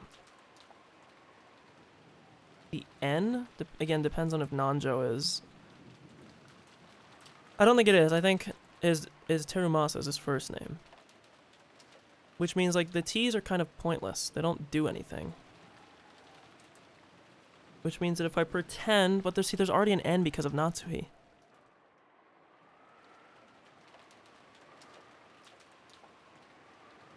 Key to the Golden Land may be a word with 6 characters. I could do, like, word scramble, but there's not enough... There's no vowels here, so there's definitely not any... There might be, like, a word or something here, but I don't think there's a 6-character word that's here.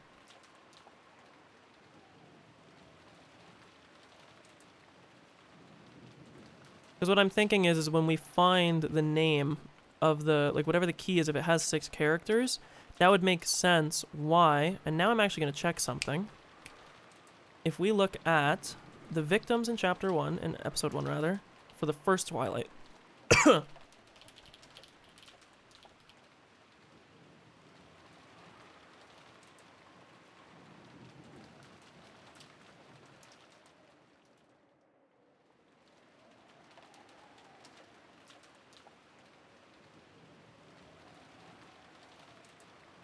the fuck was the last person? Was it Kumasawa? No, I don't think it was Kumasawa.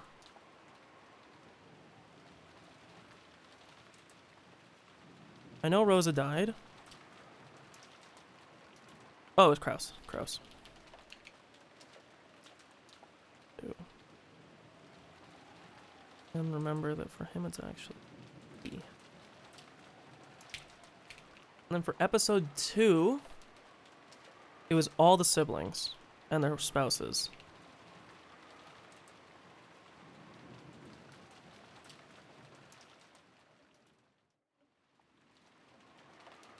And then for episode 3, it was Kinzo,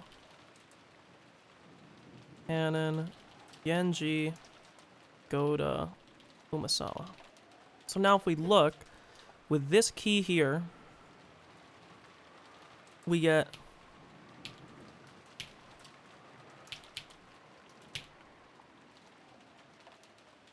This we get...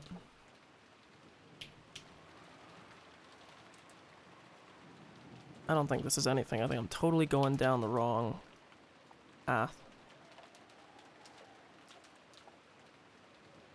It's of note, though, that in every single one, 2 Ks.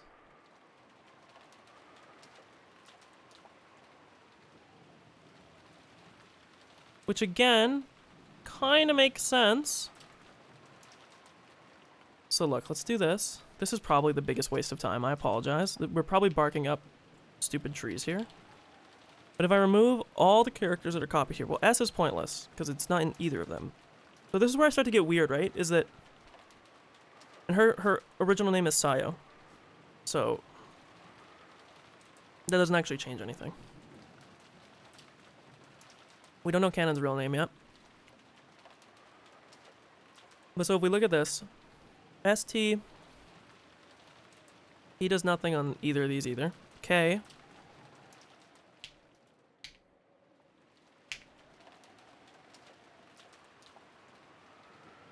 that doesn't really do anything for us. K.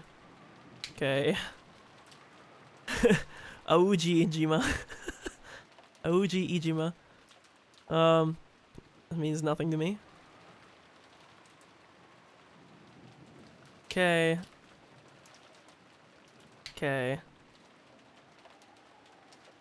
R. E. No H. K.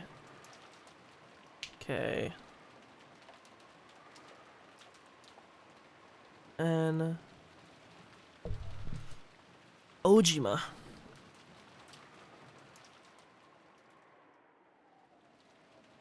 Doesn't really do anything. K.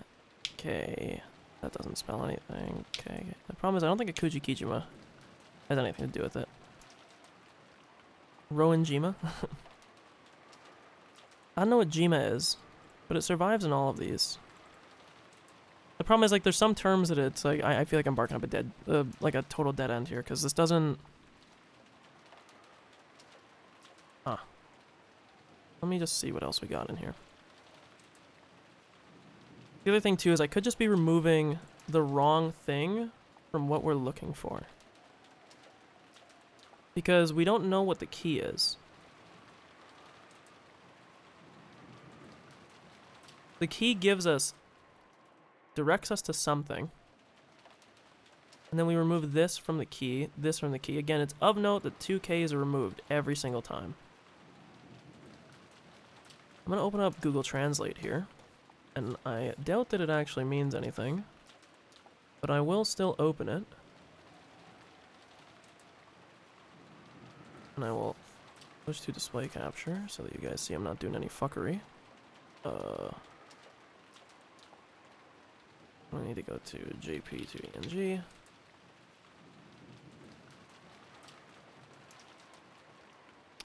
Love that I put JP to ENG in it. Let me hide my notes, didn't realize I didn't cover them. So then the question becomes like, I doubt any of these words mean anything.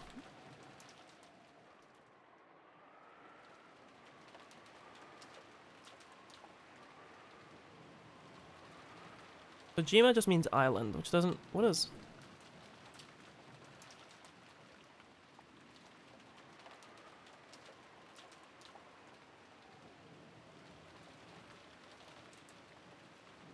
Okay. Yeah, they already told us that's what that thing was. So Rokenjima is just a proper name, it doesn't mean anything.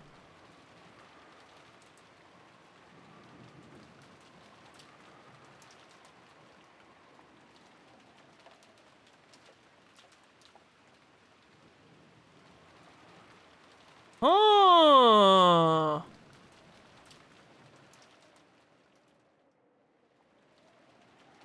Wait just one fucking second. We might be onto something here.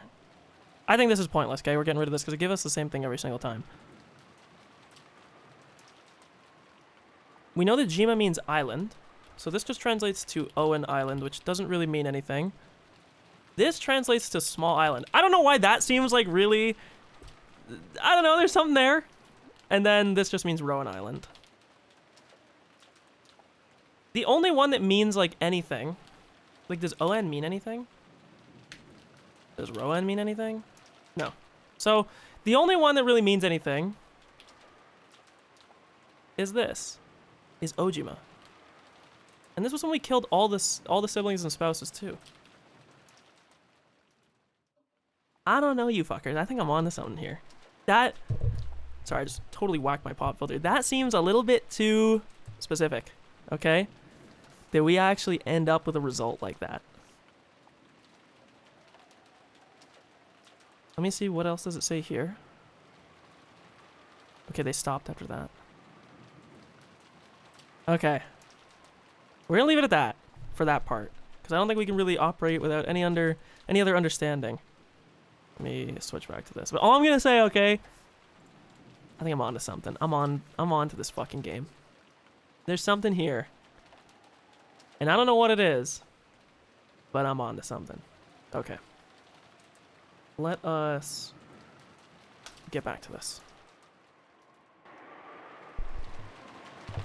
The atmosphere grew more peaceful, and the epitaph investigation meeting broke up for the time being. But Ava, okay, yeah, everything's perfect. But Ava kept staring at the paper the epitaph was written on like she was going to burn a hole through it. The word game was nothing more than my theory. There is a chance that it's mistaken. Ava, don't take it too seriously, okay? Thank you.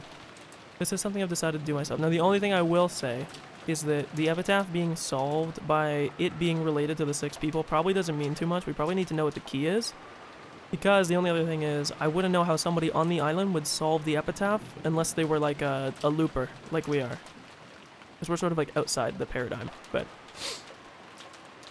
Would you mind leaving me alone? Ava spoke coldly. Kiri didn't bother her anymore and went to help Natsui prepare breakfast. Nei-san, shouldn't we also help prepare breakfast? Then you go help. I'm busy solving this. Sorry. But then I'll go help. Come on. Why are you like this? Huh? The Ushirimiya family inheritance will be given to the person who solves this epitaph. You seem to have given up from the beginning, as though it has nothing to do with you. But if you could solve it, even you have the opportunity to inherit the family headship. This is a chance to steal everything from Nissan. Why aren't you seriously trying to solve it for that once-in-a-lifetime chance? Rosa hung her head, troubled over how she should answer. She regretted for the first time in a while carelessly speaking to her sister when she was in a bad mood. If you've noticed anything, say so. Even though Kiri and I were seriously reasoning, you just kept nodding your head, didn't you? Come on. Isn't there anything you've noticed? Come on. Isn't this strange? Strange? What is it? This word. Goldenland. The word Goldenland comes out several times. So what?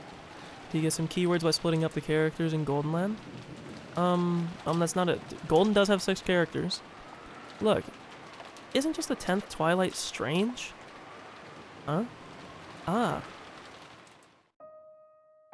Even though they're all written the Goldenland, Ogan-kyo? Ogan-kyo. For some reason, this one place has Home of the Gold, Ogan no Sato. He explicitly mixed in the character no, changing the phrasing. It's vaguely... God, man. Stop doing the fucking language. I don't speak the language, ma'am. I don't speak the language, man. You gotta give me a break. It vaguely bugged me that it only said differently here. It's not like it means anything. This is father we're talking about. It could just be a coincidental change in how he said the word. Doubt. I'll put that in the notes too. Rosa notes that, okay, well, chill with the spiral hero. Unless it's Rika, buzz off. Okay, buzz off, Beatrice. I'm busy right now. Ooh. I like how this track sounds. What the fuck? This sounds like kind of childish almost. Rosa notes that in the epitaph, the Goldenland is referred to as... Oops, I didn't mean to do that. As, in brackets, Ogan-kyo in all Twilights, save the last, where it is called Ogan no Sato. Now, I'm gonna do this exact same thing that I just did.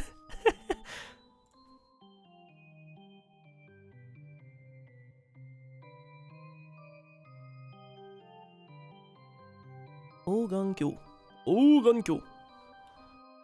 This would become... No T again, though. It's just so weird.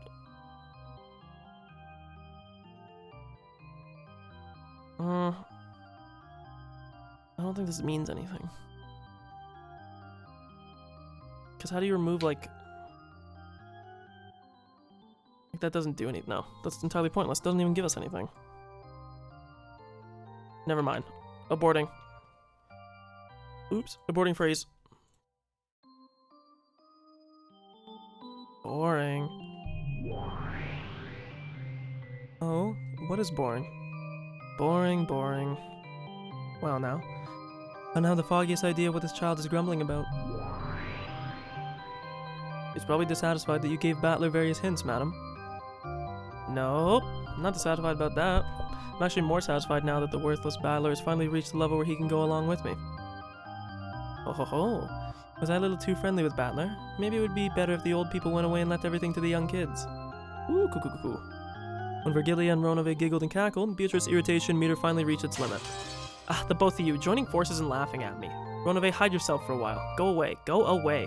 Certainly. Then I will rest for a while. Cool, cool, cool, cool, as he leaves. Ronove bowed his head, still laughing, and hid himself. After that, all that remained was the figure of Beatrice, who was grumpy and irritated, and Virgilia, who was coolly enjoying her tea. When you said, there are no more than 18 people on this island, you actually cornered yourself. I thought so. Thought it might have been a little too early, but I guess it really was. If you had led him further astray beforehand, things might have been different. But it really was a futile trump card. You stirred him up instead. In addition to his victory condition of denying the witch, Balor had held on to a different victory condition since he had wanted to explain everything without suspecting any of the 18. Hadn't he been at his weakest when he was being tossed about by these two opposing goals? However, Beatrice had used the red carelessly and had proclaimed that there was no more than 18 people.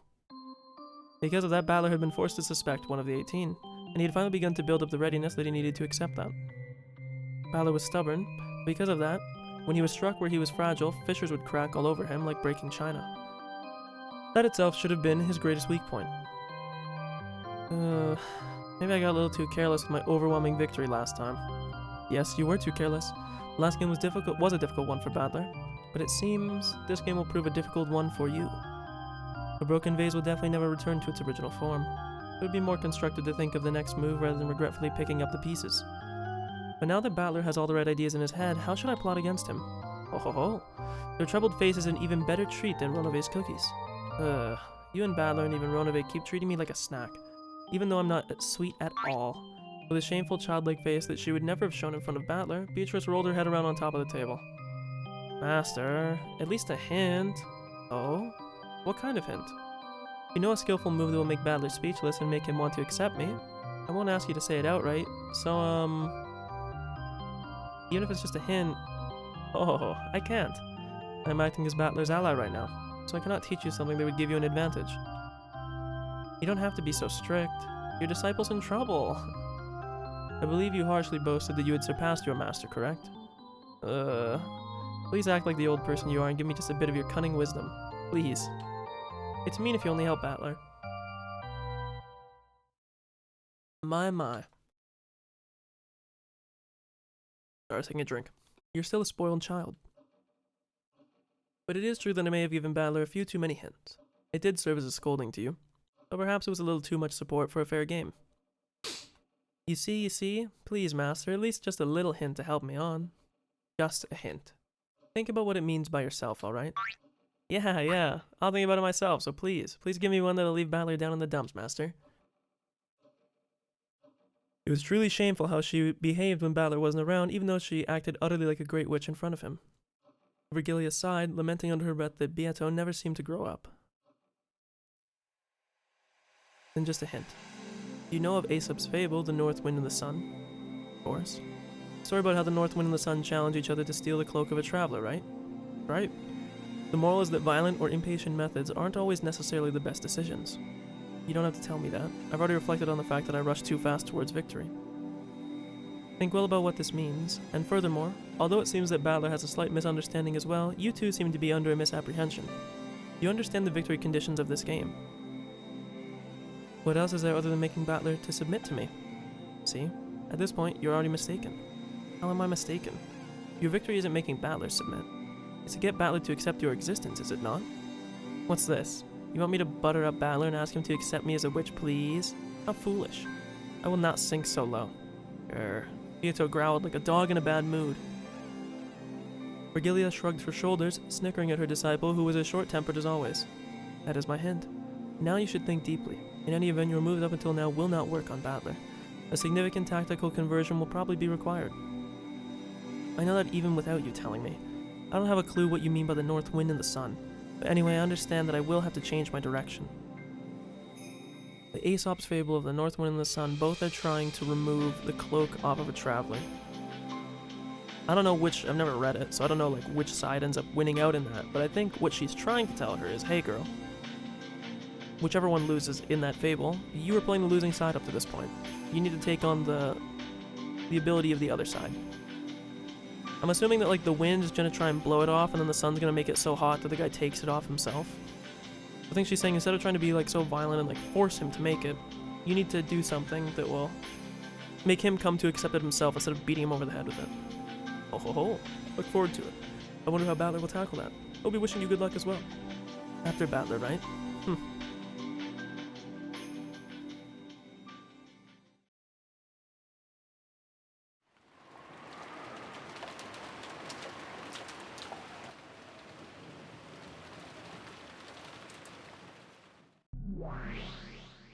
Oh, it's Ova. We haven't seen Ova in forever. Are you gonna give up and resign already? Also, for anybody that's uninitiated, Ova is just other Ava. But I just shortened it to Ova, in case you're wondering. If you're that tired, why not just go into a futon and sleep forever? As my consciousness grew vague and I pretended to fight my drowsiness, sinking deeper and deeper into the sofa, I scolded myself. I don't buy that this is just like an internal monologue. Don't you remember how much you dreamed about stealing the position of family head from Kraus? Even though I gave you that chance with my magic, you're already throwing it away? Okay, I said this before too, and I'll say it again. I'm like convinced that this is not like an internal monologue. I'm pretty sure this is like something Beatrice. It's literally Beatrice's face on Ava's body. You say that, but this riddle is really difficult.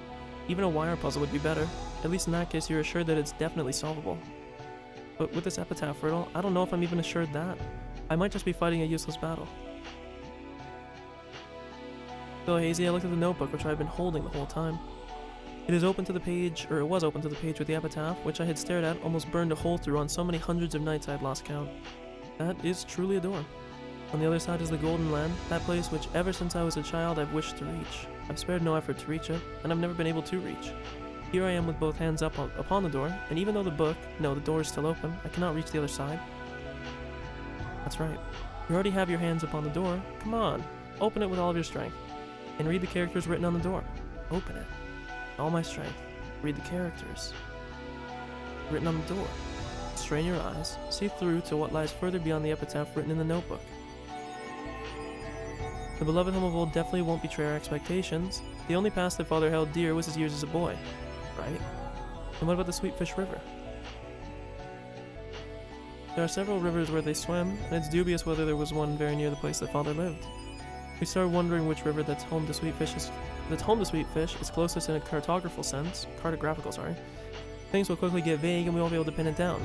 Didn't you say it yourself? You said it didn't have to be a river with water flowing down it. If the word Sweetfish is too complicated, why not forget it forever? Think of a river. A river. Linking it with a family tree wasn't a bad idea. Try thinking about how to link a river with something else along those lines.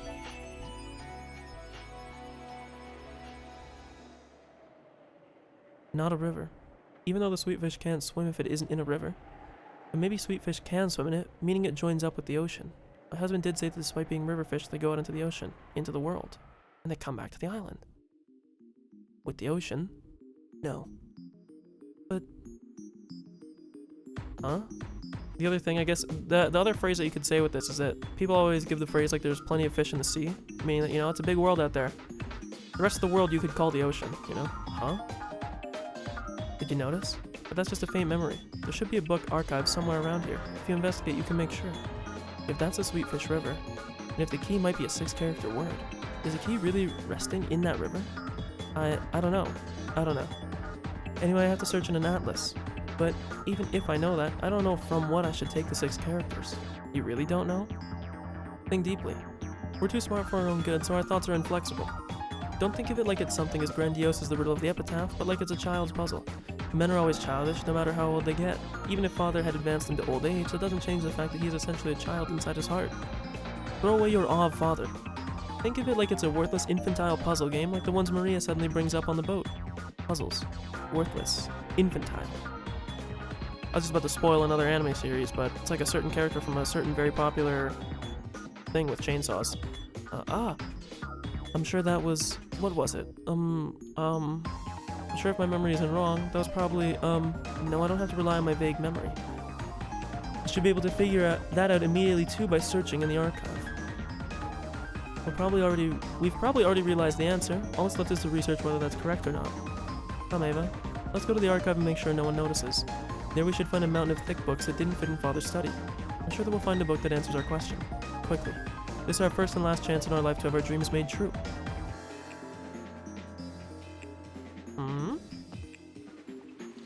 When Natsui tried to lay a blanket over her, Ava suddenly jumped up.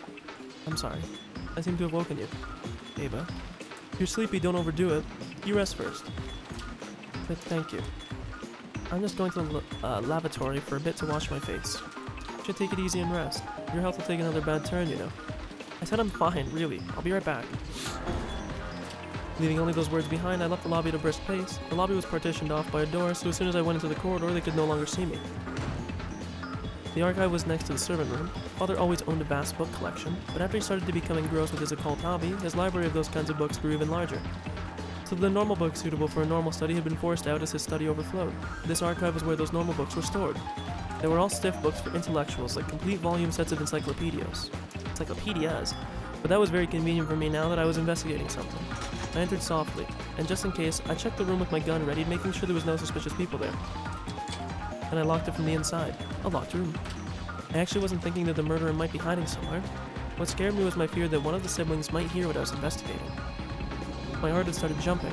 I had been half asleep until a short time ago, so I hadn't been able to realize how significant this thing I had realized was. But as I started to become aware, my heart started feeling like it was about to explode. I wonder if any of the other siblings have realized this. I don't think Kraus and Rudolph will realize, but I don't know about Kiri. She has extraordinary good intuition. And I don't know about Rosa either. Rosa's as dim as the others. She's always been, and ridiculously so. Really. I think she was wise enough to make you think she was dim so that she didn't earn herself unnecessary malice. Here it is.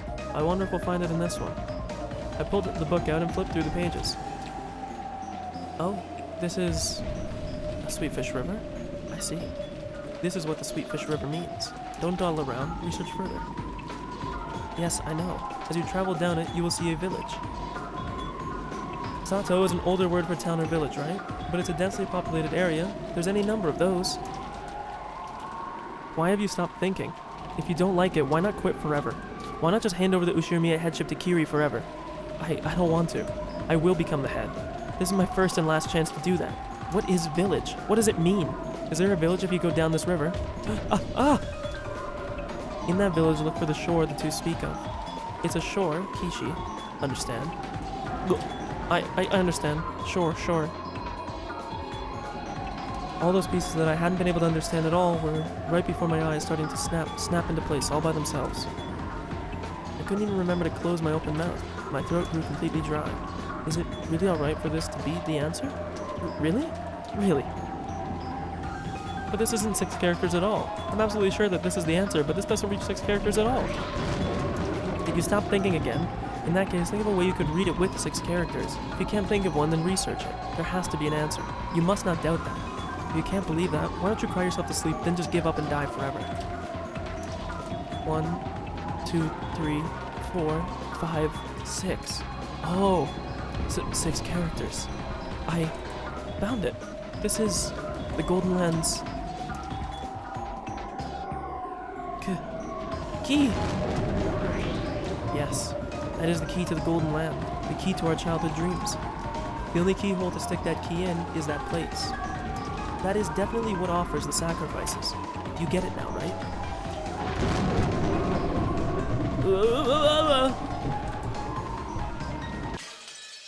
Okay, thank you for revealing it to me, Ava. I appreciate it.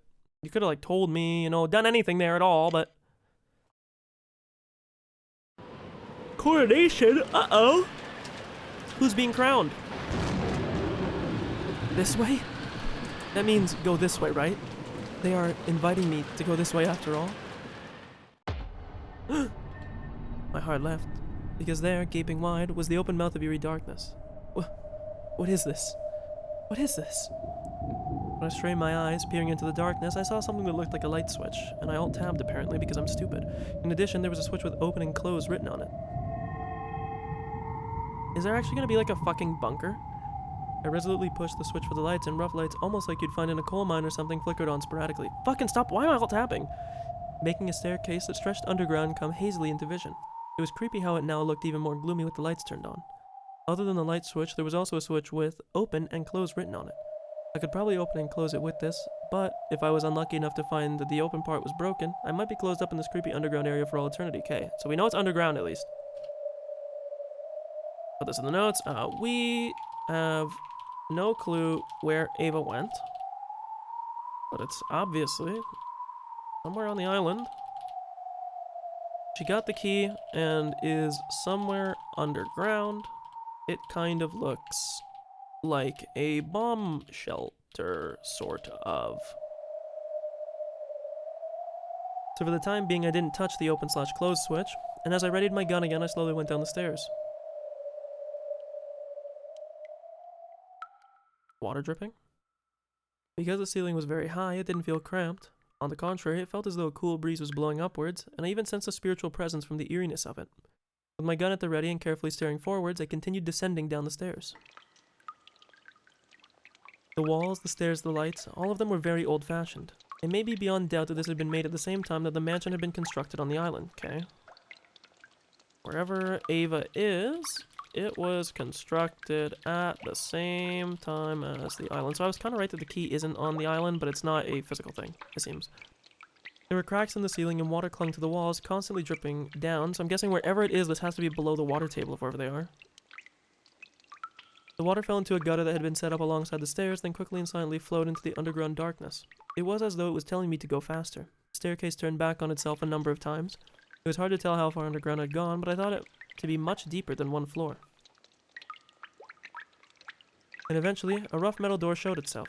This looks like a mine shaft. It looks like a mine shaft. What if all along this actually... Oh my god, wait, this is so stupid. 1 second. I'm gonna get a drink.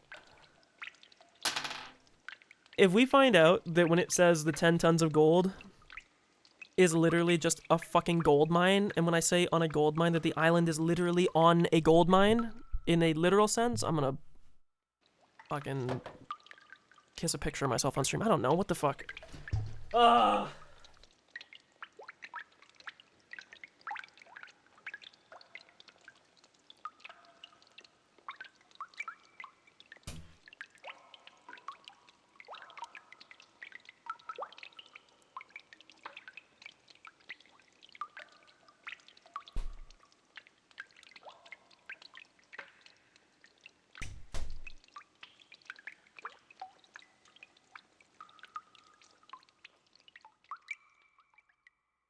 Okay, I'm back.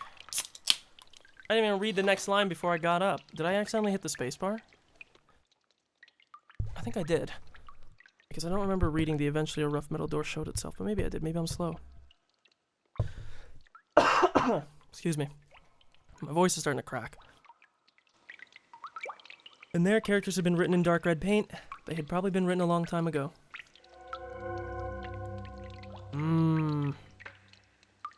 Okay.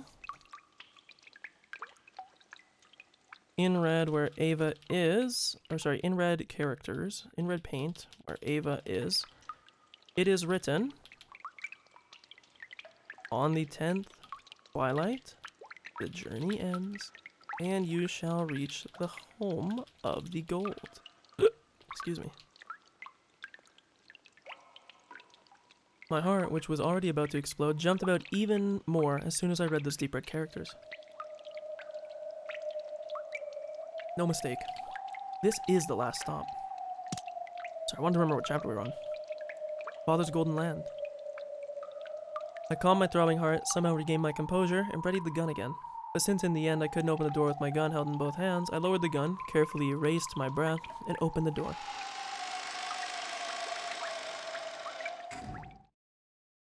Oh. Isn't this inside the... My first impression when I saw the room was to question whether it might have been connected to one of the rooms in the mansion. Yes, this place had exactly the same atmosphere about it as the forbidden VIP room on the second floor. But this was underground, so there were no windows. There was only the solemn light of a grand chandelier. But the quality of the interior, dimly lit by the faint light, was more than enough to take your breath away. Oh, it is very pretty. Oh, it's a lot of gold in the background, huh? A bed with a canopy and a rocking chair that looked like it would be very comfortable to sit in, an extravagant sofa and carpet. The room was like a dream every girl yearns for at least once. Also, I love this track. I think I've said this before at other times. This is like one of my favorite music tracks in the game.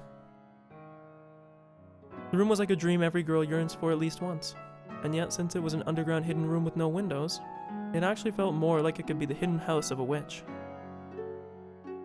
I had never swallowed the legends of Beatrice, Witch of the Forest. However, if you were shown this room, it certainly would become hard to doubt that she actually existed and had lived in here. Is someone there? Although I was dumbfounded by this room, I timidly kept my gun raised and searched the interior. And in the center of the room I found it.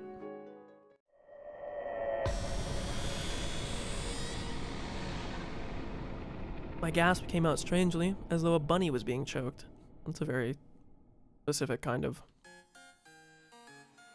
I mean, after finding something like this, no one would have any words other than that stupid voice. It's here. It's really here. Father's gold. On the opposite side of the canopy of the bed, it was piled up in a massive heap. A mountain of gold ingots. Of course, they weren't piled up carelessly in a way that would damage the dignity of this room. A beautiful scarlet satin weave was laid on the mountain of gold, creating a beautiful three-colored mix between the red, the gold, and the black of the deep darkness. It was as though when the witch slept on this bed, the gold would be a respectful chamberlain waiting on her. Nobly, refinedly, gracefully, beautifully. It was piled there with an imposing and yet ceremonious air. I tried to grab a single gold ingot and was surprised at its weight. It was probably about 10 kilograms. Again, more and more, I said this early on, and I say this again, every time I bring up this 10 kilogram figure, I just remember Jessica picking out the fact that, oh, well, imagine that the gold is in 10 kilogram denominations, and it's just like,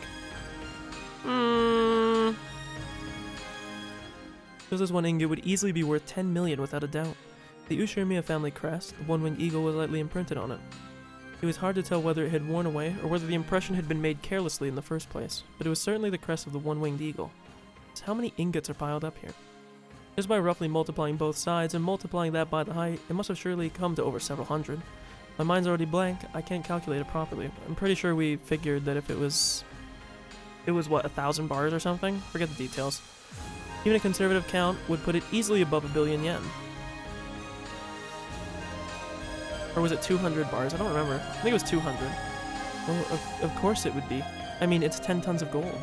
At the current value, it's worth more than 20 billion yen, or that's more than 20 billion yen of gold. I found it. Before anyone else, I found it. Yeah, but you didn't really solve it, did you? In front of the mountain of gold, I spread my arms and looked up at the ceiling. A laugh without a trace of dignity flowed out from my entire body. I had no intention at all of laughing in such a weird way, but I just couldn't hold back the happy feeling that flowed throughout my entire body. That older brother of mine probably wouldn't accept his loss just because I had found this gold, but from now on there would be no changing the fact that I had been the one to find the gold. To steal the headship of the family, I would still probably need some subtle tactics, and after everything I've gone through until now, that's a completely trivial problem. I mean, the other thing too, though, watch Ava get fucking murdered down here, because all this tells me right now is that there's somebody else that knows about the location of this. All this confirms to me is that, one, the gold is on the island, which makes sense.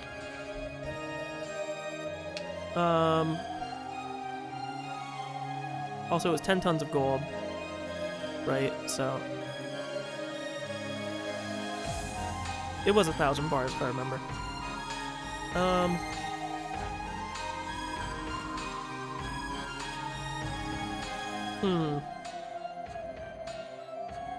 Okay. All I'm saying, the only thing this chapter has done is convince me more and more that the witch shit is total bullshit. But I did not mean to skip that. But after everything I've gone through until now, it's a completely trivial problem. Even if I lose out on the inheritance of the Ushirimiya family and everything, this 20 billion yen's worth of gold is now mine and mine alone. Ha ha ha ha ha.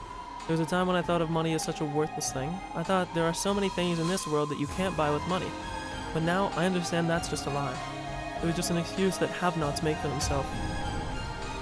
You're making a lot of noise, by the way. Like, if there was somebody else that was down here that knew about this location, Ava, they're gonna know that you're here. With this mountain of gold before me, I finally realized something so obvious. I can give birth to all the happiness in this world by melting this gold. With this money, my husband's company's fine. We will always be happy as a family. I can even leave a vast amount of money to George. The rest of the relatives will eventually be ruined and disappear. At that time, George will use this gold and revive the Ushirimiya family's lost honor. Just like father did. There will be no room for anyone to argue then. George is the true successor of the Ushirimiya family. And then I got shot in the back of the head and I died. It happened. My wish was granted. The dream I have wished for ever since I was born into this world is Ushirimiya Eva has been granted completely in this very moment. My husband and I will be happy for all eternity, and I can also give my only son, George, eternal happiness. There's no way I'll waste it on foolish pleasures. My older brother has chewed up the Ushirimiya family, but George and I will revive it. And that means that we truly have succeeded the headship of the Ushirimiya family. I succeeded. I did it. Honey. George. Your mother, finally succeeded. After this, we won't be threatened by anyone. This will be the best part, where all of a sudden you see Rosa and she's like, Ch-ch-ch. Ava, so you found it too. Because it would be pretty funny, given that she was just shit-talking Ava and Kiri. Well, Kiri actually didn't shit-talk Kiri, she just shit-talked Rosa. That's right, after this, never again will we be smothered by sad nights. Congratulations, me. Congratulations, Ushirimiya Ava. Right here, right now, the sad half of our life has had its heart's desires granted. It's all thanks to you. I was blessed with this chance because of your magic. Because of that chance, I was able to make it here. Thank you. My magic couldn't have been granted if we both didn't believe in each other. But it isn't just the power of my magic, this is our victory. So congratulations. Us. Thank you, me. Thank you, Ushirimiya Ava. I'm so glad I didn't give in before now. There's no way this chapter just ends happy, by the way. I'm so happy. I'm so glad I didn't drown in sorrow and forget to keep struggling. This is my magic. Our magic. Your magic was the real thing. Beatrice, the Witch of the Forest, is nothing more than an illusion. You are the real witch who can use real magic. That's right. Right now, you are the Golden Witch, Beatrice. Hey man, I did have a theory early on that Beatrice was a different person every time, depending on who figured it out. You know, maybe I'm just throwing out every opportunity to try and capture all possibilities. Ava decided to leave that place for the time being, and when she climbed the stairs again trying to leave the secret place, she saw a creepy swaying human shadow blocking her path, and her dreamlike state was blown away. Who's there? For an instant, she believed that the true master of this room, the real Beatrice, had appeared. It seemed that the other person was also holding a gun. The two of them were pointing guns at each other, and eventually they each realized who the other was. Gotta be Rosa, because it's— I fucking knew it, because it had to be a sibling, because Kiri didn't have a gun. Nei-san, what are you doing in a place like this? Could ask you the same. What business do you have in a place such as this? I shouldn't have given you that hint, Nei-san. If I hadn't, I definitely would have been the first to reach this place. Too bad. Even though Rosa knew where the staircase went, and what was waiting ahead of her. That's rich. Coming from someone who arrived here after me. I racked my brain too much over the Sweetfish River. The Sweetfish part didn't really matter that much at all, did it? That isn't true. It was an excellent hint if you ask me. Well, of course, maybe there was no need for it to be sweetfish. When I heard that sweetfish are fish that go out into the sea, I was able to figure it out. What is inside? Why not see with your own eyes? It definitely won't betray your expectations. Don't be afraid, Nei-san. I never had any interest in who became the head. I don't even care about the Ushirimiya family name. Honestly, Kraus always did throw his weight around, saying that he was going to be the head. I actually feel good about you stealing the position from him. You serious? Of course. I'm the outsider of the Ushirimiya siblings. Even if father had named me as the next head, there's no way my brothers would accept that. I try not to have such naive dreams. Let me see too, the proof of your victory, Nei-san. As long as I receive the proper portion that we agreed upon as siblings, I plan to actively accept you as the true victor in this game. If you shot me, then you would have this gold all to yourself, right? The same for you. If you shot me, this gold would all be yours. For a tense while, the sisters pointed their guns at each other. Eventually, after they sized up the glint in the other's eyes, they lowered their guns. And then they both quickly fucking quick-drawed like it was a western. Eva removed her finger from the trigger and held the gun upside down. It was a position that she couldn't quickly shoot from. When she saw that, Rosa held hers the same way. Quick draw! That's right. That plan of shooting the other and having all the gold to ourselves is fascinating for both of us. But if one of us suddenly disappeared on this island while it's isolated by the typhoon, there would be a huge uproar. If we hid the corpse here, it probably wouldn't be found easily, but that isn't for certain. No matter how many billion yens worth of gold is on the line, it isn't worth the risk of committing murder. In the end, that would become a weakness for Kraus and the others to squeeze all the money out of us with. I agree. Considering that Nissan or Rudolph could have been the one to show up here, it may have been a blessing in disguise that it was you. I trust you the most of all the siblings. Thank you. I also trust you the most of the siblings, Nissan. She knew she was lying on that shit. I want to see the gold too. Do you? Now I also want to see it again. Even though I saw it with my own eyes, it still doesn't feel real. Unless I see it together with you and check once more that it actually exists, it feels like the gold will turn to fog and disappear. They go down and it's not there. Ava started descending the staircase once more, however she didn't carelessly expose her back to Rosa. Likewise, even at a glance it looked like Rosa had lowered her guard, she definitely didn't show any sign of carelessness.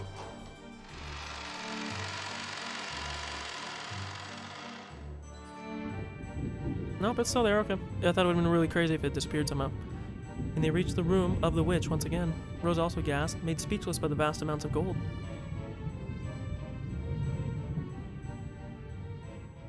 I kind of doubt that one of them is not going to kill the other. Rose and Ava walked absent-mindedly through the rose garden. They had left the guest house secretly, so they had to be careful when they returned as well. They had to regain their sense of tension soon. So the funny thing is, it's obviously somewhere close to the mansion because it's within walking distance.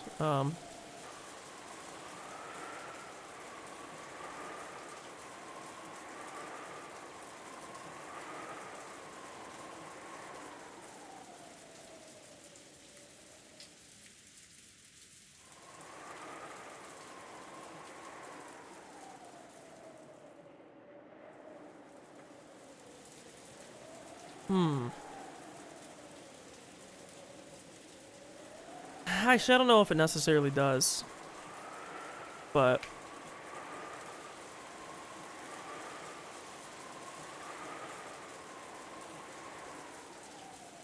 congratulations, Nason. Thank you. You decided it, didn't you? 50% goes to the bearer of the title of successor to the head. It sure did work out well for you. That doesn't refer to Kraus anymore. So your share is now 50% along with a quarter of the rest for a total of 12.5. Isn't that an incredible share? I'm satisfied with 2.5. Rudolph won't complain either. Kraus will probably be the only one to complain. Yeah, you're right. After all, Nissan is the practical manager of Rokenjima, and since the gold was on these premises, even though I was the first to discover it, things might get complicated if I don't handle it skillfully. It won't get complicated. We covered this and every other eventuality in excruciating detail in last night's discussion, didn't we? I wonder if it will really go that smoothly. I've already completely gotten over my excitement. How we regulate everything from here on is the real problem.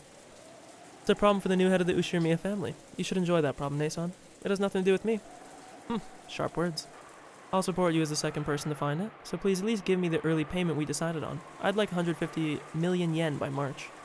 Yes, that's fine. If you can support me, I can graciously pay you that much. I am not Nissan. Anyway, why don't we go and shock Nissan and the others? Even if we cover up the actual location, I want to see Kraus's shocked face as soon as I can. Wait a second, Rosa. Wait a while before telling everyone about it. Huh? Why?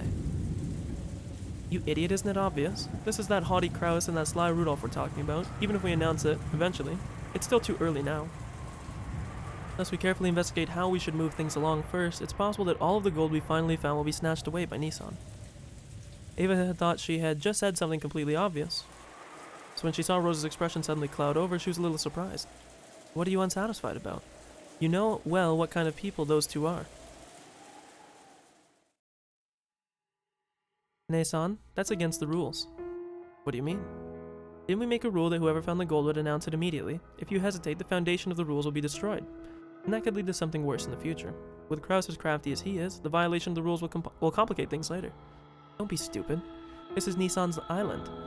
And that gold just now wasn't cash. We're talking about the liquidation of a vast 10-ton mountain, you know. It will take a significant amount of time to carry it off and turn it into cash, and that will only work in Nissan's favor since he has practical control over this island. Don't you even realize that? I don't like searching each other for our weaknesses like that. I just want to clearly lock in my 2.5 billion portion. Of course, if you were to give me 2.5 billion in cash right now, whatever you did next would be up to you, but until I have my share in my own pocket, I will follow the siblings' rules. You're so naive. You don't understand Nissan's craftiness at all. It wasn't that Rosa didn't understand the craftiness of her older siblings. In that sense, Rosa more or less understood Ava's caution. If anything, I think she understands it better than anybody. But, hey, what do I know? But in her heart, she couldn't clear away her even greater suspicion that Ava Yep, that's exactly what I was about to say. She wants to keep it a secret so she can fucking knock everybody off. because she knew that Ava was at least as crafty as her other siblings, if not more. In other words, by quickly informing the siblings of the gold's discovery, Rosa wanted to put a stop to any chance Ava had to keep the gold all to herself. Wouldn't it be funny if the servants knew all along, they just didn't solve it, you know? Rosa, sorry, but at least listen to me this once. Are you saying that if I don't listen to you, what you say, you won't be able to prepare the 150 million? That isn't the way I wanted to say it, but if you really need that money, it's more realistic to support me. If you talk to Nissan and Rudolph, even that natural portion of yours might disappear. You don't want that, do you? Oh! For a while, a severe expression that she had never shown to her sister before rose to Rosa's face. There wasn't even a trace of her restraint as a younger sister. There was just the ruthlessness. No, the seriousness of a single human arguing about a vast sum of wealth. Ava made light of it, chuckling. Dear me, a frightful murder's just taken place and the culprit still may be on this island. How careless we must be to stand around here talking like this. I'm sure it's just the servants' farce. No murder ever occurred on this island. Oh? So you really do think that? It can be clearly explained by the manner of the 6 deaths. The locked room involving those 6 definitely couldn't be created by a crime from the outside. Dr. Nanjo said they were all dead, but that was also a lie. This is all a complicated act that Father plotted. All the servants are just pretending to be dead. Murder never occurred in the first place. There's no way that there's a murderer prowling around. Huh. Surprised that you had noticed that. You looked fairly frightened, so I hadn't thought you realized that much. I'm a person who can read between the lines in that kind of situation. Thanks to you, I've been well trained. That's right. Before we realized that the servants had died, and the members of the Ushirimiya family had become the only ones on this island. And after Nanjo had proclaimed the death of the servants, and the relatives had begun to discuss the riddle of the epitaph, he had disappeared off upstairs as though he was in the way. Everything was an act to get us to challenge that epitaph, and that's exactly why you need to proclaim that you are the victor, Nason. There's no way that burnt corpse is really Father. He prepared a corpse with the right number of toes from somewhere and deliberately burned it in that horribly morbid way. I'm sure he's hiding somewhere, watching to see how we'll behave. I'm sure he already knows that you have reached the golden land, Nason. And that's why you should proclaim soon that you are the winner. I'm sure Father will appear out of nowhere and proclaim that you are his successor while clapping his hands. Well, still. I have to pester you for 150 million, so I can't work against you in anything. So you'll listen to what I say and be quiet about this to Nissan and the rest? Make your position clear, Rosa. I want to tell them, we just made that rule last night. We shouldn't just throw that away. Of course I will announce it in front of the siblings. However, I want to make very sure of the situation first. Carrying out 10 tons of gold, converting it into money, and distributing it fairly. Until I can affirm my ability to carry those out without Nissan getting in the way, I want some time to think. I only want to hold off my announcement until then. I'm definitely not keeping it secret because I want it all for myself. You'll definitely announce it to everyone sooner or later, right? Of course. Even I want to rub it in Nissan's face as soon as I can. About how much time will you need to think? I won't know that until I've thought about it. Would one night be enough? I can't promise you that it will take only one night.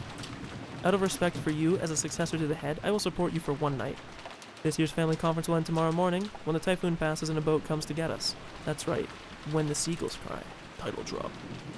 I will remain silent until then. I want to see if that actually reads as Umineko. I imagine that's what it means because it's what Higurashi was like, night cicadas. But when I searched up Umineko in a translator, that is not at all what it came out as. So, but we're gonna see what. 次期当主の姉さんに敬意を表して一晩は姉さんに協力するわ。今年の親族会議は台風が通り過ぎて船が迎えに来る明日の朝まで。そうね。海猫の鳴く頃にはお開きになる。 She title dropped it. She title dropped the game. I'm literally the picture of this soy dude pointing at the bakery window or whatever. Oh my god, they said the title. Okay, let's close this. If you think that you need more time to think after that, let's talk about it again at that time, alright? I will support your position. As much as possible. You really are cunning, aren't you? I'm surprised. Were you always this strong-willed? It's true that women become stronger when they have a child. I realized that in myself when I had Maria. Alright. I thank you for your cooperation for the time being. We can talk about tomorrow when it comes. That's right. I believe that you will be a fair-minded successor to the head who wouldn't even think of taking all the gold for herself. Isn't that obvious? I will split the gold evenly among the siblings as we agreed. Ooh. No way. I found this. Because we solved the riddle of the epitaph. So this gold's all mine. I won't give it up to anyone. I am the head of the Ushirimiya family. I am. In a loud voice, the witch inside Ava claimed exclusive possession of everything. See, perfect. Now I know that it is a witch, which I thought the entire time. Of course, it didn't come close to reaching Rosa's ears, and it probably didn't even reach Ava's either. I shall acknowledge that. You are the true head of the Ushirimiya family chosen by the witch's epitaph. Now, I shall acknowledge that upon my name.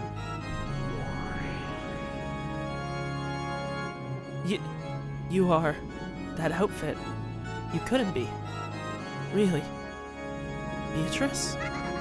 Maybe Beatrice was happy that Ava had called her by her own name. That Ova, excuse me, that's Ova, that's not Ava, that's Ova. She cackled pleasantly. In concert with that laugh, gold butterflies rose up as though a storm of gold dust had broken out in the room, and the room shone the color of gold. Indeed, I am the Golden Witch Beatrice. There is nothing that should frighten you so. I am praising your exploits. Truly excellent. Imagine that you would spectacularly solve that riddle of the epitaph. It is worthy of my admiration. You were the one who sent that letter, so I'll succeed all the gold in the Ushirimiya family inheritance, right? You wrote that in your letter, and I overcame that challenge. I shall acknowledge it. Now all this pile of gold and everything of the Ushirimiya family is for you to do with as you please. For as of this moment, you are already the Ushirimiya family head. Really? It's true, right? Right? Do not become agitated. I am openly praising you.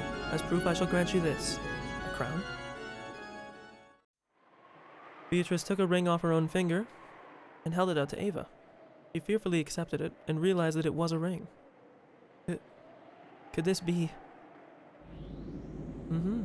It is a proof of the Ushirimiya family headship returned to me from Kinzo, the golden ring.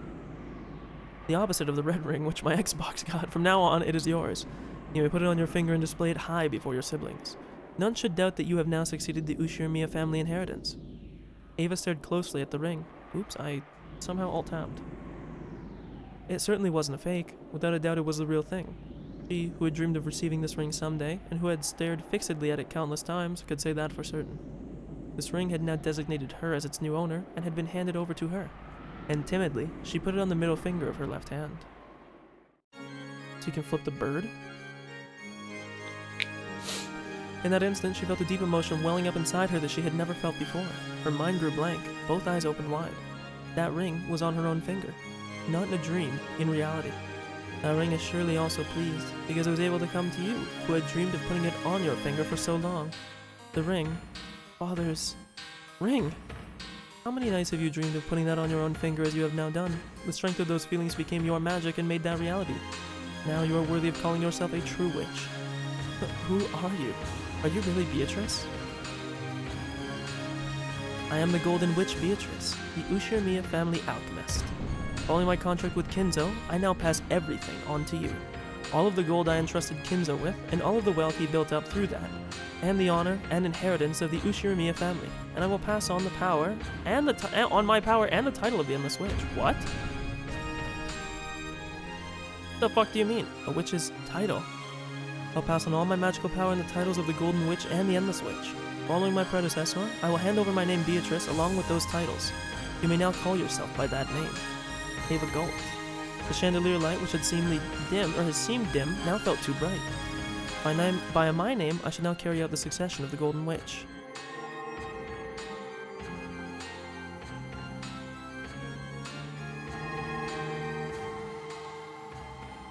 The instant that Beatrice made that proclamation, a golden brilliance buried everything, and changed into a majestic space that looked like a throne room. If the throne room there was a crowd of Beatrice's minions and brethren, as well as countless gold butterflies, celebrating this first succession ceremony in 1,000 years, and there was Beatrice in the golden throne that only the Endless Witch was permitted to sit in, holding a golden staff, reigning with a dazzling dignity. Without being ordered by anyone, Ava automatically kneeled, hanging her head. The goat attendant respectfully offered Beatrice a golden staff modeled after the one-winged eagle. After Beatrice stood up and received that staff, she laid the tip of it on Ava's shoulder and spoke. It was a proclamation 1,000 years in coming. Ushirimiya Ava, you have spectacularly solved the riddle of the witch's epitaph and reached this golden land. I praise that accomplishment. And hand over all the endless magic as well as the titles of the Golden and Endless Witch. From this point on, you may take my name, Beatrice. Raise your face. Then stand and accept this staff. Ava Beatrice. What the fuck? I am most grateful. What the fuck is happening right now?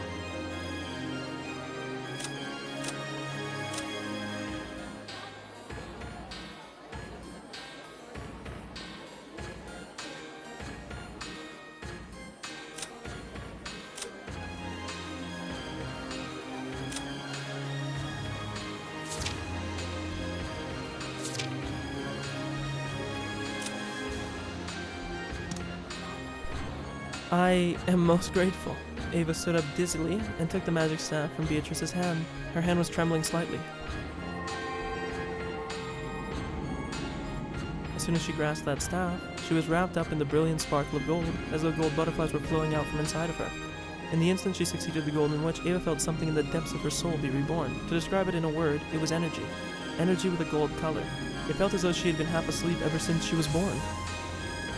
It felt as though and had now awoken for the first time in her life. I don't know why I thought it had continued. For the first time in her life, she felt her true eyes inside her eyes open.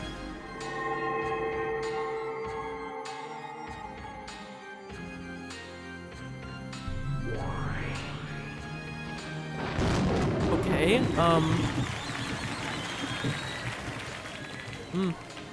a fitting and beautiful outfit for the Golden Witch. Come, show yourself to all these people. Show them that you are now the new witch. Ava, no, the new Beatrice, turned around timidly. When she did, the witch's minions, which filled the vast throne room, honored her with a wild applause that sounded like the roaring of the sea. Come, everyone. Replace all of the portraits of Beatrice with the new Beatrice. Offer up words of celebration for the new Beatrice. What the fuck is happening, man?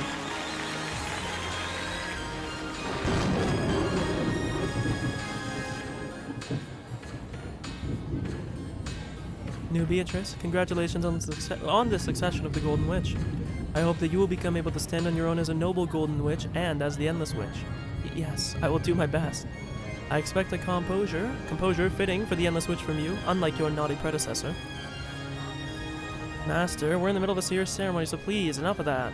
Mind you, this is what she was talking about, of like the move to make, to give up the title of witch to somebody else. She definitely has some plan to get it back. This is all part of Golden Beatrice, Middle Beatrice's plan. Congratulations on the succession of the Golden Witch, New Beatrice. I am called Ronove. I am one of the 72 demons permitted to serve the Golden Witch. From now on, I will always be at your service. This is like when, this is gonna be like a very odd reference, maybe a bit cringe, but this is like the equivalent of when, also spoilers for Death Note, but when Light gave up the Death Note, and he like purposely made the Gambit to lose his power and then eventually get it back. I think that's effectively what we're witnessing here. But from now on, I will always be at your service. If you are ever inconvenienced in the slightest, please let me know at once. Thank you. Ronove is rude but reliable. If you speak to this man of anything that confuses you in your new days as a witch, he should be able to help you. And predecessor Beatrice, it is a shame that I was not permitted to serve you further, even though we have finally been reunited like this. These last 1,000 years have been very entertaining for me. I deeply thank you. 1,000 years with you wasn't boring. Please take care of the new witch. Yes. If that is the final order of the predecessor, Beatrice. I, Ronove, shall... I don't know, because I skipped. Thank me, Kay. I signed as your reference for the succession of the witch, you know. But basically, if I hadn't signed, you wouldn't have been able to become the witch. So thank me a little, alright? This is the Witch of Certainty, Lady Lambda Delta. The recommendation of a witch from the Senate was required for your succession as an endless witch. Jesus, there's actually like a fucking... Lady Lambda Delta recommended you and became your guardian. Thanks. Hey, Beata, this kid isn't grateful enough. I want to stop recommending her. Being a reference is not a thing to take lightly. If you've signed, then you must take responsibility. Lady Lambda Delta is also the Witch of Certainty. The Witch of Certainty prefers to make fate firm, to create a fate of certainty. She took a great liking to your efforts up to today, and held them in the highest regard. Well, an unfortunate childhood, unrewarded effort, I can sympathize just a bit with those, that's all. Not like I felt sorry for you or anything, don't get so full of yourself. From my point of view, your succession, well, it's more of a coincidence than a miracle. You wouldn't have been worthy of my recommendation. This is Lady Berncastle. She is a very hard-to-please person. Still, you could say that just having her participate and celebrate is very fortunate. I only came because this is a rare event, unseen in 1,000 years, and I heard that there would be some delicious alcohol. New Beatrice, please allow us to greet you as well. I'm pleased to meet you. The 7 Sisters of Purgatory formed a line side by side. The eldest sister, Lucifer, took a step forward and kneeled. These are the furniture who served me. As a gift in celebration of your inheritance, I will send them to you. After you succeed the Golden Witch, you will need to perform the ritual for your own resurrection. Okay, I'm gonna put this in the notes. We'll call it, it's still Ova to me, okay?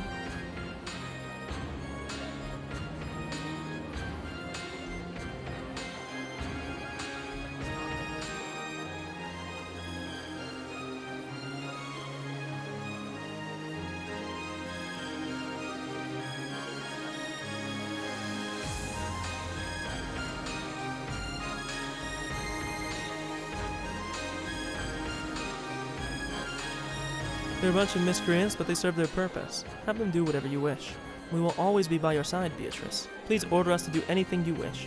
We will certainly show them that we can accomplish our task.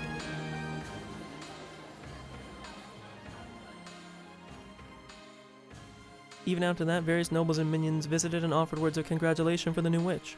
As she responded to them confusedly, she felt as though she was getting lightheaded due to lack of oxygen. She couldn't tell if this was something real or unreal, but there was just one thing she could understand: the feeling of achievement of being permitted to call herself the Golden Witch, and that alone was a truth she could definitely understand.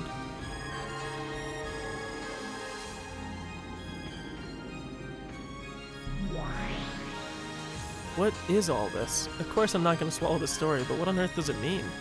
Auntie Ava is the new Beatrice. Are you saying she's become a witch? What the hell? I am also surprised. Imagine that someone would be able to solve that riddle. However, that is the rule. I must follow it and pass on the position of the Golden Witch and my name. It is hardly something to be surprised about. Milady wrote that rule in a letter and announced it at the beginning. Ava was the first to be successful. That is all there is to say. Virgilia, are you there? Yes, here I am. What does this farce mean? Even if this depiction of strange witches showing up one after another is some of her bullshit, isn't this like Auntie Ava has become a witch? Calm yourself. She simply received the title of Golden Witch and might call herself that in the future. This succession ceremony is, without doubt, nothing more than that performed according to that child's interpretation. Don't fall for the same move again. That's right. The whole grand ceremony was all phony. But it's at least the fact that Auntie Ava solved the riddle of the epitaph. And at the same time, that also means that she inherited the Ushirimiya family headship. And by obtaining 10 tons of gold, it means that Auntie Ava might as well call herself the Golden Witch. Is that it? Damn, making things as complicated as ever. Dear me.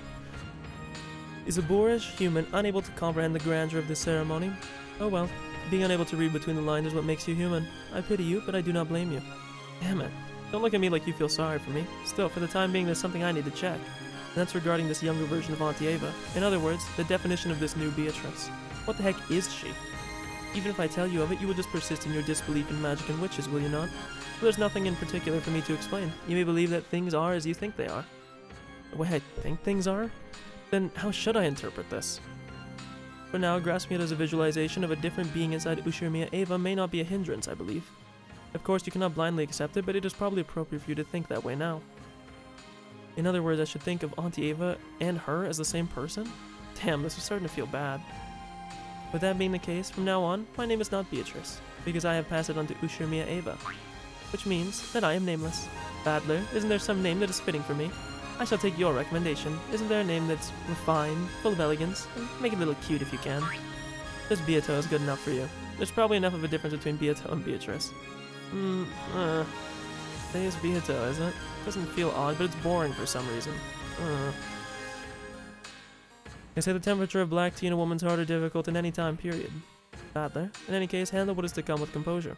Compared to when this child was Beatrice, now that we can tell her apart from Ushirimiya Ava, the situation is advantageous to us. In any case, handle what is to come compared to when this child was Beatrice. So when she's saying when this one that's like the Beatrice that we know had the title, now that we can tell her apart from Ushirimiya Ava, the situation is advantageous to us. Is this just saying that there's another person? This just means there's somebody else that has like okay, wait, so if I view this,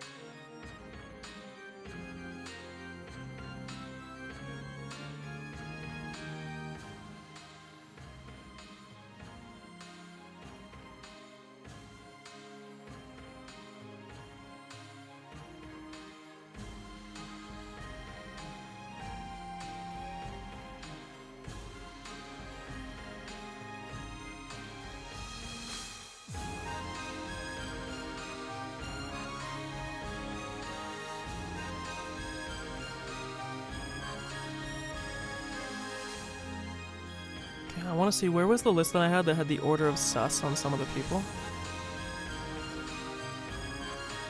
It was in this stream. Here. I had it like this. Now if I go back to the bottom...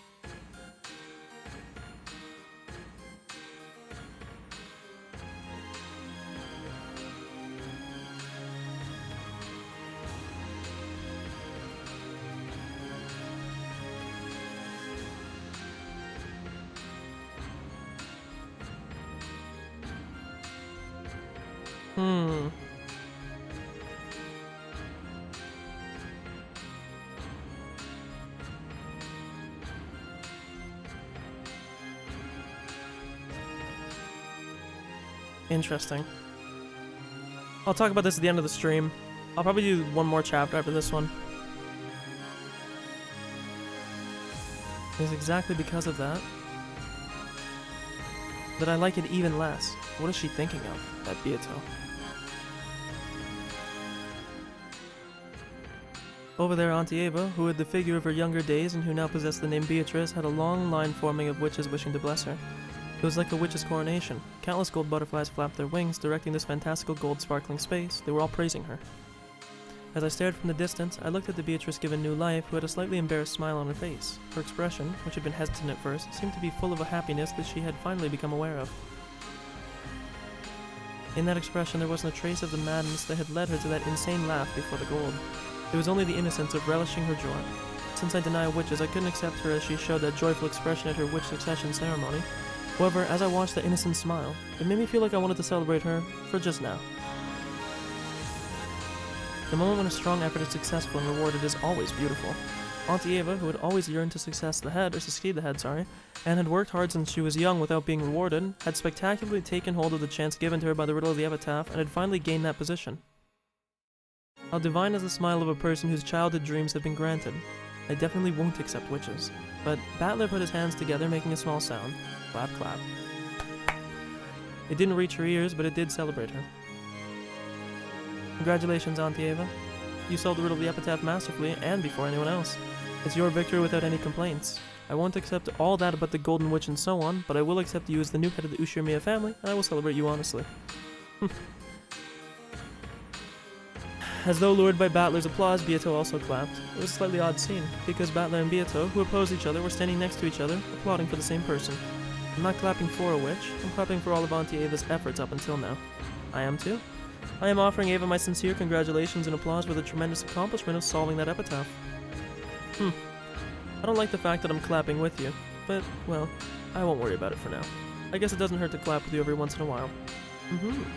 It isn't bad once in a while. Still, it is fun to applaud. Even though it was Ava who achieved it and not me, for some reason I'm starting to feel happy too. That's because celebrating someone means the same thing as emphasizing with their joy and sharing in it. I see. Then I must be sharing this irrational happy feeling with you. Since we are a pair of enemies trying to make each other submit, it is not experience. Well, just for now, let's have a truce and clap, alright? Beato laughed impishly, playing around and applauding even louder, as though eagerly trying not to lose to Battler as she clapped. Battler went along with her and clapped even louder. And when he did, as though he had ended some kind of ceremony, everyone present put their hands together in loud applause and highly praised the newly born Beatrice. It was just as though Battler and Beato's applause had been the final thing needed for her succession.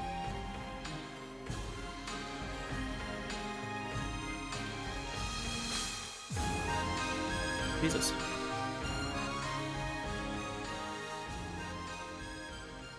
Didn't this basically tell us then that we got a ton of info out of that chapter?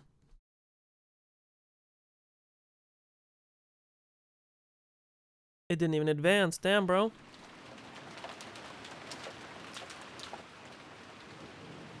Rosa returned to the lobby. It was still her time to rest, but her expression made it look as though she couldn't sleep deeply with all this tension. You have to force yourself to lie down. It'll get tough for you later on at this rate. Thanks for caring. I just can't sleep. I went and took a shower at least, so that will be enough. The next person can rest. What about you two, Kiri? Rudolph? What will we do, Rudolph? Will we rest? You can rest if you want. I'll stay awake. The only manly thing I can do right now. Then I'll stay awake. Staying awake with my husband is the only womanly thing I can do right now. You two truly are close. As are you two. Seems that Ava and Hideyoshi are out cold. It appears as though, unlike Rosa, they can't fight against their age.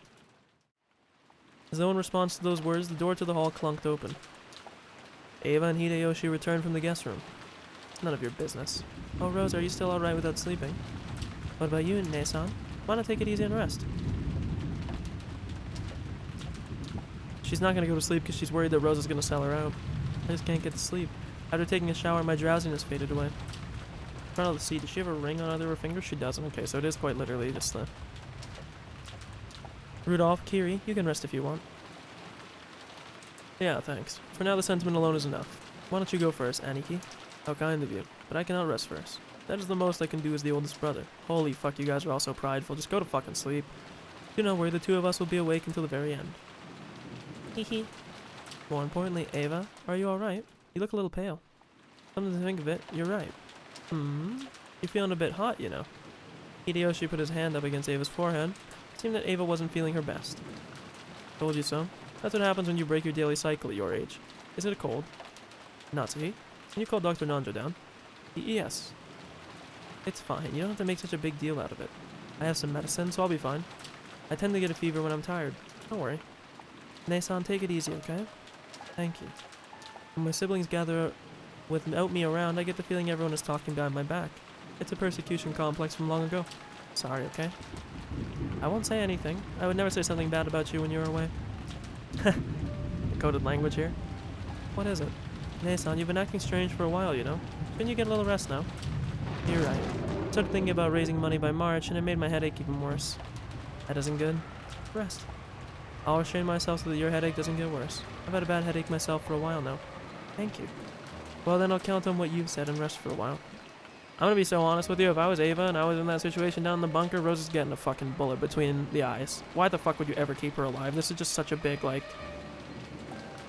The problem is, I guess, is it would tie you directly to an alibi. You were the only two that was missing out of the group, so it's like, it's pretty bad in that regard, but man, I don't know, I feel like you worry about that later. They're never gonna find the body, right?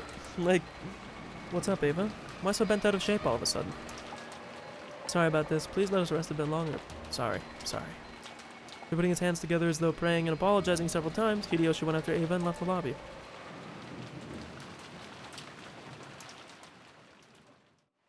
I don't like this atmosphere. Everything's so strained. It's no surprise. There was a murder early this morning. Since then we've been eating canned food and holding guns. I mean, bro, how much do you guys need to fucking eat? I know some people eat a lot. I eat like, my nose is starting to get a bit stuffed. I'm gonna take some sinus medication, but how much do you need to eat? If I can eat like once or twice a day. Usually just once, but I guess when you're rich, you really work up a big appetite from sitting around on your fucking ass all day and doing nothing. 1 second.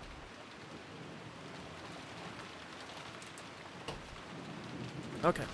And since then we've been eating canned food and holding guns, it's natural that we would start to build up stress. I wonder if the kids up there have also built up stress. I'm worried about Maria. She tends to get irritable in times like this. Just then they heard the sound of wild footsteps from upstairs. The guest house wasn't a cheap building, so if they had been any normal footstep, there was no way they would have heard them.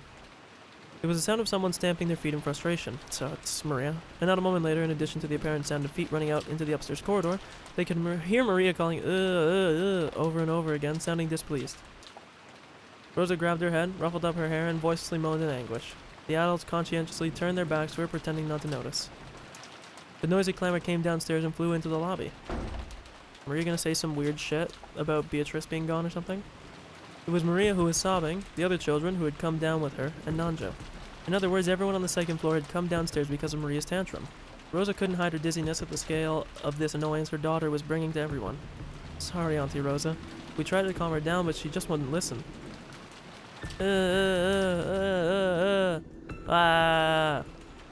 What is it, Maria? Could you be a little more quiet? Everyone's looking. Is that Rose of hers from the rose garden? Or is that Rose? She suddenly started saying that she was worried about it. I think she's half asleep. She suddenly woke up and started going on about how worried she was for that rose. Maria, calm down. That was just a dream. That was Beatrice and my rose. So if I don't take care of it, Beatrice will get mad at me. It might be broken again. Listen, I'm telling you to quiet down a bit, alright? The children were taken aback by the sudden rise in the tone of Rosa's voice. But Maria's crying just grew louder, and her tantrum just grew fiercer. Rosa, you mustn't scold a child so bluntly without attending to what they say. In times like this, it's good to give them some warm milk or something, says Nanjo with his, fourth line of the fucking entire episode. Is there any here? The milk we served in place of breakfast earlier was last. Bro, she's 9 years old. And you're saying she needs milk. Let's calm down here. Doesn't anyone have a sedative to use on kids? You know those silver pill things? Of course I do. Yes, I'll search for them now and make her take them. Is this a thing? Just fucking dosing your kid on, something to knock him out? Here, take this Benadryl. Without hiding her displeasure, Rosa grabbed her handbag that she had placed on the sofa and fished around for the medicine. It seemed that she had brought some child-use sedatives. This is this a- I'm googling this. There's no way this is a weird thing. Real thing. Child-use sedative.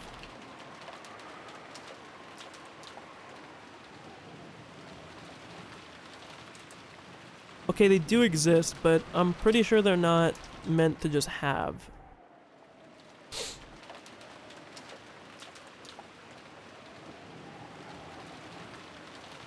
Yeah, this is for anesthesia. So they're just giving her a fucking... Okay. She found it and tipped the bottle into her palm, but it seemed to be empty. Irritated, Rosa shook the bottle several times, but that didn't change the fact that nothing was in there.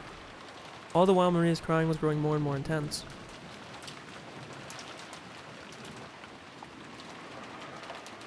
Girl's just pulling out an IV, and she's like, okay, let's do this. We're dosing Maria on Fent, and she's going to sleep. Meanwhile, Ava was lying in bed, covered by the bedding. Hideyoshi returned from the washroom, holding a handkerchief soaked in water. My, this is one nasty fever. I'm sure it's the poisonous air at this family conference that got you.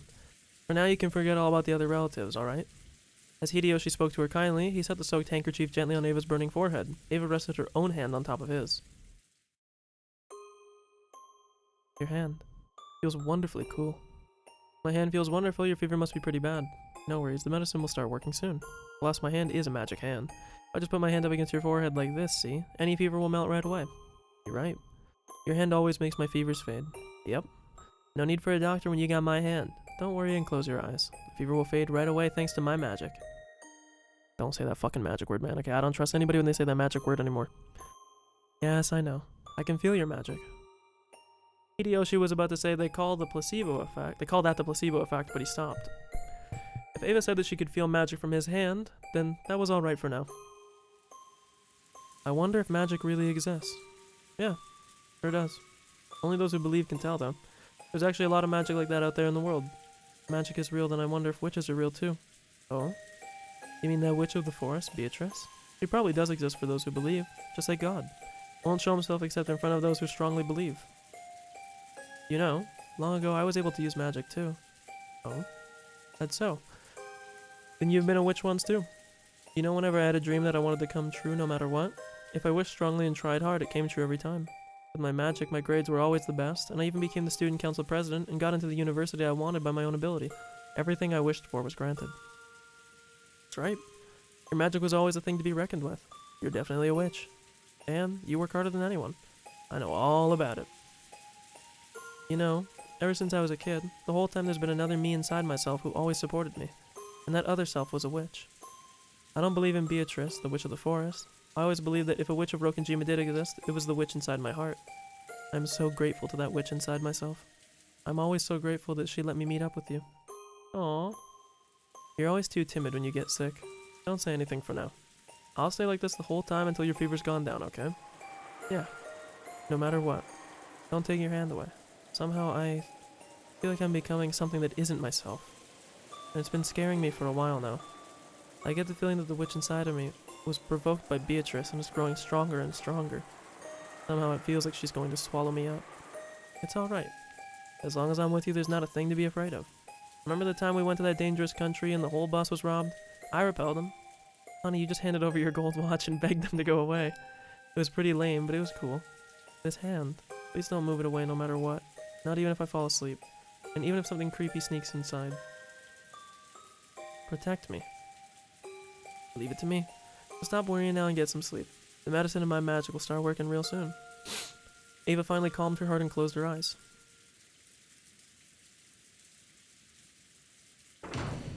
Just then there was the sound of a door being opened violently from the direction of the lobby. It seemed that Maria was having a tantrum and screams of "ugh" could be heard, along with Rosa's rebuking yells. It was probably very annoying to listen to, or maybe it was taking a toll on her headache. Ava moaned as though in pain and buried herself in the covers. It was easy to guess what was happening. Maria had probably had a tantrum for some reason, gone down to the lobby, and when Rosa scolded her for it, they had started arguing. And then the looks of the rest of the family had been too much to bear, so Rosa had taken Maria out into the corridor. Hideyoshi had no desire to interfere with Rosa and Marie's problems, but just for now, since Ava's condition was so bad, he wanted them to take their ruckus somewhere else. Wait just a second. I'll go ask them to keep it down. Come back quickly. Don't worry, I won't leave this room. The second he removes his hand. Hideyoshi removed the chain, opened the door, and stuck his face out into the corridor. He immediately met Rosa's gaze. Everything alright, Rosa? I'm sorry, did all this noise wake you up? Maria, sorry. Auntie Ava isn't feeling well and she's trying to sleep. Could you quiet down a smidgen? Maria's tone didn't change after being asked by Hideyoshi. She kept whining and repeating, my rose, my rose. Rosa slapped Maria's cheek, lifted her up while covering her mouth, and carried her off towards the entrance, trying to at least put some distance between her and Hideyoshi's room. They would still probably be clamorous for a while yet, but he had at least warned her. Hoping that Rosa would show her capabilities as a mother, Hideyoshi closed the door. Maria crying again? Looks like it. It's tough for Rosa too. When you think about that, our George is almost too good to be true. We should be grateful. You're right. Hand. Oh, sorry. Here you go, it's the magic hand. He put his hand on Ava's forehead again. Maybe there really was magical power in that hand. A really peaceful look rose to Ava's face, and bit by bit she began to drift off into the land of sleep. As he had promised, Hideyoshi kept his hand on her forehead. Okay, Hideyoshi, I see you.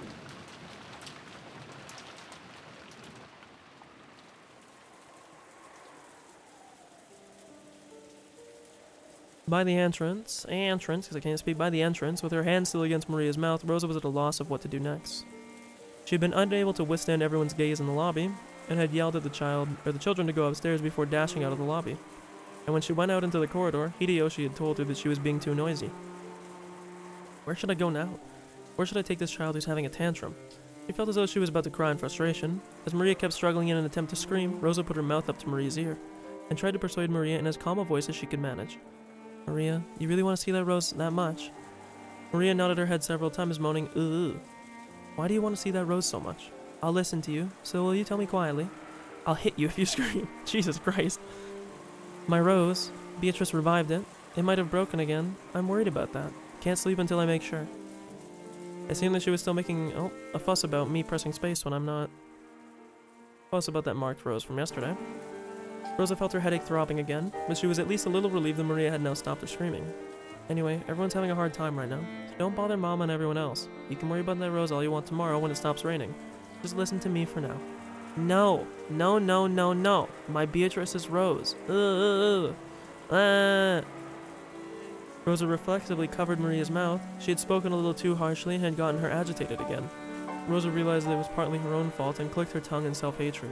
But Maria thought that was directed at her, and her crying grew even fiercer. I'm begging you, be quiet. What can I do to make you stop crying? What should I do to make you listen to what your mama says? Abruptly, Maria stopped crying unnaturally fast. Then she turned around and muttered, if I can see my rose, I'll be quiet until tomorrow. Really? Yeah? If we go to the rose garden and see my rose, I'll behave. A little bit odd there, Miss Maria, but I mean it, Mama.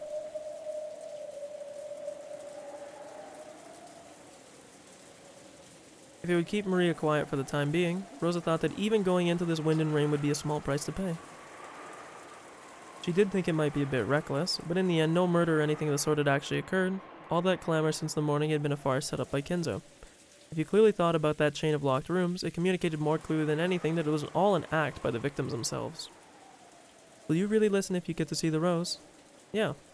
I mean it, Mama. Hehehe. Ow. Rosa didn't overlook that creepy laugh, and lightly hit Maria with her fist. And she shrugged as though giving up. Fine. You have one look and be satisfied. Understand? Yes, Mama. I promise. Okay. Once again, Rosa tested the weight of her gun. It's alright. It's only a farce. There was never a murderer on this island in the first place. Damn it, wait, Auntie Rosa. Are Auntie Rosa and Maria the sacrifices for the second Twilight? Damn it, damn it, damn it, someone noticed them. Tell them to stop. What are those guys in the living room and us kids doing? They're being considerate of Rosa's pitiful relationship with her daughter and are forcibly changing the subject. The group you are in went upstairs and they're talking about something else while watching TV. God damn it, someone noticed them. Who's the closest? Is it Uncle Hideyoshi? Please notice that the two are leaving through the front door. Ah! It won't reach. It won't reach. Don't disturb their precious time together. Hideyoshi kept talking kindly, his hand on Ava's forehead. He didn't notice that Rosa and Maria were going outside through the front door at all. In that case, there was no way the others in the lobby, which was even further away, would notice either. And the cousin's room upstairs was even worse. Why are you so panicked? On the first Twilight, didn't you defeat me with that bold move, saying that the culprit died in an accident on the first Twilight? Well, but no, because now it passed over. Also, we don't know if, it doesn't necessarily have to be that there's one culprit the whole time. We talked about this earlier, it's very possible that the Twilights are like, not that they're like entirely unrelated, but they might pass over. And now that we know that if somebody finds it, they could pass it over to someone else. There's also the possibility that people are just fucking killing each other. And it has nothing to do with the Twilights, but... Doesn't that mean that there's no longer a culprit on this island? What is there to be so worried about? Shut up, I can see right through you. Someone stop them, those two will be killed. Someone stop them,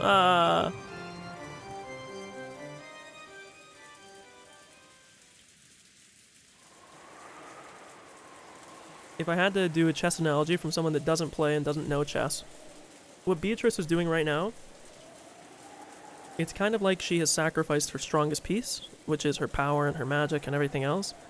And even though she sacrificed it and given it up, she's still in a position where the board state is advantageous, so she's okay to give up that piece. I'm sure that there's some positions in chess where sacking your queen, even if it might look stupid from the outside, is like the most correct play, you know? There was no way the Battler's voiceless scream would reach Rosa or Maria. The two of them could be seen in the rose garden. The rain was still awful, but fortunately the wind had died down a little. No, maybe that wasn't fortunate, because if the wind had been a little fiercer, Rosa would surely have hesitated to go outside.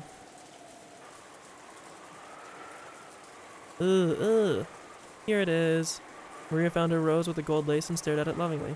Rosa had accepted with promise that Maria would only have one look at it, but she didn't want Maria to complain that it hadn't been enough later on, so she decided to go along with her until she was satisfied. She believed that there wasn't a culprit, but if by any chance she was mistaken, they were now in an extremely dangerous position. Rosa realized that faintly herself. If things got bad, she would throw away her umbrella and ready her gun. Keeping their innocently rejoicing Maria in the corner of her eye, Rosa gazed warily in all directions. Were her eyes just tired? Even though no one should have been there, she thought she saw something glitter in the dark rose garden with all its wind and rain. Gold-colored. It had to be her imagination, because to Rosa it seemed as though gold butterflies were dancing through the rose bushes.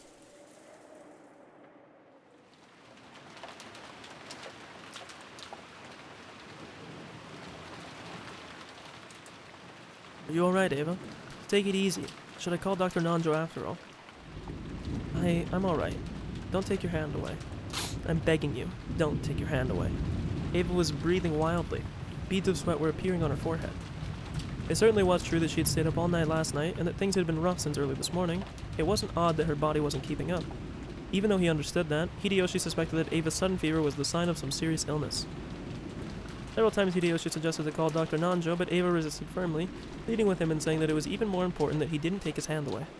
I understand, but you've got to have Dr. Nanjo look at you by lunchtime. If you can promise me that, I'll stay here the whole time gripping your hand. Tightly, like this. Thank you. I'm fine. The magic of your hand will definitely make the fever subside. Even as she said that, Ava's harsh breathing didn't improve in the slightest. Don't let go. Don't let go.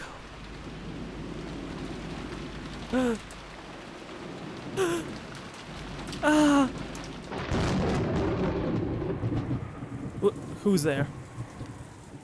She saw an umbrella moving from beyond the rosebush. Rosa threw away her umbrella and wildly lifted her gun, and when she did, the figure beyond the bush showed itself. Auntie Ava? Question mark. You scared me. So it was you, Nason. Do you have some business? Do you want to continue our earlier discussion? Yes, that's right. Our discussion about Father's gold. Please restrain yourself in front of Maria. I've been keeping my promise, okay? I won't get in the way of your scheming. Scheming? What's that? Whatever you're thinking, that's up to you. I have no desire to get in the way. So please, not in front of Maria. As long as I get my share, that will be enough. Your share? Ava started laughing in a creepy voice. Rosa was startled, but Maria stared blankly. Then Maria said just one thing. Beatrice.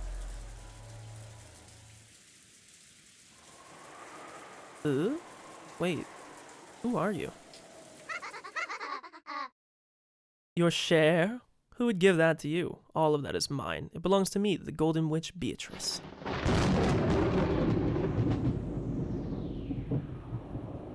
Oh, this is so fucking weird.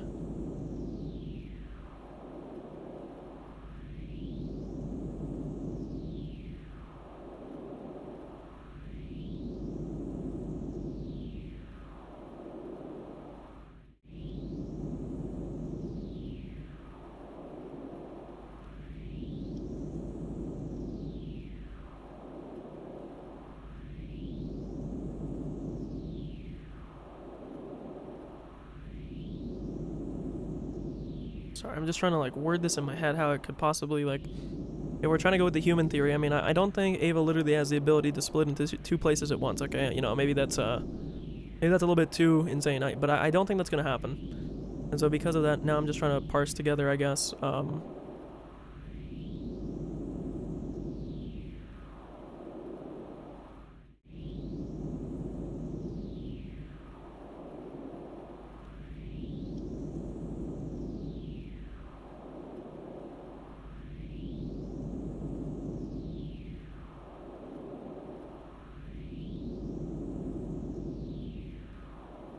okay. Ava, are you alright, Ava? Ava! Ava! Hold on, don't let go, so I don't get taken away by someone who isn't me. Keep holding on to my hand. Don't let go.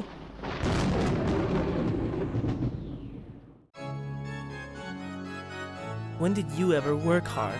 You never worked hard for anything. You were always hiding in our shadows. You always ran about from shadow to shadow without fighting, and yet you really think you're qualified to ask me for the Ushirimiya family gold? All of that is mine. It's all mine, and mine alone, as the head of the Ushirimiya family and the new Golden Witch, successor to the name of Beatrice. Beatrice? It's Beatrice! Mama, Beatrice! Frolicking around, Maria jumped at her mother in ecstasy. Rosa treated Maria cold-heartedly and raised her gun high. You're Nason, right?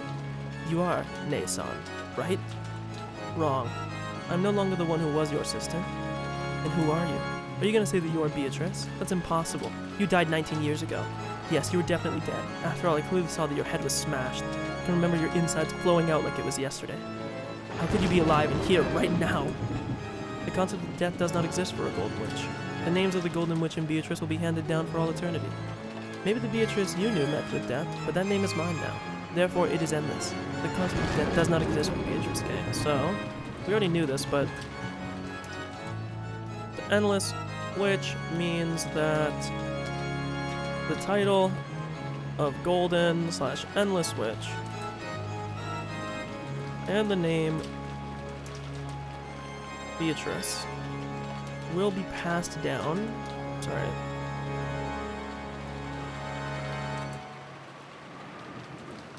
Write that down. How pitiful, Nason. The gold has caused you to lose the distinction between fantasy and reality. I said I'm not your sister anymore. Well then, as the new Beatrice, I have been attached with my own resurrection ritual. Ronave, what should I do? That is up to you. Beatrice, you already have the power to make whatever you think reality. You should grow used to that if you use it a little. You worthless former sister. You should consider it an honor to have been selected as my first sacrifice as a witch. On the second twilight, I'll tear apart the two who are close with my own hands.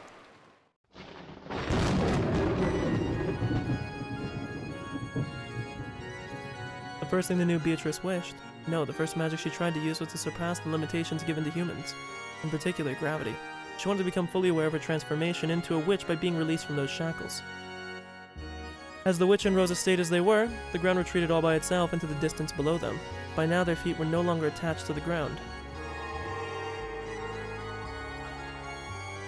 Rosa finally realized that the ground hadn't retreated into the distance below her, but that she and the witch had been sucked up into the rainy sky. Uh-huh. Whoa, whoa, awesome. The humans, shackled by gravity, there was nothing more unnerving than not having their feet on solid earth. Real, I fucking hate heights. However, to Beatrice, who had learned the joy of being released from gravity as a new witch, it was enough to cause her whole body to shake with delight. Hey Rosa, do you remember long ago when we were small, when we used to talk about what it'd be like to become witches and fly around the sky? It's come true, you know. I became a real witch and granted it for you. Stop it. Wake me from this dream. You said it. You said that you flew through the sky in your dream, and you also said that you hadn't wanted to wake up. You were even mad at me for waking you, right? Don't worry. You won't wake up this time, alright? Come dance with me in the vast, rainy sky. Didn't we wish together to fly like seagulls in the sky and escape the cramped and boring island of Rokenshima? Now, I'll make that dream a reality for you. That is why I want to share this joy with you and no one else. Isn't this so fun, Rosa? Isn't this so fun? Take a look below you. Look at how small our mansion is. I wonder how much time we spent in a place that small. Now I'm especially shocked at how cramped and tiny it is. So feel, enjoy, rejoice. The power we yearned for, the power to move through the sky at will. Come on, let's dance, Rosa. Through the rain, through the wind. Let's fly around like we're dancing. The lightning will shine on us and bless us. The witch and Rosa were like leaves floating around in a whirlwind. As the rain poured upon every part of their bodies, as the lightning occasionally shone upon them, they shook with the joy of being released from the ground. However, it was only that way for the witch. Rosa was holding onto her head, voicelessly screaming over and over. Stop it! Please no more, let me down! You're right, it's more fitting for humans to crawl on the ground. Then why not go back there? A slightly displeased expression rose to the witch's face when she realized that her own joy was not being shared. And she decided to listen to her former sister's request. The whirlwind that had been making Rosa dance around grew weaker, then stopped. In other words, Rosa was once again bound by the restrictions of gravity as a human. Following the laws that were originally correct, Rosa began to descend towards the ground upside down. No, she began to fall. Oops. That's right, if I don't take her down the right way, this is what happens. The witch hadn't intended to send Rosa plummeting, but she still wasn't used to using magic. After plummeting about 100 meters into a rose bush, as a very natural result, Rosa died instantly. But the witch hadn't intended to kill her, so she willed for Rosa not to die. When she did, gold butterflies coiled about Rosa's body, reviving that life just as the witch had wished. So basically just undoing everything that happened. Rosa's body, which had laid out a radial carpet of fresh blood, rapidly returned to normal.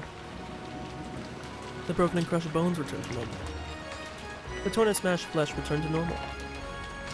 How easy it is to break things in this world and how difficult it is to fix them.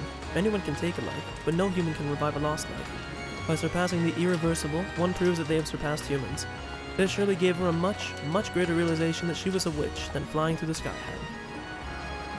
Awesome! I can even revive an ended life.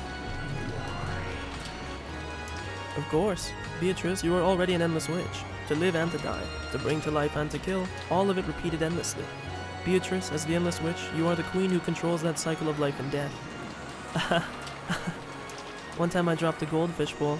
The fragile and beautiful bowl broke and I couldn't put it back together again. That cute pop-eyed goldfish would never swim for me again after it landed on the floor. No matter how much I cried, the servants shook their heads, saying that broken things and dead things could never be revived. That's when I learned, you know, you mustn't break things. You mustn't kill people. After all, you can't fix them. So even if you could fix them, you wouldn't get in trouble for breaking them, right? Awesome, awesome, awesome, awesome. For a while, the witch became intoxicated with how terrible and wonderful the power she had succeeded was. Her laugh was pure, innocent, and also cruel.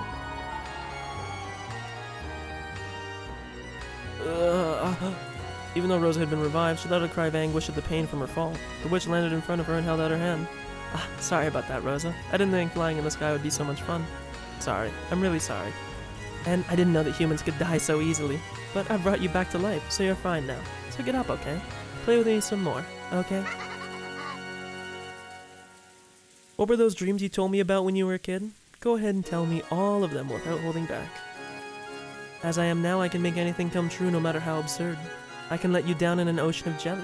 I can swallow you up in a mountain of cake. I can even make you grow butterfly wings and let you fly around the garden. I'll do them one after the other. Let's start with the ocean of jelly, okay? Stop. Ugh. Rose was once again thrown high into the rainy sky, however the sky wasn't filled with raindrops, but with drops of orange juice. When she looked down, Rosa had to doubt her eyes. The rose garden had disappeared, and the ground spread out beneath her was like a pastel-colored jigsaw puzzle. It was from the dream she had talked about when she was young, an ocean of jelly. The black part was coffee jelly, the red was strawberry, the yellow was pineapple, the green was melon, and the guy that developed this game was switching the hue slider.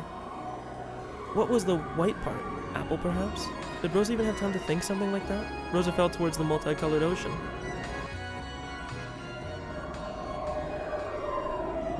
And sank deep into a grape-flavored purple sea. It really was an ocean of jelly. It had no bottom. As Rosa sank, she was shocked to see a school of transparent fish swimming through the grape jelly ocean. They were probably made of grape skin. Then she sank on, deeper and deeper, as deep as the Mariana Trench, compressed tight by the water pressure of the jelly ocean as her ribs crushed and crunched, as her spine snapped and cracked. In the end, she had become a small, frail meatball.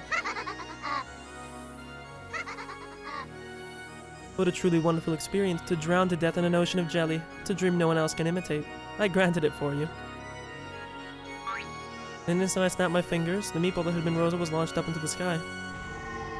Dude, poor Rosa. After being enveloped in a golden brilliance, she returned to her original form. It was as simple and easy as returning dried seaweed to its original form, and anyone could do it, if they were a witch.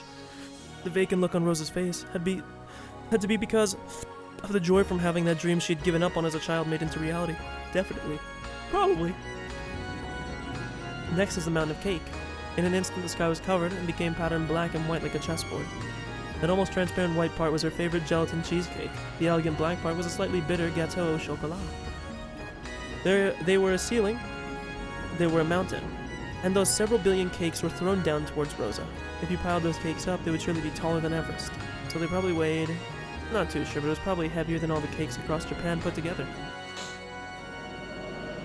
Good thing cake in Japan was banned the year before, so it actually was not that heavy at all. Oh no. It fell down like a ceiling and swallowed Rosa up. So, as a very, very natural result, Rosa was crushed to death. In less than a second, her bones broke through her body and her insides were all smashed and forced out. Splat-a-splat-slop. And yet, still an even greater number of cakes piled up on top, and Rosa ended up as a layer of jam wedged between the cakes. It became as thin as a single hair and was probably smashed out into the area of a tennis court. That world swallowed up by cake was once again absorbed by a golden flash. Then, as though it had all been a dream, Rosa was revived once again. Of course, it definitely wasn't a dream. She had been revived after dying.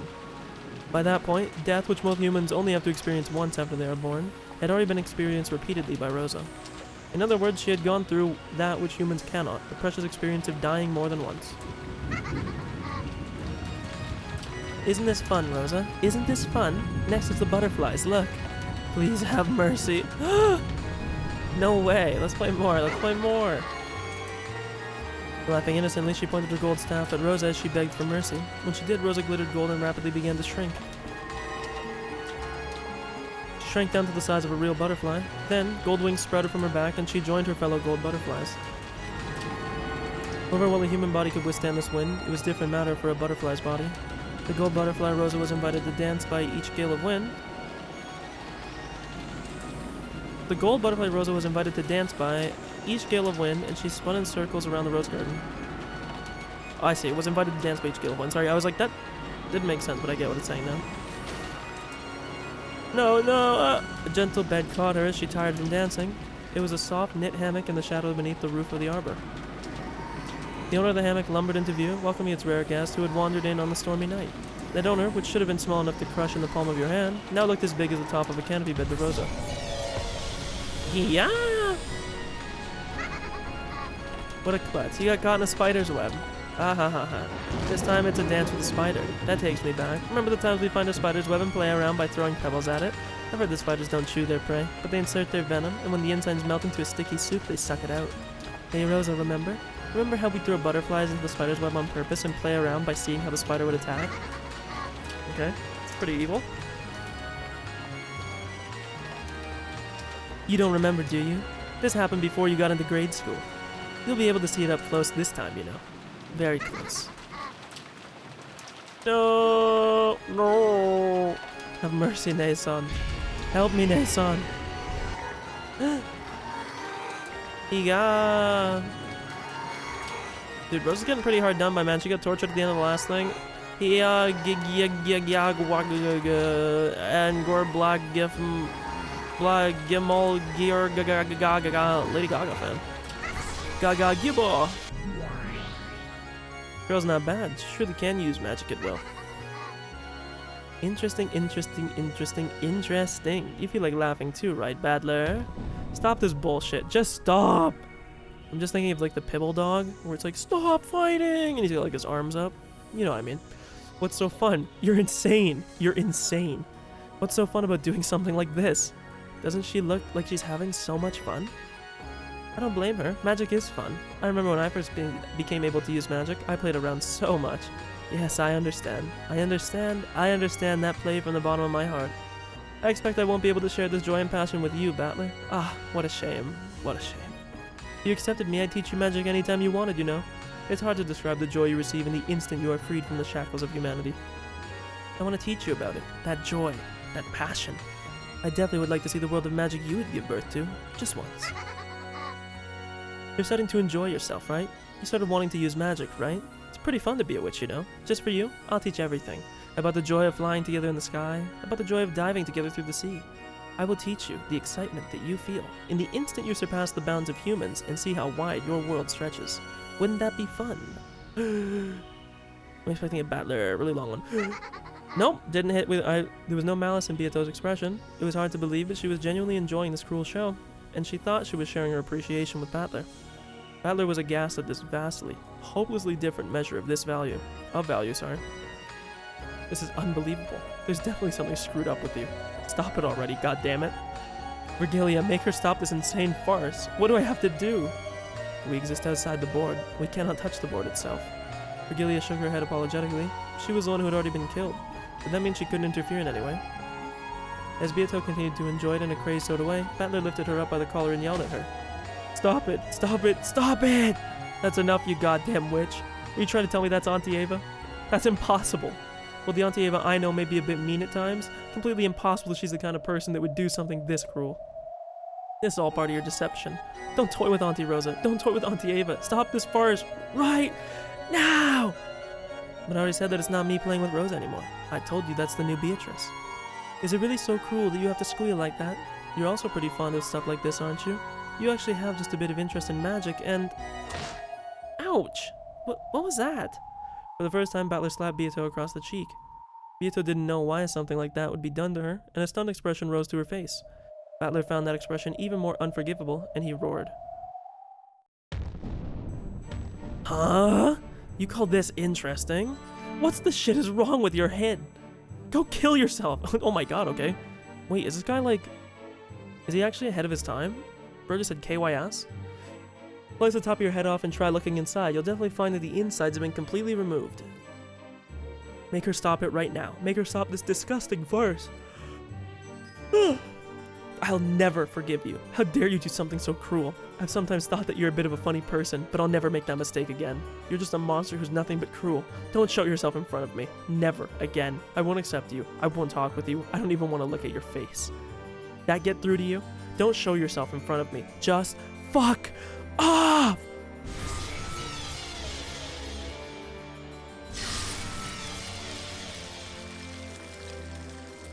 The instant Battler screamed, the power that resisted the witch became a red wall which repelled Beato, knocking her back onto her butt. Ow, ow, ow, ow. What are you talking about? Isn't it an interesting show? She spoke as though making an excuse, but the person those words were directed at, Battler, was no longer there. His figure had suddenly disappeared into the darkness. But Beato pouted her lips and continued trying to explain herself. It's not like I completely don't see where you're coming from, but this is nothing more than an innocent prank, right?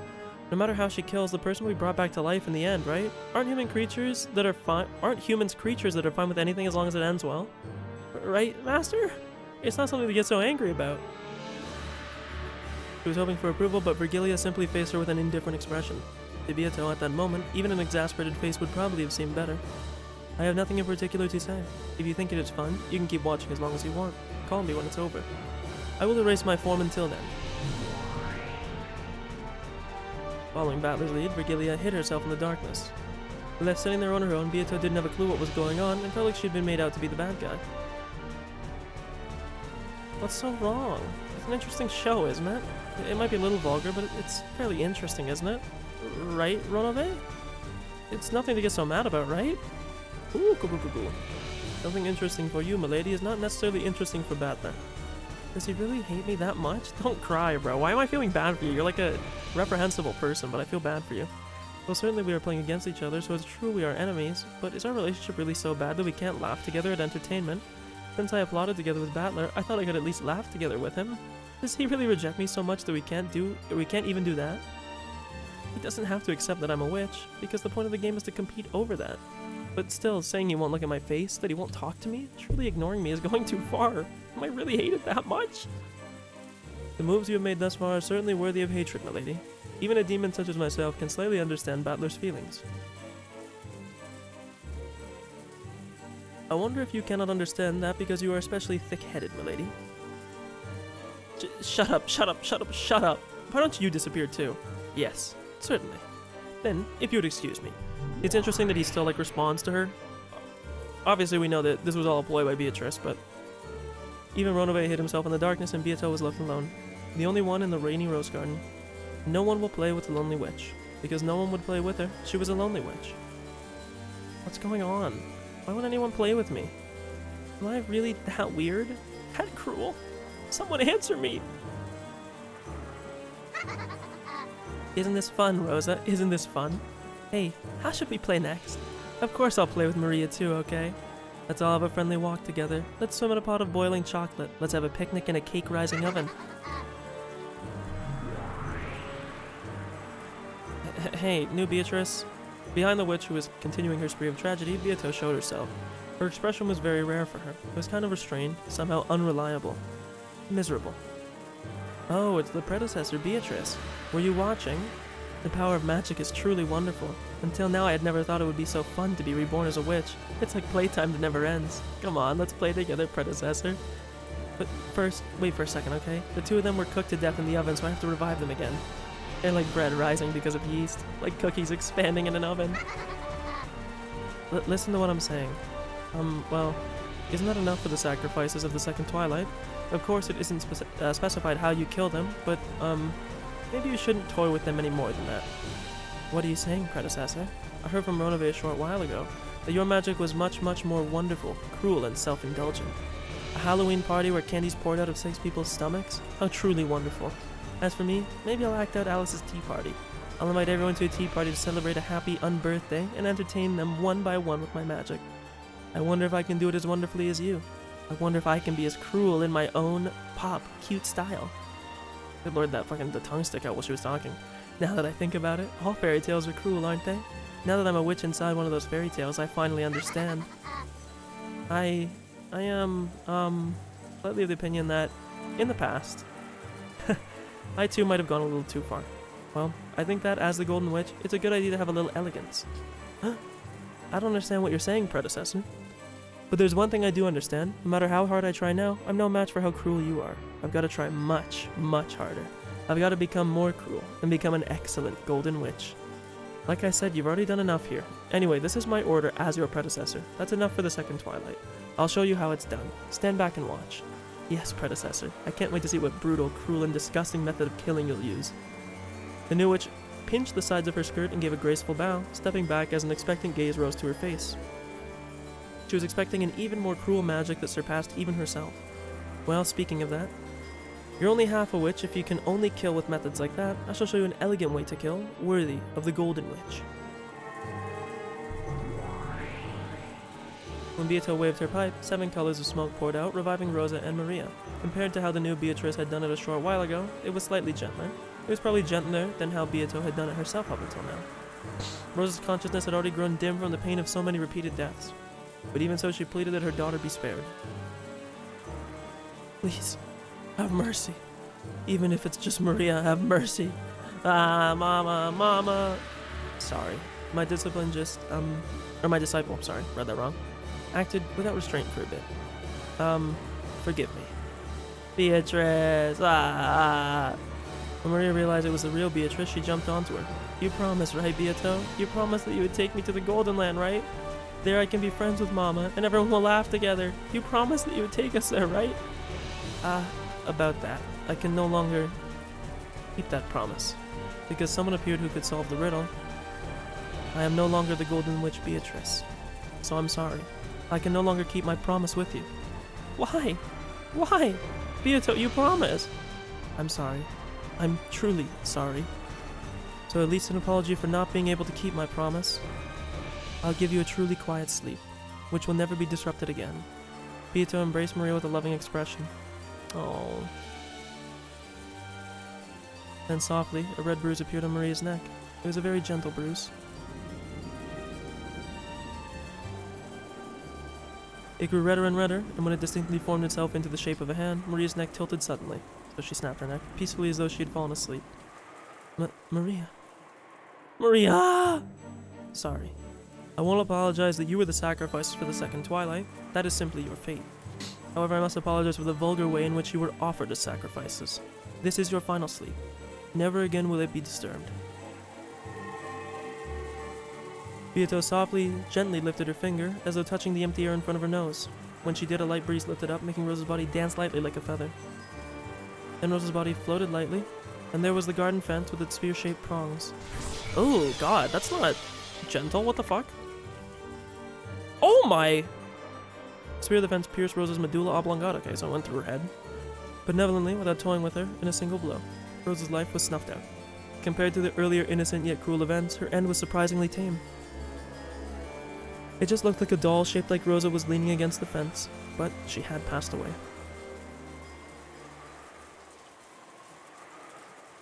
Well, that's pretty much how you do it. Beato acted proud, but the new witch wore a blank expression, almost as though this was an anticlimax, and she was forthright with that opinion. Kinda plain. Very different from the person Ronove told me about. Well, you must use magic with dignity, you see. If it's too, undignified, that isn't very elegant. But you can do wonderful things endlessly with this magic. How boring. No complaining. The path of the Golden Witch cannot be completed in a day. You are still incomplete until you finish the 10th twilight. For now, stay quiet and follow my instructions. Alright? What happened to your answer? Your answer. Fine. Better. Much better. Well, there's still much to do for the resurrection ritual. You still have to kill 5 people. You should do it without toying with them too much, with beauty and dignity. And with at least a little decorum, alright? What Ronove told you about how I did it? That was a bad example. You mustn't use that as a model. Engrave that into your heart. Yes, predecessor. A good answer. Ronove, the 7 stakes of purgatory rise. Yes, milady. Ronove, right here. Lucifer the Proud, right here.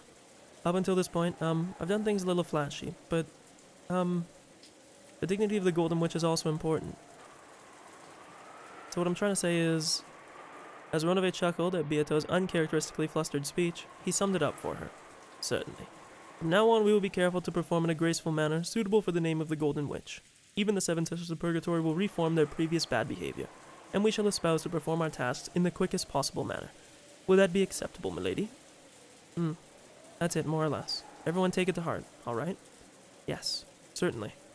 See, it's weird that they still answer to her, which of course we know this is going to be like a ploy. Like, obviously she's still going to get back in the saddle, but that's all I wish to say. You may leave now. Certainly. If you would excuse me. Excuse us. Well, that's all I want to say, so take care as you continue, alright? Go on with dignity and, decorum, befitting the Golden Witch, alright? You should do your best. I will be watching over you. Acting unsure until the very end, Beato communicated only that to her, became a group of gold butterflies, and vanished into thin air. It may be fitting to say that she disappeared in a hurry because she was having trouble maintaining the conversation, After that, all that remained was Maria's outstretched body, pounded by the rain, and Rosa's body, propped up by the fence and gazing up into the sky. And the figure of the witch. Show some decorum, you say. Her expression looked just a little bored. There was a popping sound. That was probably her clicking her tongue. What a boring person. Leaving that last sentence behind, she too vanished into thin air. And that's going to be our curtain call. Okay, let me do some little notes here. We advanced another half an hour, it seems.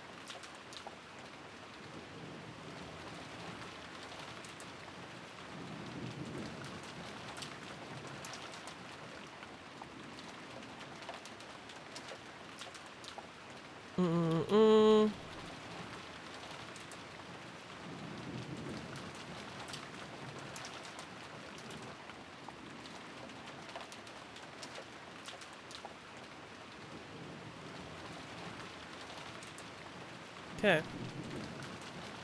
I'm gonna save like the deep theorizing for the start of the next stream. It seems to be more of an end or a start of stream thing. Next stream, which will be tomorrow, like I said, we're gonna try and finish the next 2 chapters before, well, I'm not gonna give it a specific time. I want to just keep progressing this game at a decent pace. I would like to finish this this game tomorrow. This episode, that is, obviously not the whole game. Let me save real quick. And we'll do a little bit of theory time. Start of the next. There's a good stream. Appreciate everyone for stopping by if you were here. As for the next stream, again, same thing. There is boxing tomorrow night, or tonight I should say rather. It is Friday, correct? Yeah, so depending on when that ends is probably when I'll be on. I would wager it will be probably about the same start time, potentially a little bit earlier. That much I cannot 100% guarantee, of course, but well, I'll leave it at that. Crazy fucking dense information in this chapter. There is so much shit, and I think the start of the next stream will have quite a bit of theorizing, so I look forward to it. Appreciate it for stopping by, and yeah, have a good night or morning, day, whatever time in the